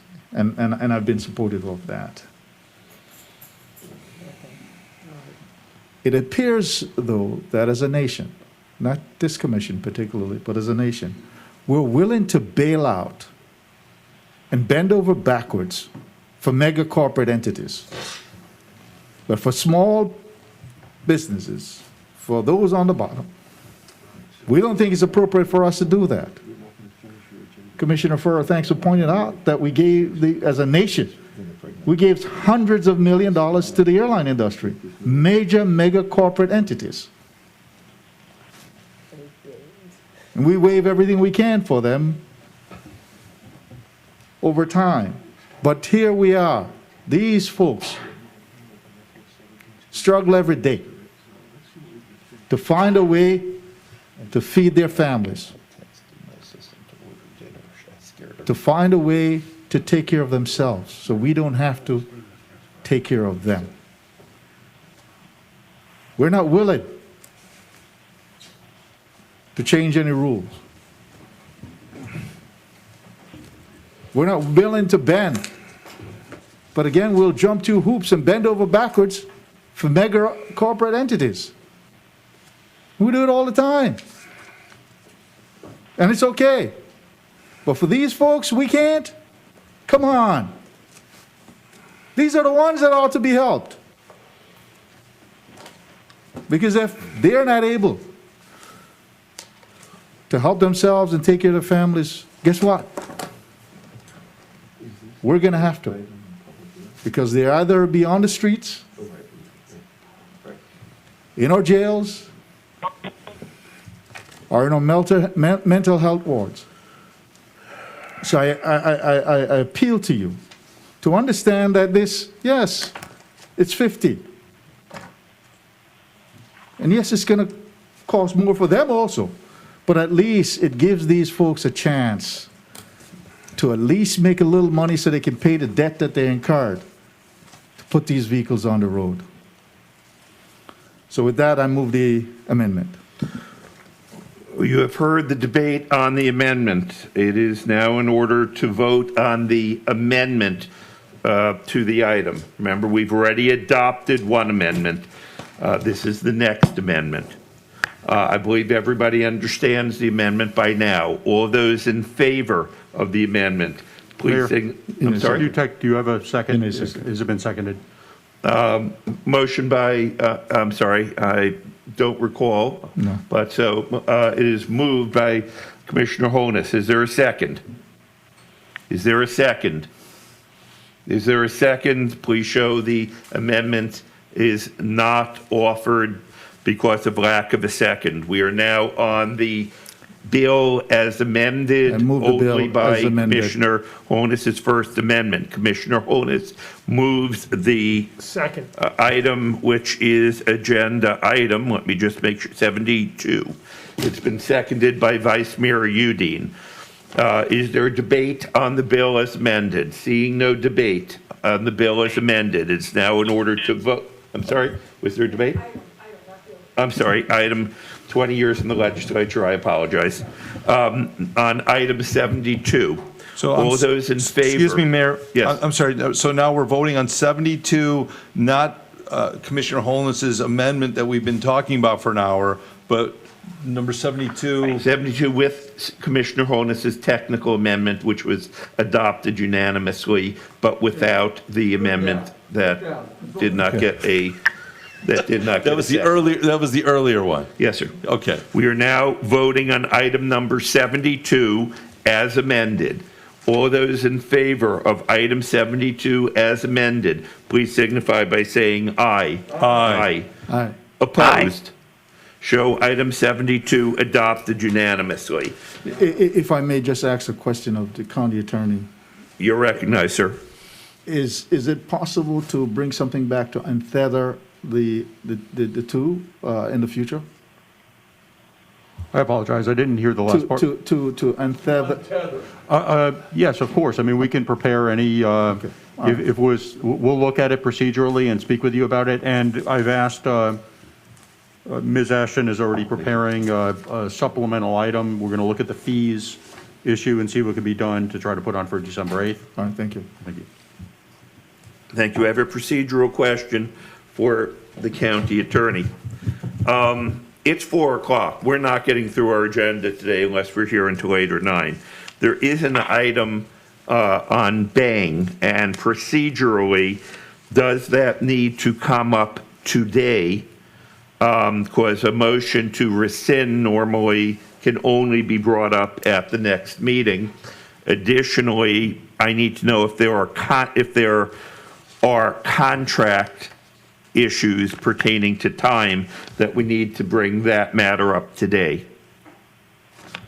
It would be better to ask Ms. Henry as far as the timing. I think the issue is the reason it was put on supplemental for this meeting, although, you know, obviously the discussion item was already on there, is the thinking that if there were going to be any change in direction on that, it would be advantageous to know that at the earliest possible opportunity.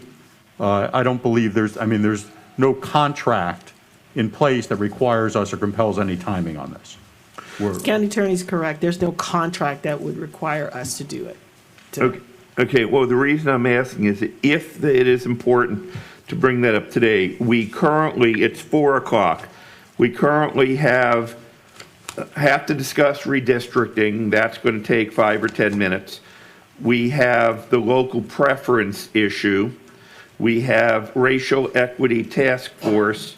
We have hair on the human rights ordinance. And we've got Bang and Amazon. We are clearly not going to finish the agenda today. There's nothing that would require us legally to do anything on the Bang item today. We just wanted to. Good. Do yeah, you there's- recommend that we take up, because we have very limited time left, do you recommend that we take up Bang and Amazon today? Because honestly, No, we don't have racial to ta- equity we don't task have to force, take human that. rights ordinance,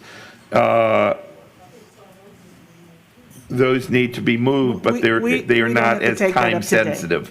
I'm sorry? We don't have to take that up today. If you mean if we can push that off to next week or whatever, next week, then fine, we can do that. Okay.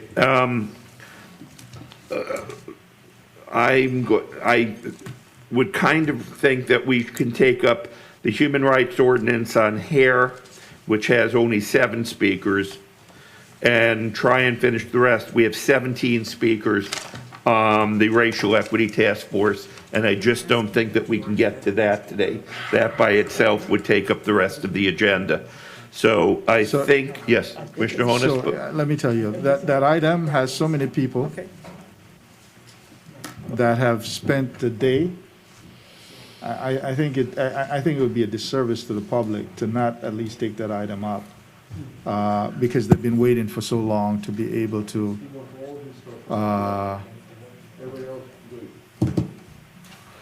to then, it just doesn't seem as a good thing for us. Okay. Mayor, I yes. got an issue with this meeting. You're recognized, sir.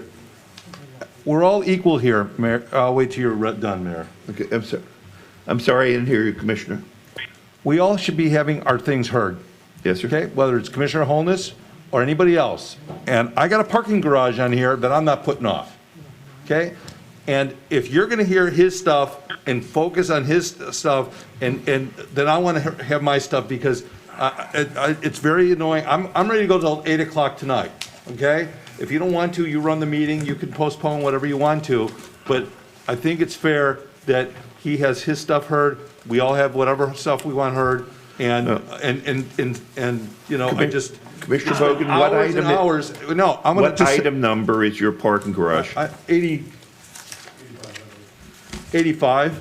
But Okay. Steve, what about everything else? I mean, it just doesn't seem right to me. Everything should be heard. I mean, I just don't get it. Well, You know, the problem is on this particular one, and why I understand what you're saying about Commissioner Honus, there are 3 items on here that he has placed that are on the agenda, which I'm taking in order.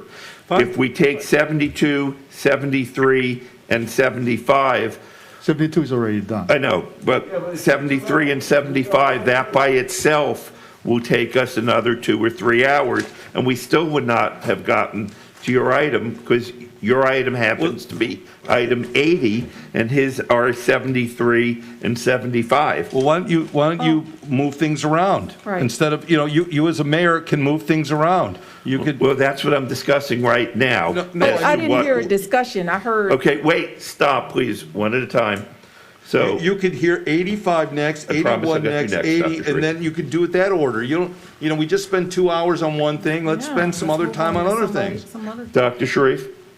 So 93, with the A part was not mine, but the rest of it, I proffered. And the reason why I proffered a motion to rescind, I would at least like my motion to rescind to be heard today, because if we do that come the next meeting, because it has to come back for the next meeting, then we would be able to get that done if that's the will of the board with 5 votes. Remember, right now, what's changing is that Commissioner Udine is not going to be able to vote, right?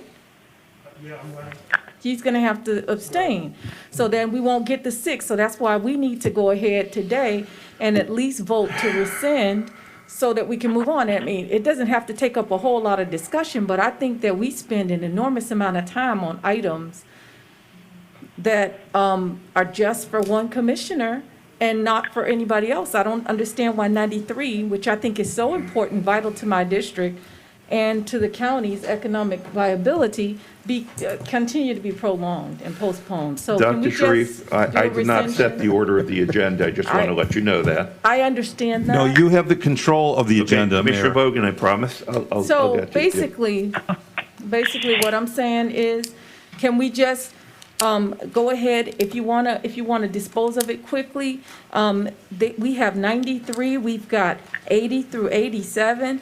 Maybe we can do some of the quicker items and then, and get some of the, some of the items that are very fast done.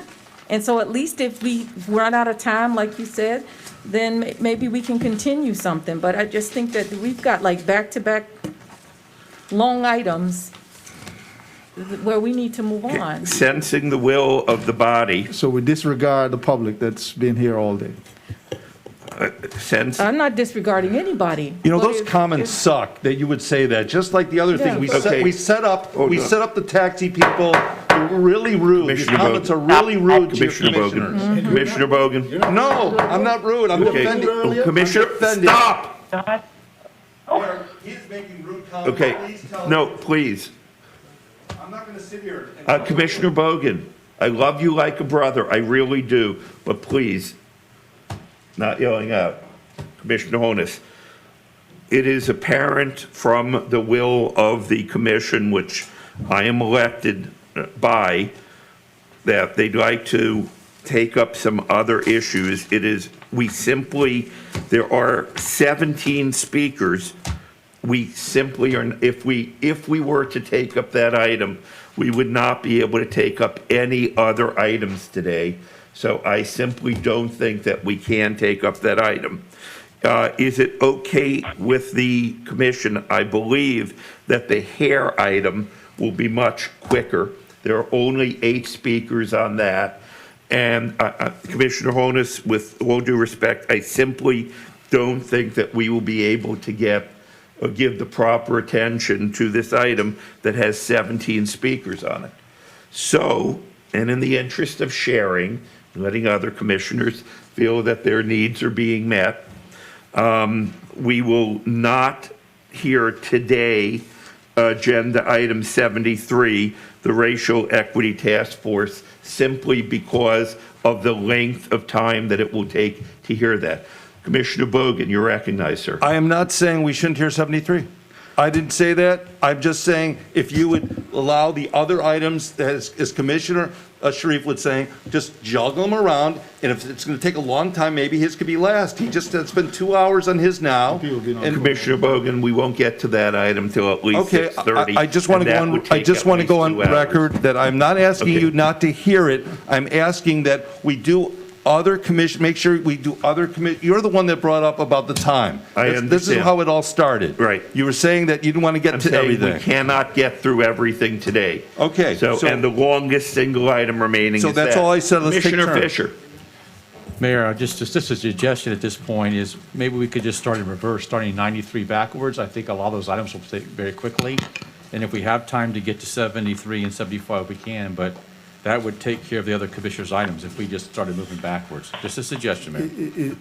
It's simply not fair to the people that are on the line to do that. If you need to tell them what they're gonna do, so they don't sit there for the rest of this evening and then not be heard. And that's why I'm doing this. Commissioner Ryan. You've been at this for a long time, Mayor Geller, so you know that when a meeting goes on for 6 hours, for 7 hours, for 8 hours, the decision-making is not as clear and as crisp, and it's really a disservice to the efforts that we spend so much time to study these items and work through it. So I feel like you work, it started at 10 in the morning, you work through to maybe 6 in the evening, and then we just move this stuff to the next meeting. And some members' items don't get heard, and this idea of proportionality is really an equitable argument that I think everybody should agree with. Commissioner Holness, you've got very good items here, and you're so passionate, I think you're losing proportionality that the other members have items that want to be heard also. So let some of the other items that are going to last like 15 minutes be done. We're not going to reach your We've item never done that 73. before. Why now? Sir, I did not interrupt you. So let these other items be heard. The mayor can tell the 17 people that are waiting that it'll be heard at the next available meeting that it's scheduled at. And then many of these items are heard, but you have 3 significant items that are going to take a lot of time. And then this would be, to the detriment of all of these other items that are important for different constituencies throughout the county. You're a county commissioner, you're not just a district commissioner, so let's make sure that everybody's issues are heard. Thank you, Mayor. Thank you. Please show, and Commissioner Owens, you may let people know that someone said they agenda don't follow item all this in a row. 75, yes. County Attorney. Yes, Mayor, if the will of the board is to continue 73 or 75, then the board needs to open the item, read it, and continue it to the next meeting. Also, I just want to make sure that everyone's aware of this. By practice, the mayor traditionally moves items around, but by rule, it's all done by majority votes. I just wanted to make sure the practice is that the mayor without objection does it. Okay. Thank you, sir. We simply will not be able to get to the Racial Equity Task Force today. I believe that will be controversial, and there are 17 speakers. It is my understanding, if I could just see by a quick nodding of heads, that item 75 is non-controversial among the commission. Is that correct? Or is there would there be any need for debate on that? I think we can run through 75. I'll move it. So, all right, no, that's a public hearing. We got to move in a second. There are 9 speakers on that, but only 9 speakers. Yes, ma'am. Listen, Dr. Sharif. is it possible, because I've done this as mayor, can we go ahead and knock off items 80 through 87 and go ahead and do the 5-minute vote for the rescission?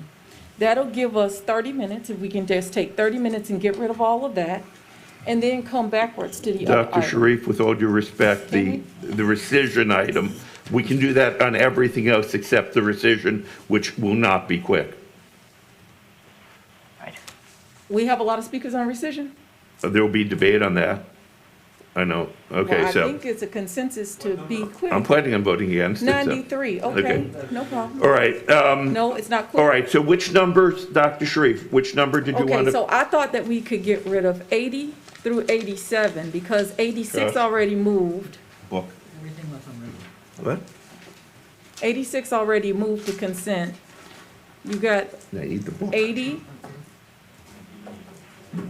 81, 82, 83, 84, 85, and 87. Okay. Beginning on item 80. Hold on. Give me a moment. Josh. I thought we were going to do 75. We're going to see on 75. Hold on. Mr. Mayor, would you like me to read the remaining items that are left? Yes, are they 76, 77, 80, 81, and 93, 83, 84, 85, 87, 88, 89? So I will tell you, it's item 73 that's left, 75, 80, 81, 93, that we're going to be heard. Wait, 80, 81, 93, 83, 84, 85, and 87. okay, and 88 and 89 have been done? Yes, sir. Those Okay. are the reports. Oh, those are reports. Okay, Commissioner Furr. Just real quick, I'm getting a couple of Text. texts very quickly. And people are asking, and out of respect for them, I think we should either make a decision. If we're going to be entertaining the racial equity, We're not going to take up the racial equity. then we need task to let force people know today. now, so they're not hanging Right. on the line, is all Okay. I'm That's what I saying. said before. And Right. so, and And because what I'm hearing is people say, let us know one way or the other. I thought I was trying to be clear on that, but then other people had additional motions and questions, and out of respect, I wanted to call on Dr. Sharif. But here's what we're going to do. We're going to take up, and I have too many pieces of paper here, we're going to take up the something. Open 73. I'm looking for my controversial items list.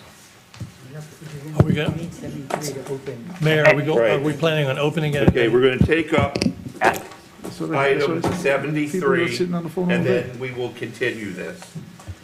Please, reading clerk, Matt, please read item 73. Okay, the public hearing on item 73 is now open. Item 73 is a motion to enact ordinance creating the Broward County Racial Equity Task Force and creating Article 7 of Chapter 1 of the County Code of Ordinances. There are 17 speakers currently listed for this item. Thank you. Is there a motion to continue this till the next meeting? So moved. Moved by Dr. Sharif, seconded by Senator Rich. All those in favor? Can I say one thing? Yes. I don't care when we do it in the next meeting, but when it's set the next meeting, can we set it for a time certain, maybe at 2 o'clock? So I asked for that today. Okay, I'm trying to avoid doing time certains, Commissioner. Okay. Commissioner Udine, okay. Right. When you have so many people to speak, it's better that they know when they're doing it, so we can I get them out of the way. understand. I will take that under advisement. All of those in favor of continuing item 73 to the next meeting, please signify by saying aye. Aye. Opposed? Aye. Okay, show that motion passing by a vote of 8-1. We are now, let's see, let's move to agenda item 80. You still got 75.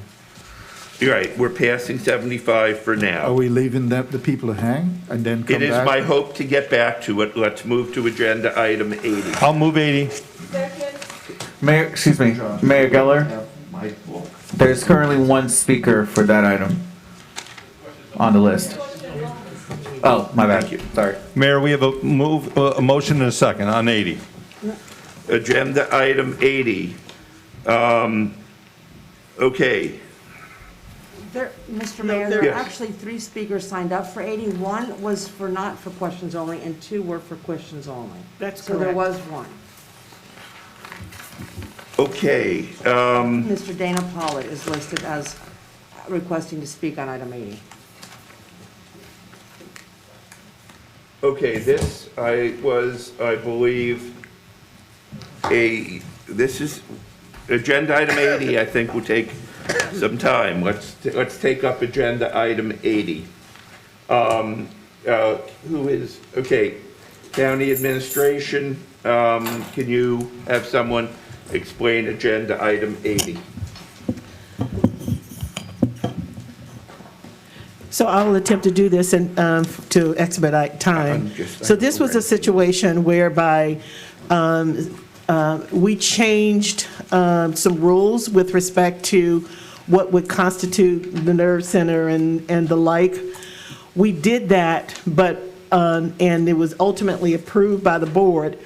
But there was this one solicitation that was out in advance of the board making the changes back in, I guess it was June, the timeline. So the question is, do we apply the rule prospectively, or allow it to proceed under the old rule, which was in effect prior to you making the change? That's all. That's basically what we're attempting to do. We just need guidance on that. Okay, so we can't just move this, we have to actually figure out they're asking for direction. We have to provide direction. Is that correct, Correct. County Administrator? That's correct. Excuse me, Mayor, I believe the motion to direct the county administrator to apply the most recently approved local preference, we don't have to ask for anything. It's said right here in the motion, we can have a motion and a second and approve it, and we're done. So I don't understand what we need to discuss. Okay, The reason I'm just trying to clarify that the way the motion is written, yes, you could do that, but in the body of the item, because this issue was raised by someone who said it's generally speaking not the county's practice to apply something retro or prospectively. So all we're trying to do here is make sure that whatever the will of the board is, because you spent a lot of time discussing that item, but we just have this one that's just hanging out there to make sure that we are consistent with what you'd like for us to do on it this is one. my understanding there's one speaker on this, is that correct? Correct. Okay, let's call on Dana Pollitt. And if I may, while you're doing that, I got a couple of texts if they're gonna hear 73. So let me let the public understand that on item 73, that will not be heard today. 75 is a maybe. That's correct. On agenda item 80, I have on my list 3 speakers. Two are for Two are for questions only, Okay. and one. Gotcha. Dana Pollitt, you're recognized, sir. Yeah, good afternoon, Mayor. In light of the time of the day, we will defer to the commission and not speak, and want to thank you all. Again, move it. Okay. All right, I have a question for the county attorney. It is the way I want to vote, and I need to make sure I understand which way this is voting. I believe that one of the companies here actually passed what we would call the Hertz test and did everything that they should have done, except they had not changed their Sunbiz listing with the state to indicate that they were from Broward County. And further on that, that there was no written code section that to use Sunbiz, but that was just a policy of purchasing, which the county commission had previously told them not to do anymore, or at least had publicly said that we did not agree with that. If we vote for this, is that company that I think that should get one of the successful bidders, will they be getting the bid if we approve this? Yes, but I just want to let you know that on the 8th, in order to just make things a little cleaner, we're just going to bring back a waiver of the code to effectuate it. But the answer is yes. Okay, in that case, Commissioner Bogan has moved. Do you want me to read it, sir? What? Do you want me to read the motion so that way it's clear for everybody? Are you okay No, with it's that? in there No, I'm already. okay. It's So okay? Commissioner Bogan Okay. has moved it, seconded by Dr. Sharif, was that? Yes, sir. Okay. Is there any additional debate? If No. not, all those in favor of agenda item 80, please signify by saying aye. Aye. Aye. Opposed? Show agenda item 80 passed. I'm looking at agenda item 81, which is supposed to be taken up at the same time as 93. If you don't mind, Dr. Sharif, let me just skip this quickly and we'll get back to this in the next 5 or 10 minutes. Agenda item, I believe we're now on agenda 82. item 83, is that correct? Yes, sir, 83 and 84, the federal and state legislative programs. Okay, is there any discussion on agenda item 83? Move it. Second. It's been moved by Commissioner Bogan, seconded by Vice Mayor Udine. This is agenda item 83. Is there any debate? Seeing no debate, all those in favor of agenda item 83, please signify by saying aye. Aye. Opposed? Aye. Show agenda item 83 adopted unanimously. We are now on agenda item 84. Is there any? Move it. To approve? Are there any Excuse me, speakers? there's actually one speaker for item 84 on the list. Okay, one speaker on 84. Dustin Robinson. Mr. Robinson, are you on the phone?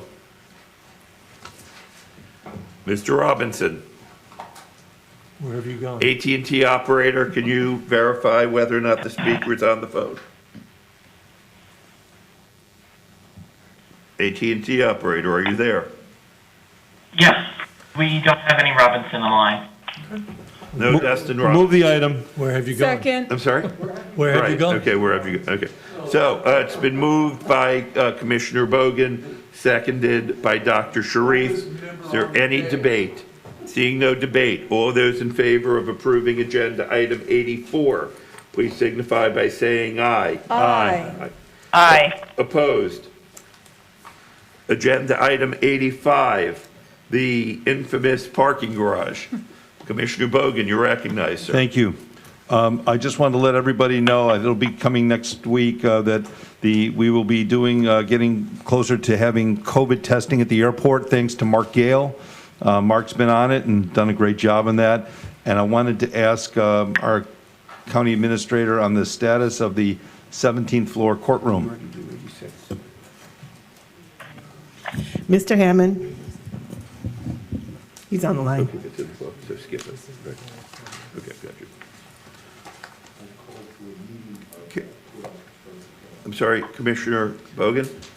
Yeah. No, we just called Mr. Hammond to give that update. Okay. And if there's anybody else that wants to put anything on and make sure your project's being moved along quickly, happy to add more things. We're going to add more things to the... Can we add the taxi cab reevaluation on there? Mr. Hammond, if you can take For your the off of mute. Okay, taxi cab. AT&T operator, could you please release Mr. Steve Hammond? Is he coming out of jail? Is that where you're releasing him? Yes. Out of queue, Commissioner Bogan.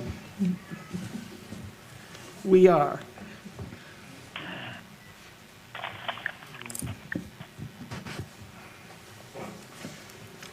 Is there anybody speaking?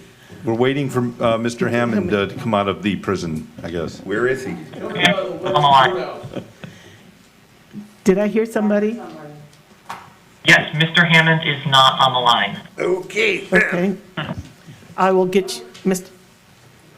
We will get Mr. Hammond back. We have to move on. When Is there we're anything done- else on the parking garage? I have nothing else to talk about. I guess then we're going I'll to, get you that. Get okay? him back on. before we leave. And for the next meeting, will you have him available, please? Yes, sir. Thank you. Okay, we can move on. Okay, agenda item 87. Although it says me, it's sort of not.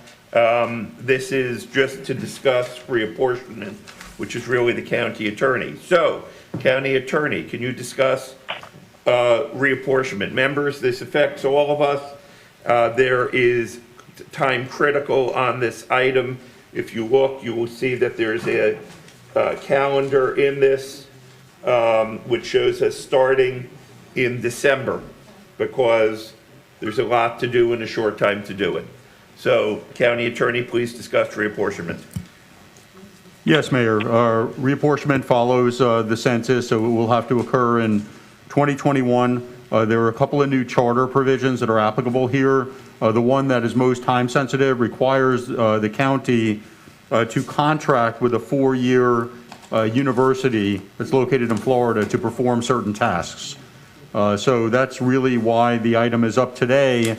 It's not absolutely critical that the board take action today, but before recess, it would be helpful if the board at least thought about how it wished to move forward so we can develop a process to retain the university, which will be designating districts and coming up with some plans. Do you have any suggestions on how we determine this? Is it your proposal that we would first seek out the universities? And are you looking, perhaps, would it be appropriate today for a motion to direct the county attorney's office to come up with a plan to determine how we choose which universities? Is that what you're looking for, something like that? Because I believe this is a legal matter.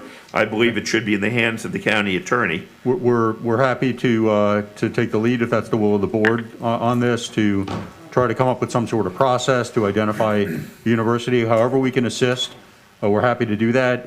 We think that it's something that should occur over the recess, which is why we talked to you about putting an item on for this So is agenda. it your suggestion, and I'll call on you, Commissioner Ryan, momentarily, is it your suggestion that we direct you at this meeting to come back at the next meeting with a with a proposal that we can vote on to authorize you to have the, a specific way of choosing that university? If it's the will of the board, we could come up with a process over recess and come back in January with a proposal for you, and then you could provide appropriate direction at that time. I understand. Commissioner Ryan, you're recognized, sir.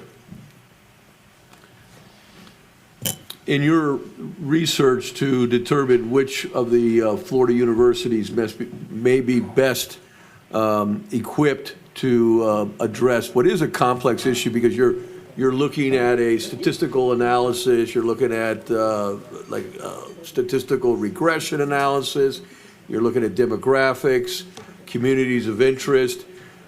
You will find in the briefing of the review of the citizens petition that changed the Florida Constitution, that added specific criteria in the redistricting process. I think you'll find in the briefing, you'll find studies by various universities, well, around the state of Florida, and perhaps nationwide, but according to our charter, it's a Florida university.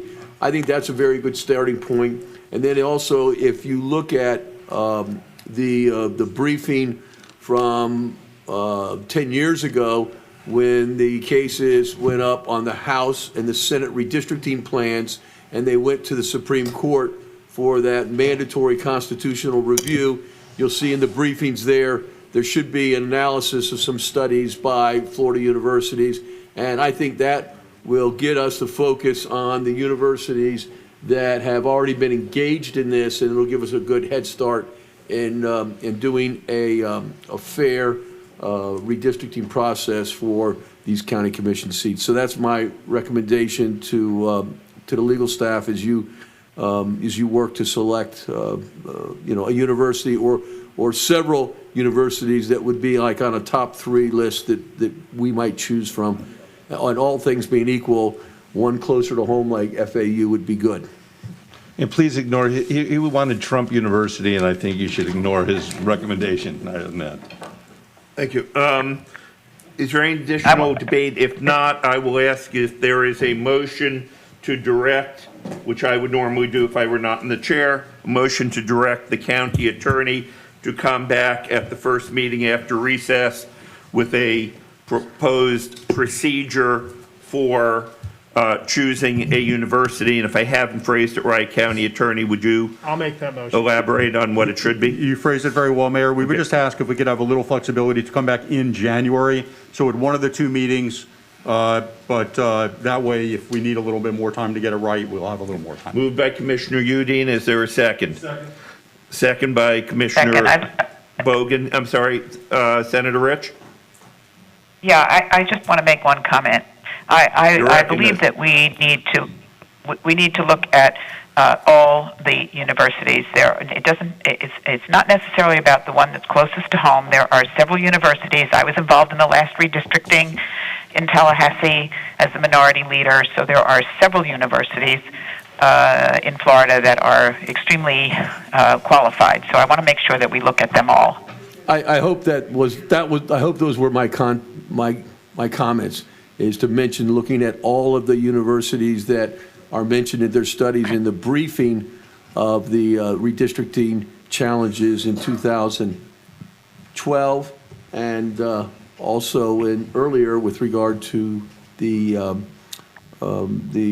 constitutional amendment that created the redistricting standards. Thank you, Commissioner Ryan. I just want to point out this motion is only directing the county attorney to come back with a proposal.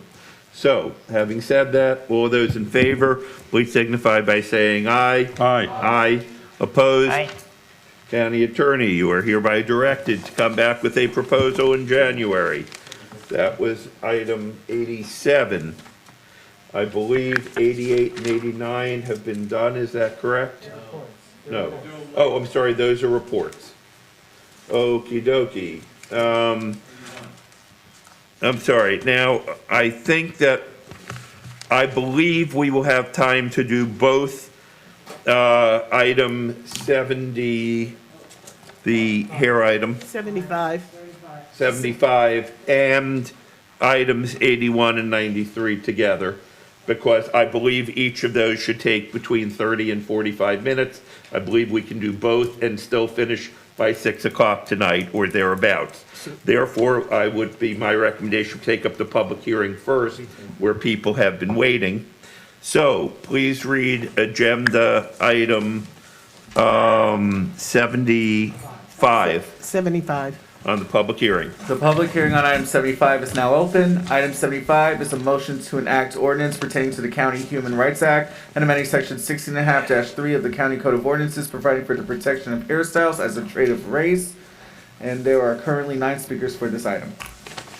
Mayor, Okay, I'm happy to, I want to move it when, at the time. We have public speakers. You can move it at the conclusion of that. But first, Commissioner Honus. Since it's my item, I'd like to start and close it, as we customary do. That's Thank why I you. quote on you, sir. Go ahead. We have staff, if you have that video from Joy Reid, as I asked earlier, would like to open with that item. I was unaware we were having a video. Is that okay? Something, yes, so this came up, we were notified this morning that someone submitted a video, different than our process, but our staff did a workaround, they were able to show it, so. Okay. All right. Whoever's back in the video thing, please show, yes. And this is my How opening long is the statement. video? It's my opening statement, How long is the video? about 3 minutes. Okay. Whoever's back, please show the video.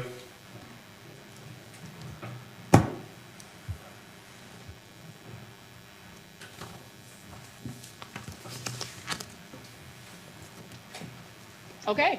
Hey, South Florida friends. This is Joyanne Reed. I host a show called The Readout on MSNBC. And I don't live in New York. I don't live in Florida now, but I lived in Florida for a really long time. For 14 years, I lived in Broward County in the 954. Did a lot of media there, radio and TV in South Florida. And so I still consider Florida to be my second home. So I heard that Broward County is considering enacting the Crown Act. And I think that would be a really great thing. And I can tell you why. As you can see, I do love a nice natural hairstyle. But also, I can tell you that, you know, coming out of college and moving back to New York, I can remember going out on assignments, you know, and going to temp agencies back when they had those things, and being told, because I had my hair in these beautiful braids, that they wouldn't even send me out on jobs because they felt that this was not an appropriate hairstyle. And that I needed to straighten out my hair in order to be sent out for work. And this was blatant discrimination. It was perfectly legal back then, back in the day, because we didn't have anything like the Crown Act to protect us and to protect the things about us that are endemic to who we are as Black people, as Black women.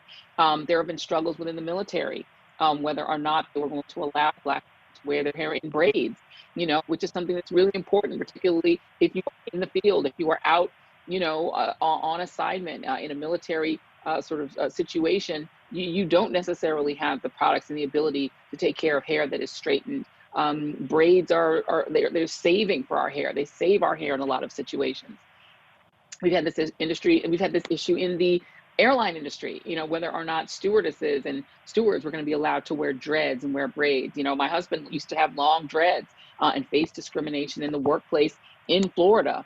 Because of his hair. So, you know, discrimination based on hair and based on these things that are endemic to us as Black people is something that is real, that we do face in the workplace, not just in media, but in media. There was a time when I couldn't have worn my hair like this or worn my hair in braids, both of which I have done in the age of the Crown Act in New York. So it's really important that states and that cities and that localities pass versions of the Crown Act so that there isn't that kind of discrimination, and so that you can have this wide variety of people, of talent, that can be a part of every workplace, and that people don't feel discriminated against, whether it's at work or whether it's in the places where they live, simply because of something that truly is endemic to who we are as Black people, as Black women.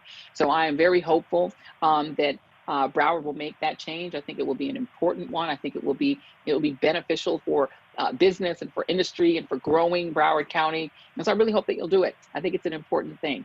So thought I'd weigh in as a former Floridian, and I hope that you guys make that move to pass the Crown Act. I think it would be a great thing. Thank you guys very much for listening, and take care. Bye-bye. Thank you, Ms. Reed. In absentia, Commissioner Holness, did you have any additional remarks? Oh, I will, but we can move on to the public. Thank you. They've been waiting a long time. Okay, AT&T operator, please call the first speaker on this item. Dr. Eileen Davis, your line is now unmuted.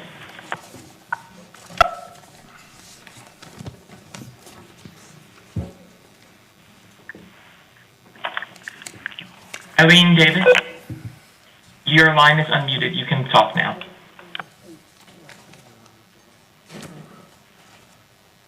Okay. Can you hear me? Yes, ma'am, we can hear you now.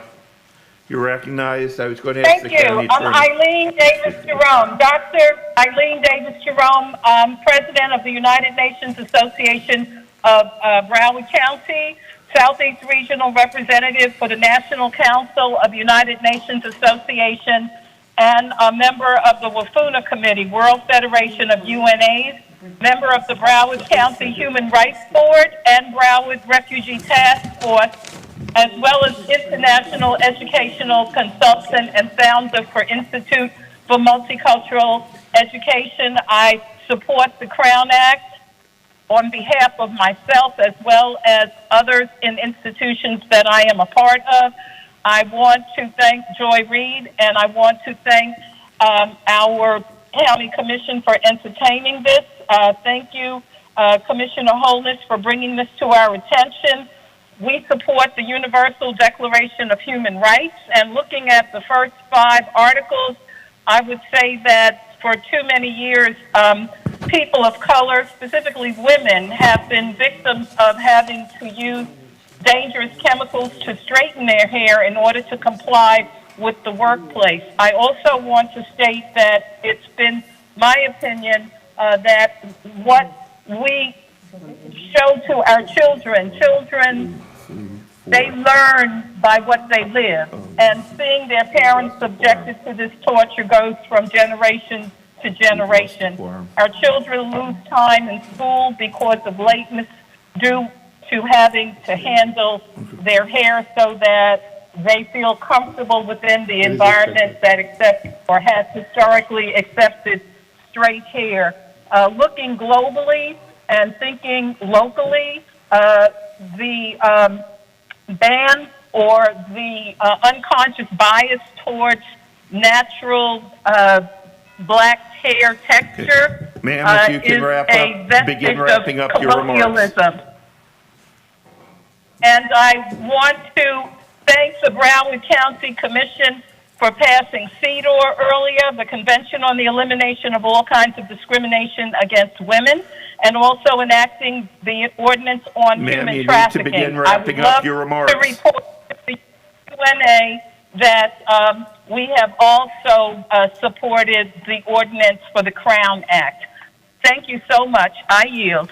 Thank you. The commission will stand in informal recess for a few moments until we regain a quorum. We are 1 member short. If I can ask one of the commissioners in the back to please return, we are 1 member short of an in-person quorum. We'll be in informal recess for a matter of 30 seconds or so. And also enacting the ordinance. We are 1 person short of quorum. We have a quorum again. AT&T operator, please call the next speaker. All right, By the Jasmine. way, and let me make an announcement to all of the speakers.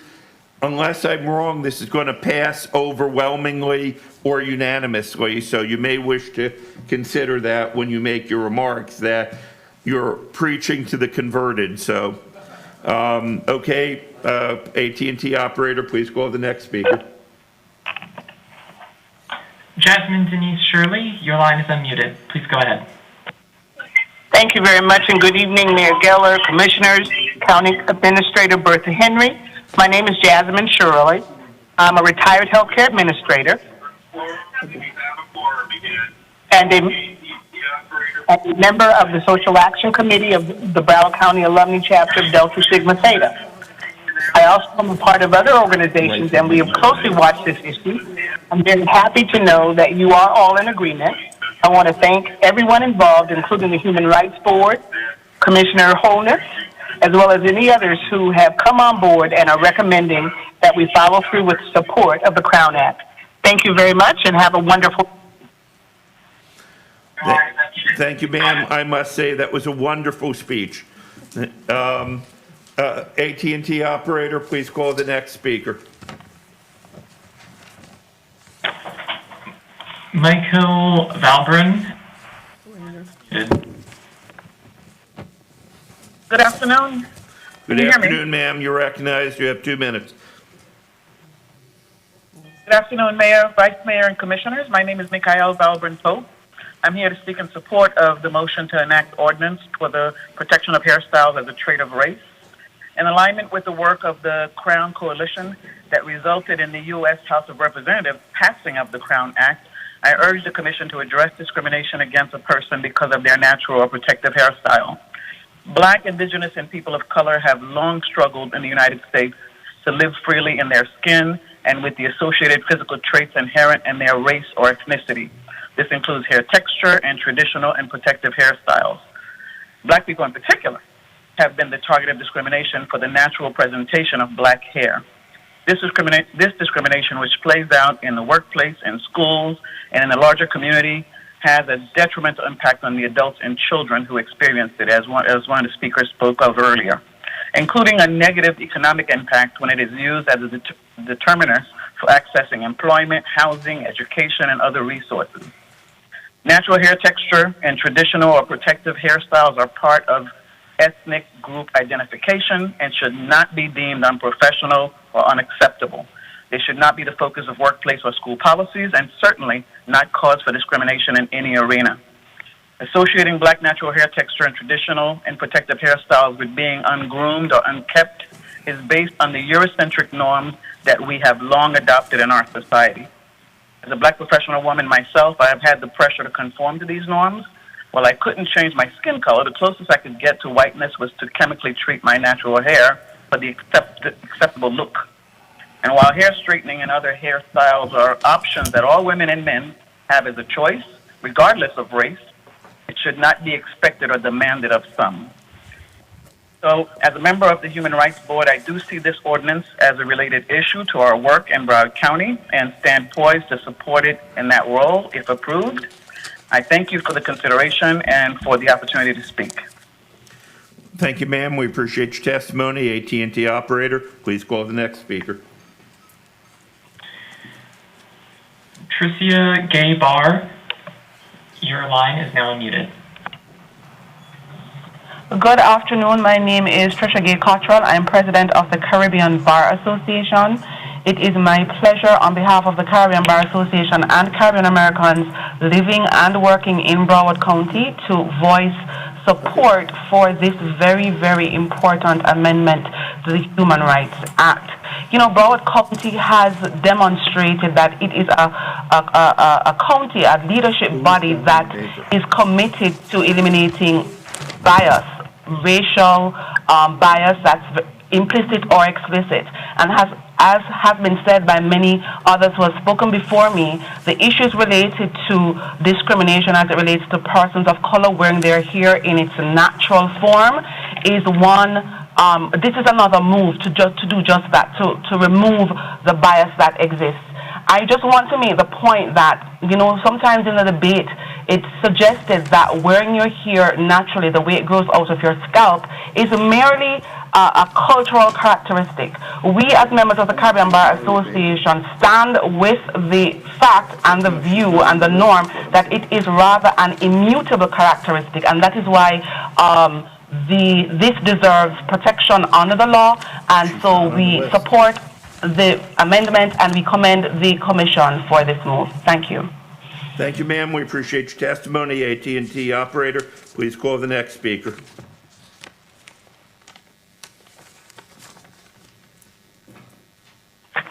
Michael Rayner, your line is now unmuted. Please go ahead. Good afternoon, Mayor and Commissioners. Michael Rayner, Chair of the Broward County Human Rights Board. I want to thank you for taking this item up and thank Commissioner Holness for sponsoring the item and bringing it before the board. Today, if the Commission does vote to approve this item, it will join states like California, Michigan, New Jersey, New York, and local jurisdictions of Cincinnati, New York City, Montgomery, Maryland, and South Fulton, Georgia. It will be the first the first jurisdiction within the state of Florida and the second jurisdiction south of Virginia to affirm natural hair. You've heard many people spoke to this. In addition to that, there are health hazards to imposing that these to deny individuals from wearing natural hair. The proof of discrimination is on the person making the claim. And I just want to also, this does not interfere or supersede OSHA regulations. Employers who provide a work culture climate that encourages employees to be their authentic self are more productive and better for the company bottom dollar.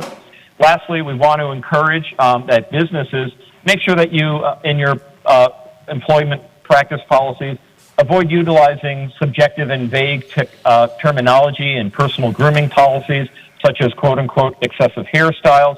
Make sure you clarify your language to your existing personnel grooming policies and begin to look at those things and make sure that we begin to end the disparate treatment of people of color.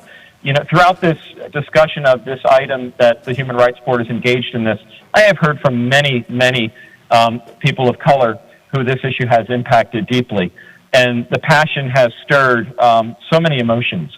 And I just want to thank the Commission for considering this item.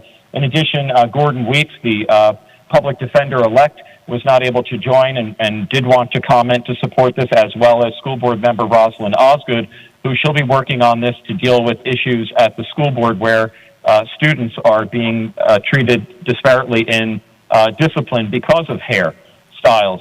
I know that the T.J. Reddick Bar Association had a representative that could not stay on hold, along with another representative, Delta Sigma Theta, and also somebody from the Urban League of Broward County.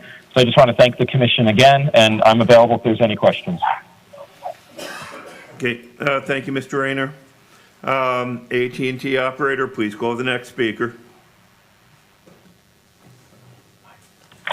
Brenda Morrison, your line is now unmuted. Please go ahead. Hi, good evening, County Commissioners. Thank you for the opportunity to speak on this item. My name is Brenda Morrison. I serve as the chapter president for the Urban League of Broward County's Young Professionals Network. And over the last year, the National Urban League Young Professionals have had the opportunity to do extensive work around addressing the Crown Act and hair discrimination bias in the workplace, as well as create lesson plans for high school and middle school teachers to actually talk to their students about hair discrimination. I just wanted to thank Commissioner Dale Honus, as well as the other commissioners as well, for at least taking upon this effort to kind of pass this legislation for the county. I do believe this is a great start for us, and I just want to say thank you all again for putting in the effort to put this forth on the agenda. Thank you so much. Thank you for your comments. AT&T operator, please open the line of the next speaker.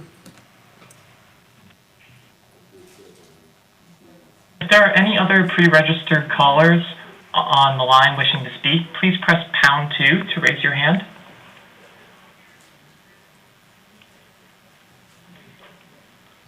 All right, Nancy Medier, your line is now unmuted.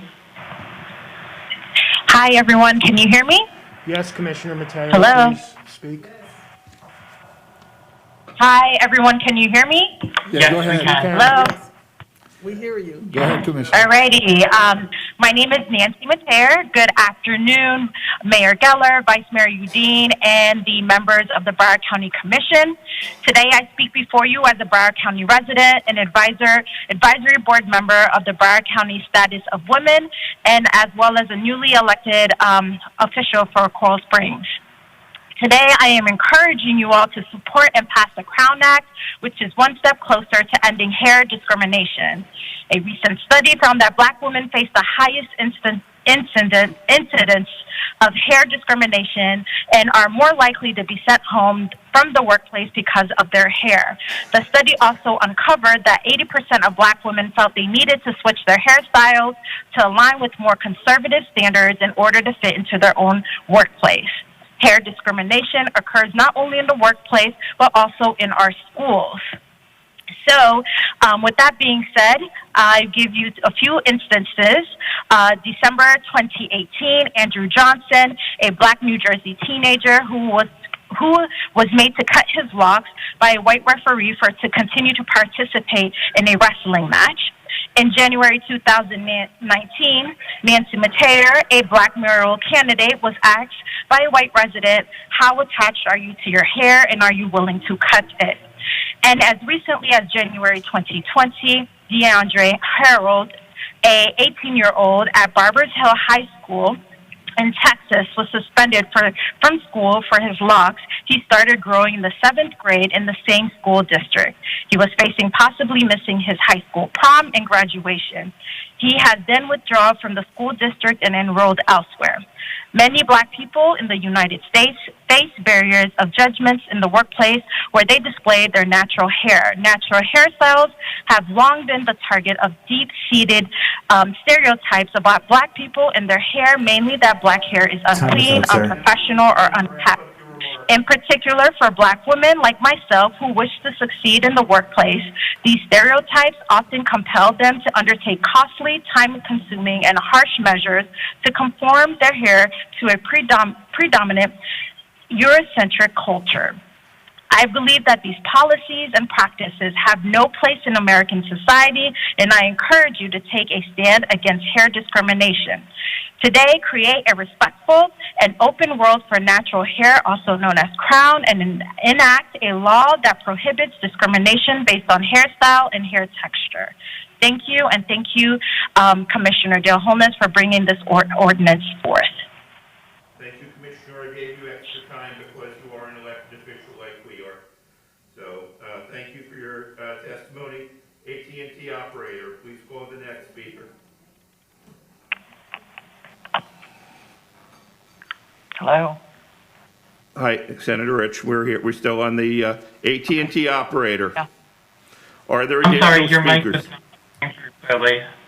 I'm sorry, Yes, AT&T there are- operator? Are there additional speakers? There are no other registered callers on the line to speak on this item. Okay, please call Nancy Mateer that was we just heard from her, okay. Yes. All right, so that should complete, one more time, is there anyone else? In that case, the public hearing on agenda item 75 is now closed. Senator Rich, were you trying to attract my attention?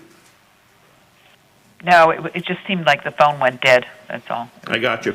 All right, Yeah, is there a okay, motion? thank you. I move the item. Commissioner Holness moves his item. Is there a second? Second. I'm sorry, who seconded? Okay, Dr. Sharif. Is there any debate? Is there any debate? If not, it is now in order to vote on agenda item number 75. All those in favor of agenda item 75, please signify by saying aye. Aye. Opposed? Aye. Show it adopted unanimously. We now move to agenda item, please note that agenda item 81 and agenda item 83 will be heard concurrently. And I know, before you leave, Commissioner Udine, let me just get to my script on that. Okay, hold on just 1 second. I have to revert to 81 and 93. Okay. Mayor, can I be put in queue on those when you're ready? You can, as soon as I find my book. Okay.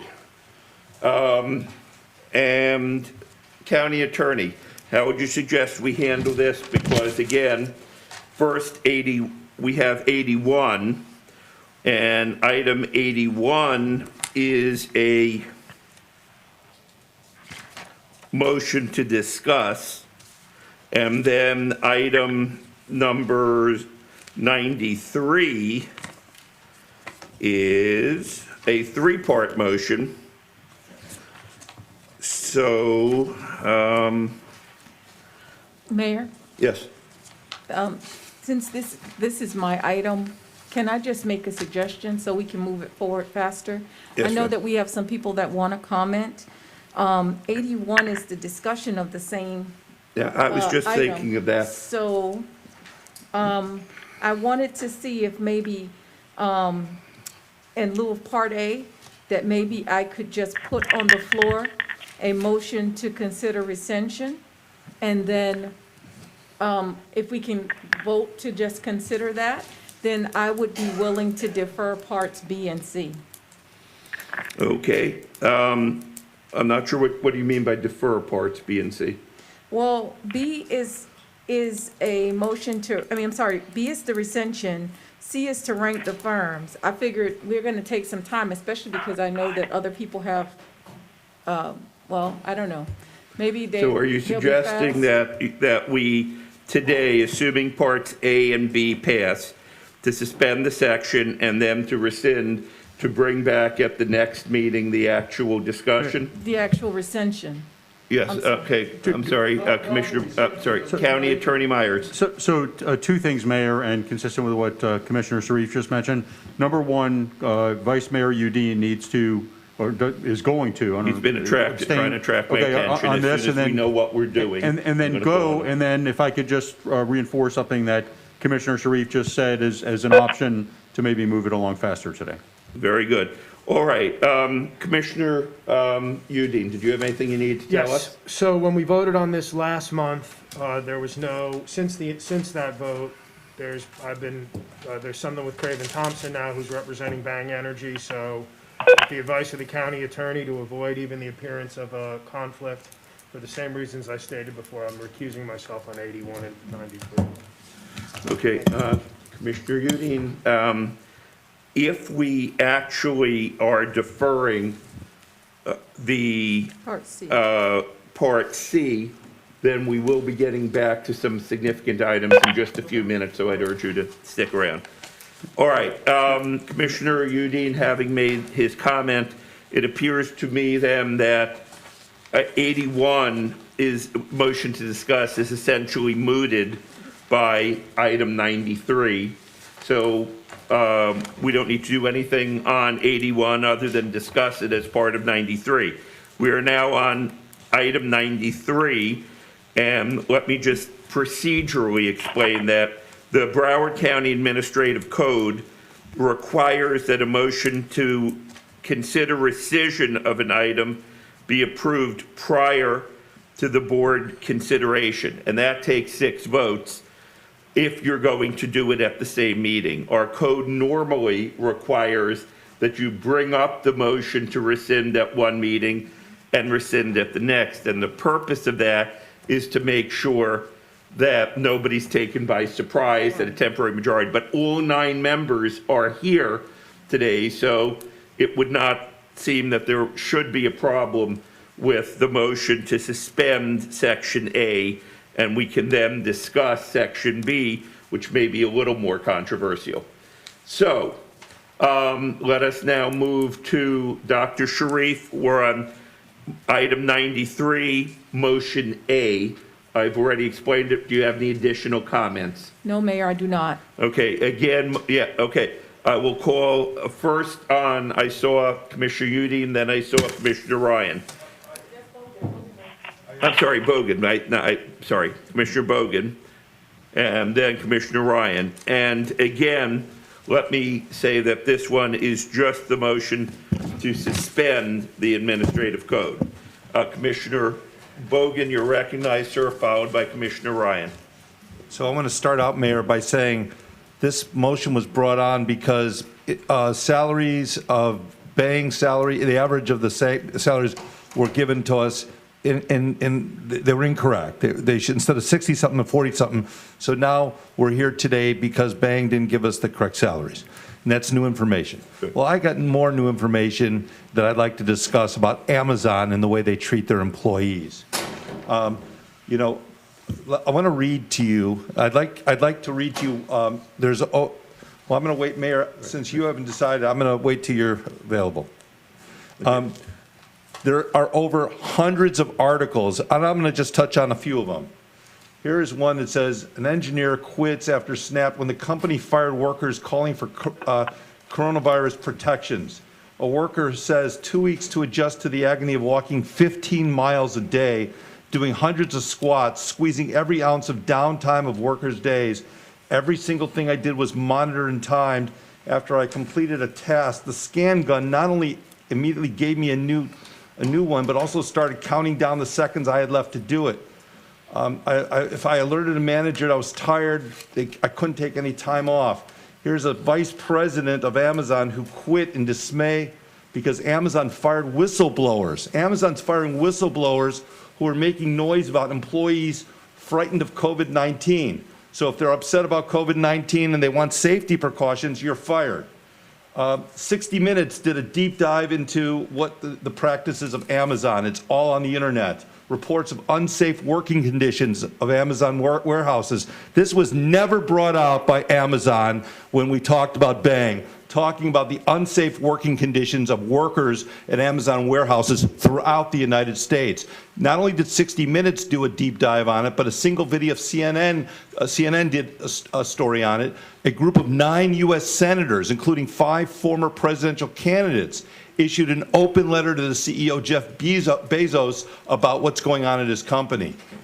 Here's another. California probes Amazon worker treatment during pandemic. On and on. I want to also point out there was a Newsweek article, and this is disgusting. Listen to this. An undercover investigation revealed warehouse employees resorted to urinating in bottles and trash cans around the warehouse so they won't miss their strict time targets. After that investigation was published, more people came forward with similar stories. Some also told of experiences with lack of time for bathroom breaks. This is a company you want to keep in Broward County. This is a company we want to attract here in Broward County, even though they already have 7 warehouses. Here's a New York Times investigation that was not brought out, talking about an expose on their corporate culture and talking about what they do with their employees. State investigators in both California and Washington are examining Amazon's business practices. Go on, Amazon facing scrutiny in Massachusetts after employees filed complaints about working conditions. On and on. There's hundreds. Go look at the internet. Google Amazon complaints, and nothing of this was brought out on the horrible way they treat workers. And we're going to want to attract them to come and hire workers here. I want to point out that Bang's salary, the correct salary, is still higher than Amazon's salary. Bang's headquartered here.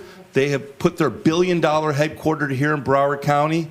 And I hope that we all will support Bang and give them the chance, because Amazon has shown you the disgust that they have for their own workers and how they don't care about their own employees. Thank you. Thank you, Commissioner Bogan. We need to clarify something. I intend to vote for the motion to waive the rules, and then I intend to vote against rescission because I supported Bang. But in terms of debate, we need to determine at what point we're going to debate, whether you want to have debate on the merits of the motion to waive the code to permit us to do this, or whether we want to have the debate on the motion to rescind itself after this passes. We have speakers, and I need to know whether or not the speakers, I have not thought that we would need to call them on the motion, But if on motion A, but if we are going to have that debate on motion A, then I probably need to call the speakers from the public. Very simply, Mayor, I'm against any of these motions, but I just wanted to bring out that there's been so much information that was not brought to every commissioner here on how Amazon throughout the country and world has treated their employees. That's all. Okay, again, Commissioner Bogan, I intend to vote against. Okay, I'm against. In favor of bang and against. I'm against. But, okay.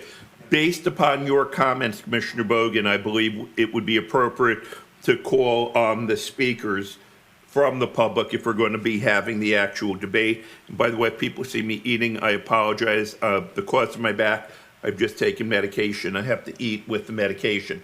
So Commissioner Ryan, is it okay if we take the public speakers first, and then I promise I'll call you immediately thereafter? That'll be fine. Okay. AT&T operator, this includes both items 81 and 93. So if you can open the, don't call people twice. So call them for, we are doing 81 and 93 together. And I see, for example, Bernie Friedman is listed for both 81 and 93. He'll speak once. And anybody who's listed on both 81 and 93 will speak only once because we're hearing them together. So AT&T operator, please open the, please start calling people on agenda item 81, followed by agenda item 93. Okay. Bernie Friedman, your line is unmuted. Please go ahead. Thank you. Thank you very much. Thank you, Mayor and Commissioners.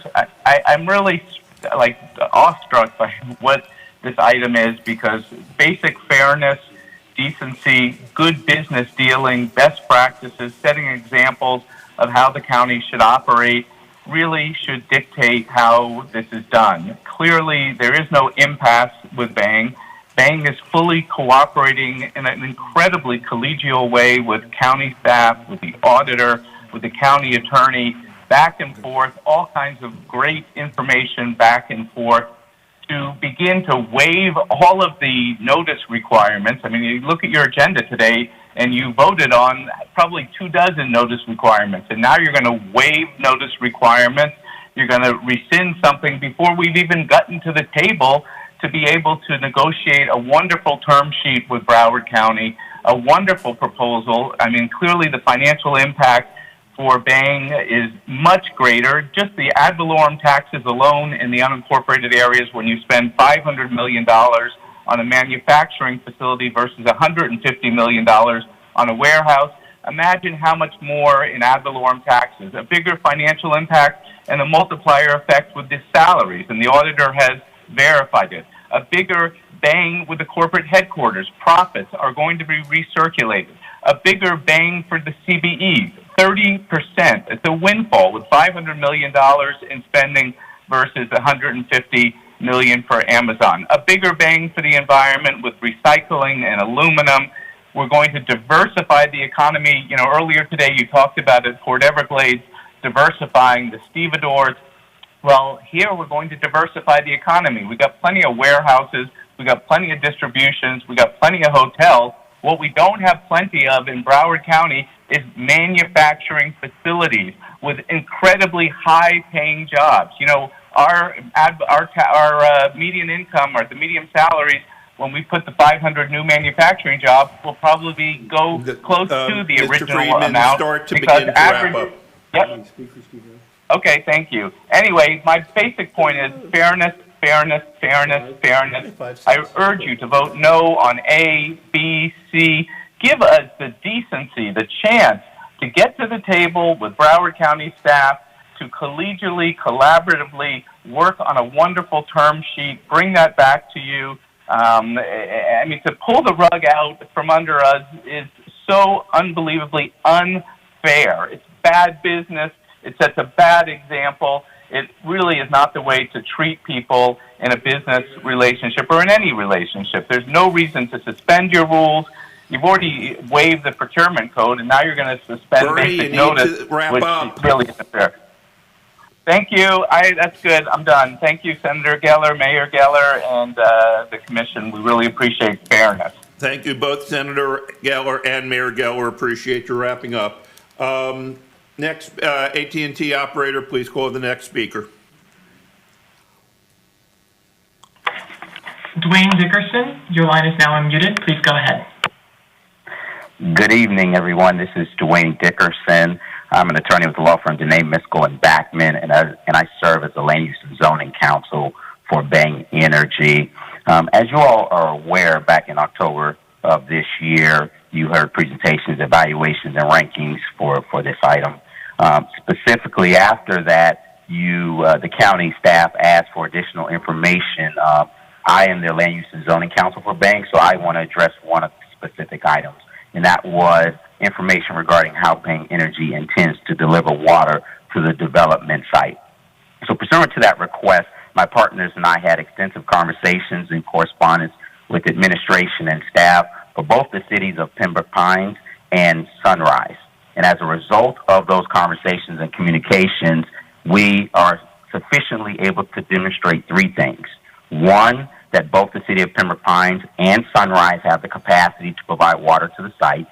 Two, both municipalities expressed a willingness to provide capacity and water to the site. And three, we have an action plan of how we can physically provide the water to the site.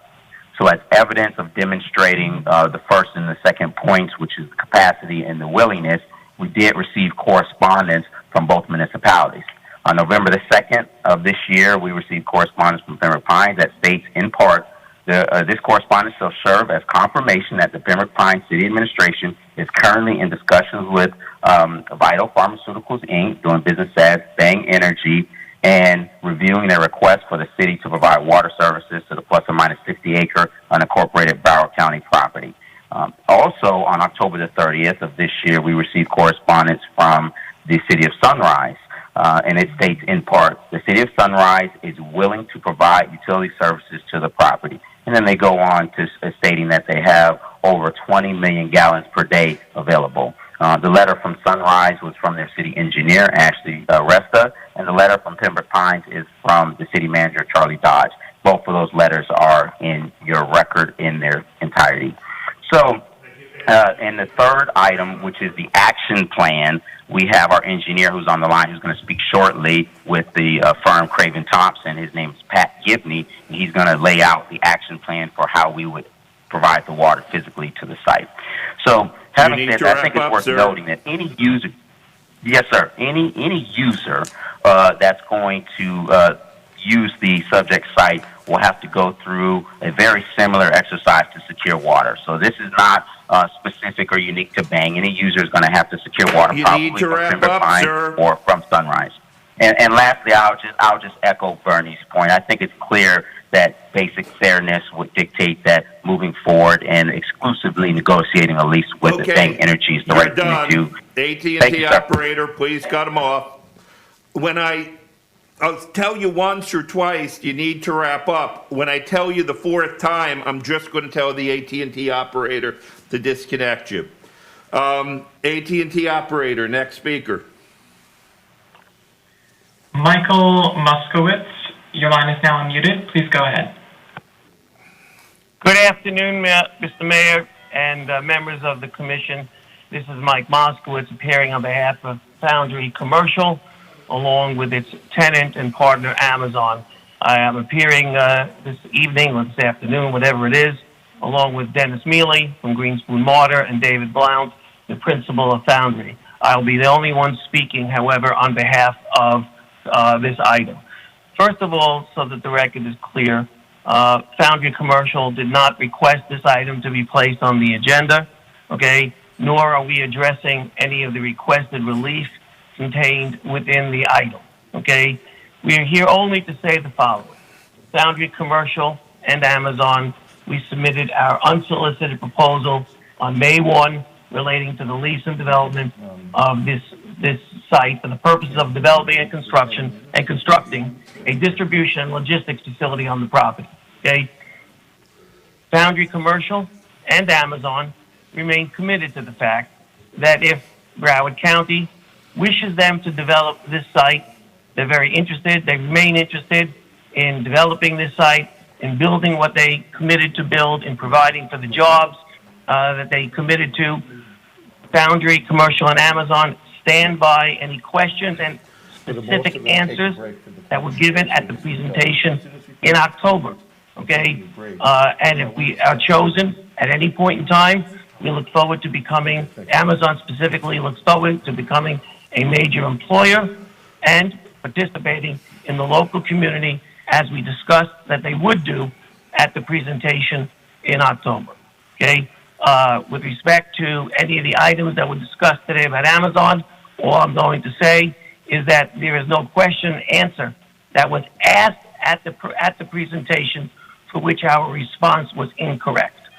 Foundry would be honored to develop and construct this project. Amazon would be honored to be a vibrant part of the Broward County community, and we thank the Commission for the opportunity to provide these remarks this afternoon, along with the opportunity to participate in this process. Thank you very much. Okay, thank you, Mr. Moskowitz. On behalf of the entire commission, I'm sure we all wish you a speedy and healthy recovery. Dr. Sharif, did you wish to speak? Did you have your hand up? I was going to wait till the public is done. Okay. By the way, as soon as we have finished the public, we'll take a short 5 or 10 minute break because the captioner needs a break. So we have, I think, 3 or 4 more speakers, after which we will break in approximately 10 minutes. It will be a short break. AT&T operator, please call the next speaker. Matthew Davidson, now unmuted. Please go ahead. Hi, this is Matthew Davidson. I'm the Senior Corporate Counsel at Bang Energy, and the person who both mistakenly confirmed the wrong salary number and then happily corrected that, as has since been agreed with the county auditor's office. It is our opinion that there is nothing that militates against the decision that the county has already made based on our presentation to proceed to negotiate, at least in the initial period, with us to develop a term sheet for the lease of this property, a process that has really hardly even begun. The 2 items of new information that are mentioned in the agenda are the salary number, which has since been corrected and was an honest mistake and frankly is still a very good number, and the water, which our anticipated water usage was disclosed in our presentation, so that number is not new, and at the request of the county, we have shared with the county the proactive steps we have taken to identify and confirm that that capacity is available. So simply on the basis of proceeding along the lines that everyone previously had already agreed, we think that it's only fair to at least begin negotiations on this deal before determining that it should be rescinded. I'll also just briefly mention that from a procedural standpoint, there doesn't seem to be any emergency that would require waiver of the normal period between a motion to consider rescission and then the motion to rescind. And so we're also obviously against that part of the motion. But thank you for your time, and we appreciate your consideration. We look forward to continuing to develop this partnership with the county. Thank you, sir. AT&T operator, please call the next speaker. All right. Nicholas Matthews, your line is now unmuted. Please go ahead. Good afternoon. This is Nick Matthews with the Becker Firm on behalf of Bang Energy. I will try to be brief. One thing that we wanted to stress is that your process was working. The commission spent hours hearing presentations. You went with an award of a #1 vendor. We began communicating and doing the due diligence with your staff.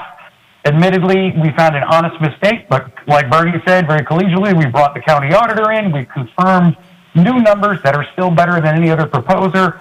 There's just not anything before you now that rises to the level to force a vote from the commission. I'm concerned the precedent that you would be setting here with every if every little ebb and flow of fact finding and due diligence between staff and a vendor of the county has to come back to the commission for approval or rejection or rescinding of waivers, nothing will ever get done. If you know, God forbid, there's more examples of the things that Commissioner Bogan said, like sanctions for violating arrangements in Iran that Amazon has done, OSHA fines that Amazon has had to pay, you know, reports on their environmental record. If the shoe was on their foot and they were in this position, would every single one of those would come back to you for an approval? I just think that would create a process that would be brutal, and nothing would ever get developed on this beautiful site. So again, we don't think the commission should be forced to vote on this item. Nothing rises to that level. If anything, you're being asked to unwind a really significant project with very little information. We haven't had the chance to meet with staff and talk about the $500 million investment, Bang University, 950,000 square feet of high-end manufacturing space, the benefits of an international headquarters being local, or the details of a term sheet. I mean, if anything, you would be taking a major step backwards with no information or very little information on how great those things can be. Please, we don't believe that you need to rescind these items. I don't know how you can dispose of them, but the fair way and to prevent further delay and projects that drag on forever would be to stay the course with Bang and let us enter into good faith negotiations with your staff. Thank you. Thank you, sir. AT&T operator, are there any additional speakers? Yes, we have Patrick Gibney. Your line is now unmuted. Please. Thank you. Good afternoon, Commissioners. This is Pat Gibney. I'm the Vice President Engineering with Craven Thompson. And I'm just here to speak on the fact of where the water systems are out in that site. The city of Pembroke Pines has a 16-inch water main that runs in Sheridan Street directly in front of this property. So it's very easily accessible. And if we were to utilize the city of Sunrise as the source, it could also be run out Sterling Road, out west through Southwest Ranches, and then enter the property from the north side through the county-owned property as well.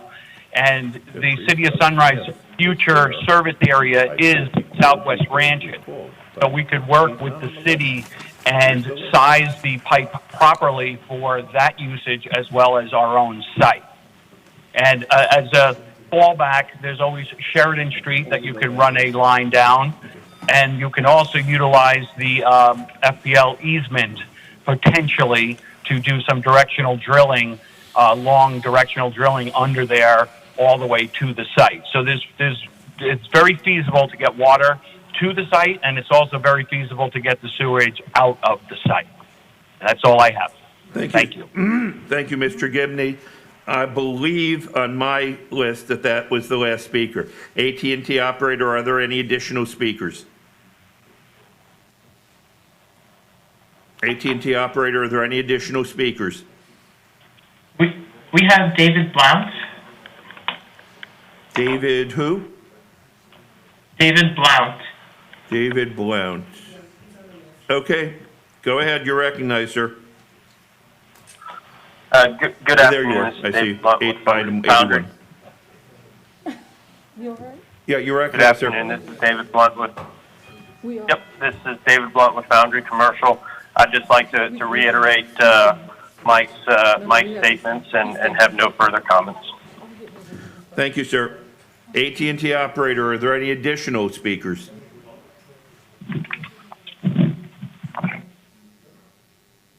AT&T operator, are there any additional speakers? We have no more speakers on the line. There are no more speakers. Okay, in that case, at the request of the captioner, we will take it's 5:27. Please be back here at 5:35. I was going to make a motion to withdraw the item. Okay, well, we can still do that, but you still want item B heard, right? No, I was going to withdraw the whole thing. Second. Even if she's going to withdraw it? Okay, the captioner Okay, has so the asked us captioner to get a take a break, and we will have other items, so, again, we will be back in 7 or 8 minutes. My report, other report, the good and well, right.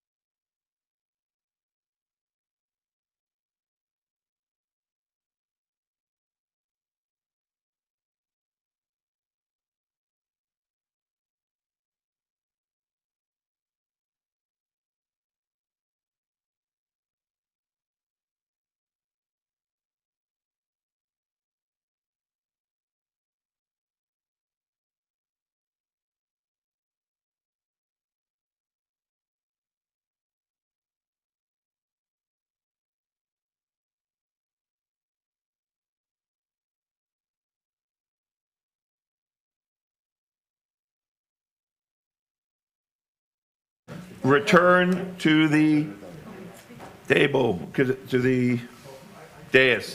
Commissioners, please return to the dais. Commissioners, please return to the dais.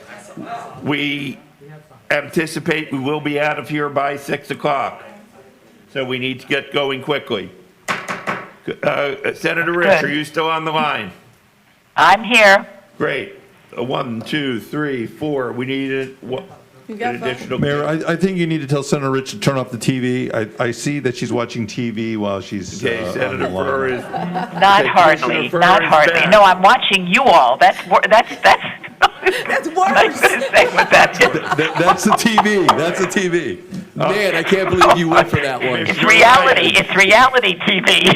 Yes, Commissioner Ryan, you're recognized briefly, followed by, he's asked, I've agreed to recognize him briefly, and then we will get to you. So, Commissioner Rich, you're watching reality TV. What's the president Commissioner Ryan, doing? you're on the clock.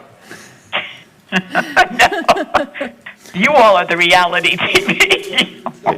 Commissioner Ryan, go. The sponsor is going to withdraw this.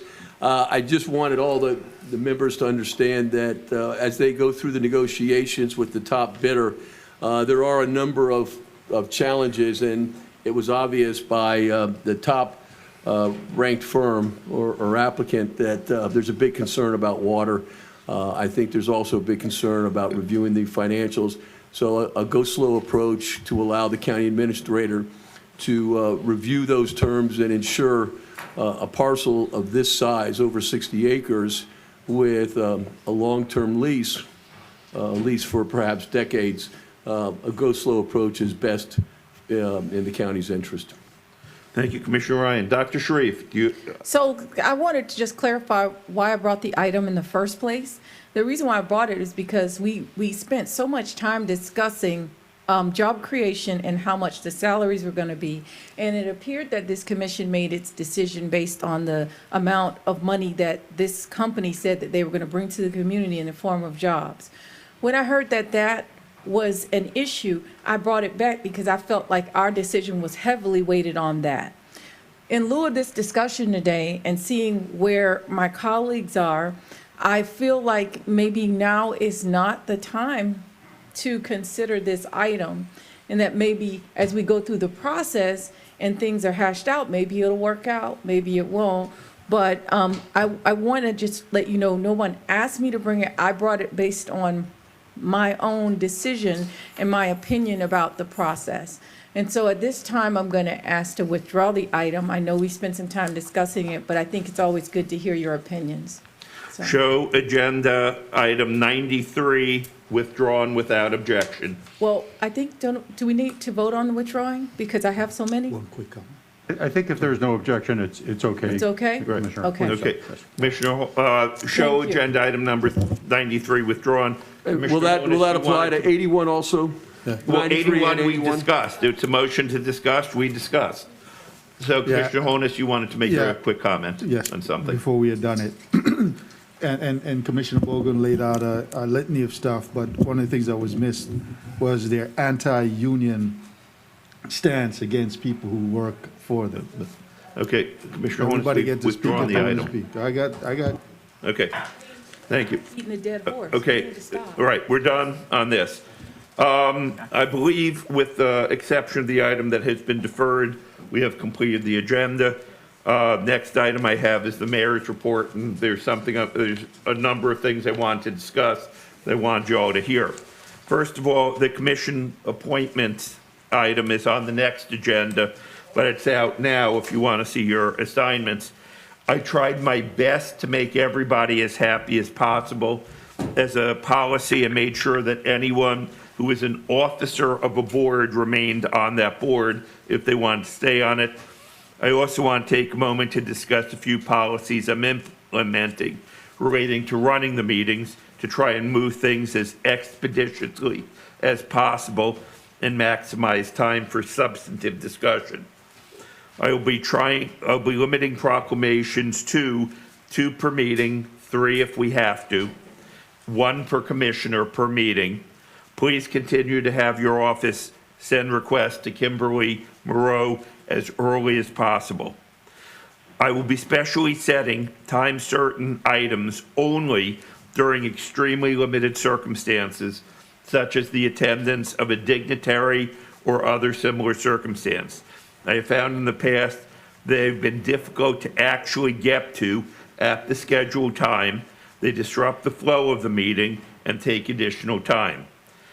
If I think so I'm going to be setting specially set, very limited circumstance.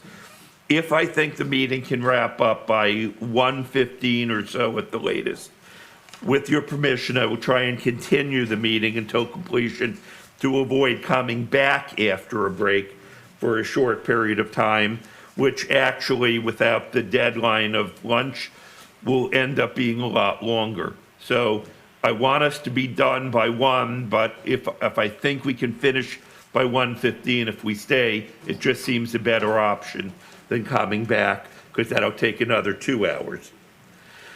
In the event that I expect a really long meeting, like today, I may give your office notice the day before a meeting to order lunch in so that we can take a 45-minute break in order to avoid being here later than necessary. As an example, today we took an hour and 20-minute break.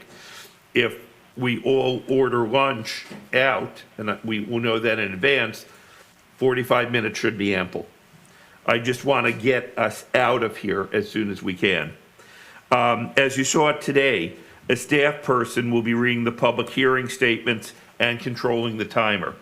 I may actually even expand that role further on reading more of the things. I don't insist on camera time by reading things that candidly should be read by a reading clerk. And hopefully we can get mapped to become the Federal Express guy or Lamar Fisher, a auctioneer, and get those items read really, really quickly.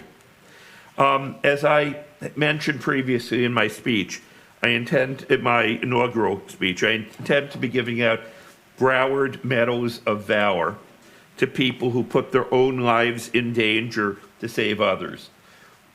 Examples of this are the person who runs to the burning car to pull people out, the person that runs into dives into the lake to try and pull somebody out of a car, a police officer that runs into the line of fire to drag his partner or a civilian to safety, a firefighter that runs into the burning building to save families.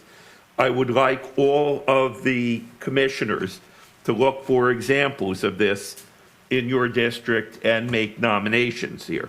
Again, every nurse is in fact risking his or her life. Every police officer never knows if they're going to come home that night, but I'm talking about extraordinary acts of courage of the type I've described. Candidly, I think we need a little good news, and giving a proclamation and a medal to people that have risked their life to save others, to me seems a worthwhile endeavor, and I am asking each commissioner to keep an eye out in your district if you see anything like that. And that completes my report. Oh, one other, I'll give you a quick personal update. As you know, as you've seen, I'm still using the staff. I've even added something to the top of it to return it to its original status, the staff topper, which is what I got when I bought the staff as a prop for a wizard's costume 20 years ago, but it works very well. I'm continuing to improve, but I'm still ill. That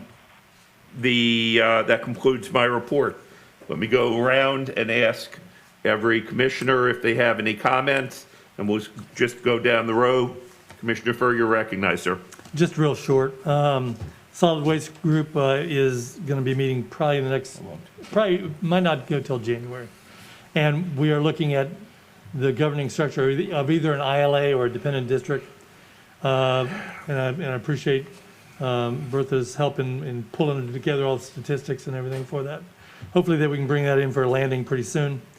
I believe everybody has received a letter from Hollywood wanting to be put on the PT25. Please take a good look at that.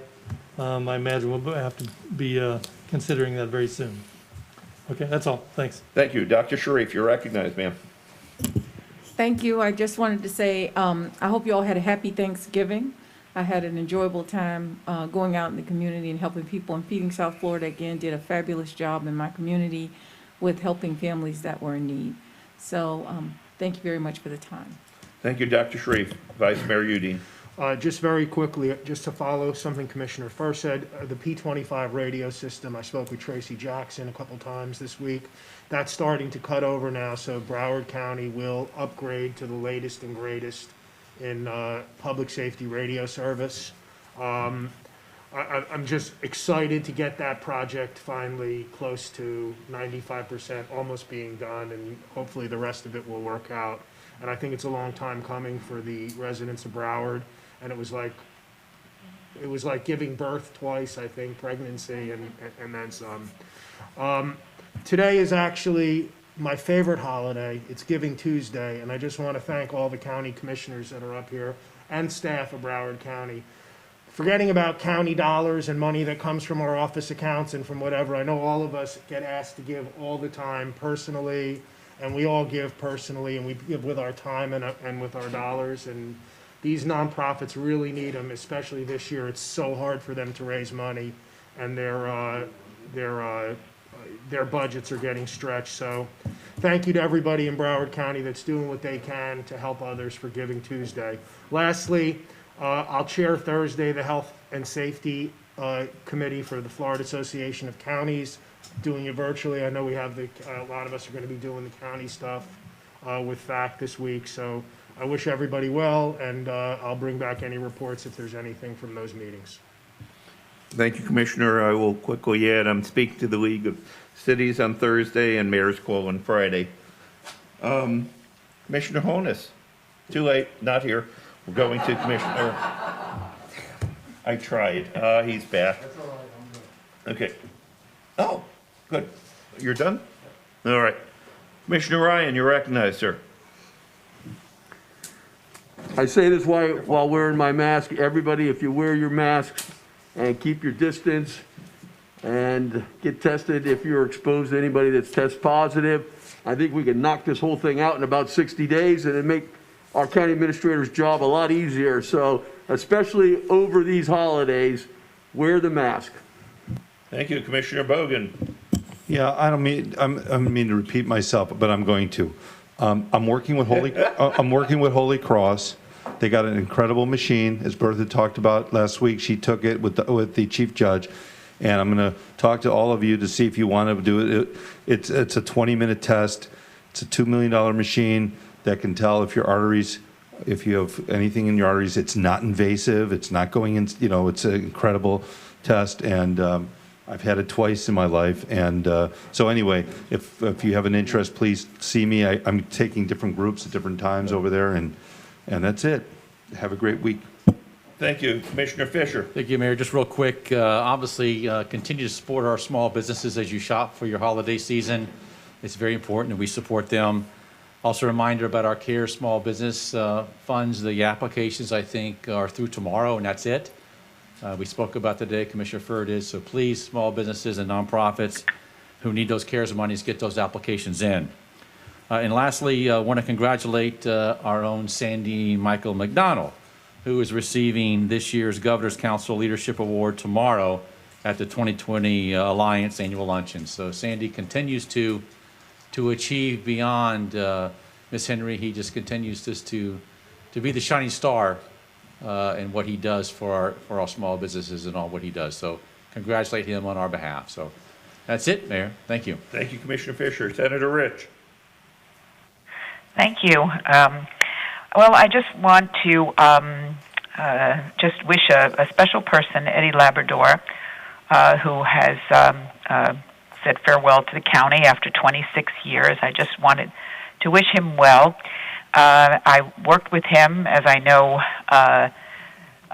both Senator Geller and then Representative Ryan did in Tallahassee. I worked with him for over 12 years.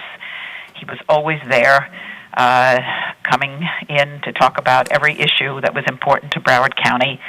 And he really was just a very special person, is a very special person.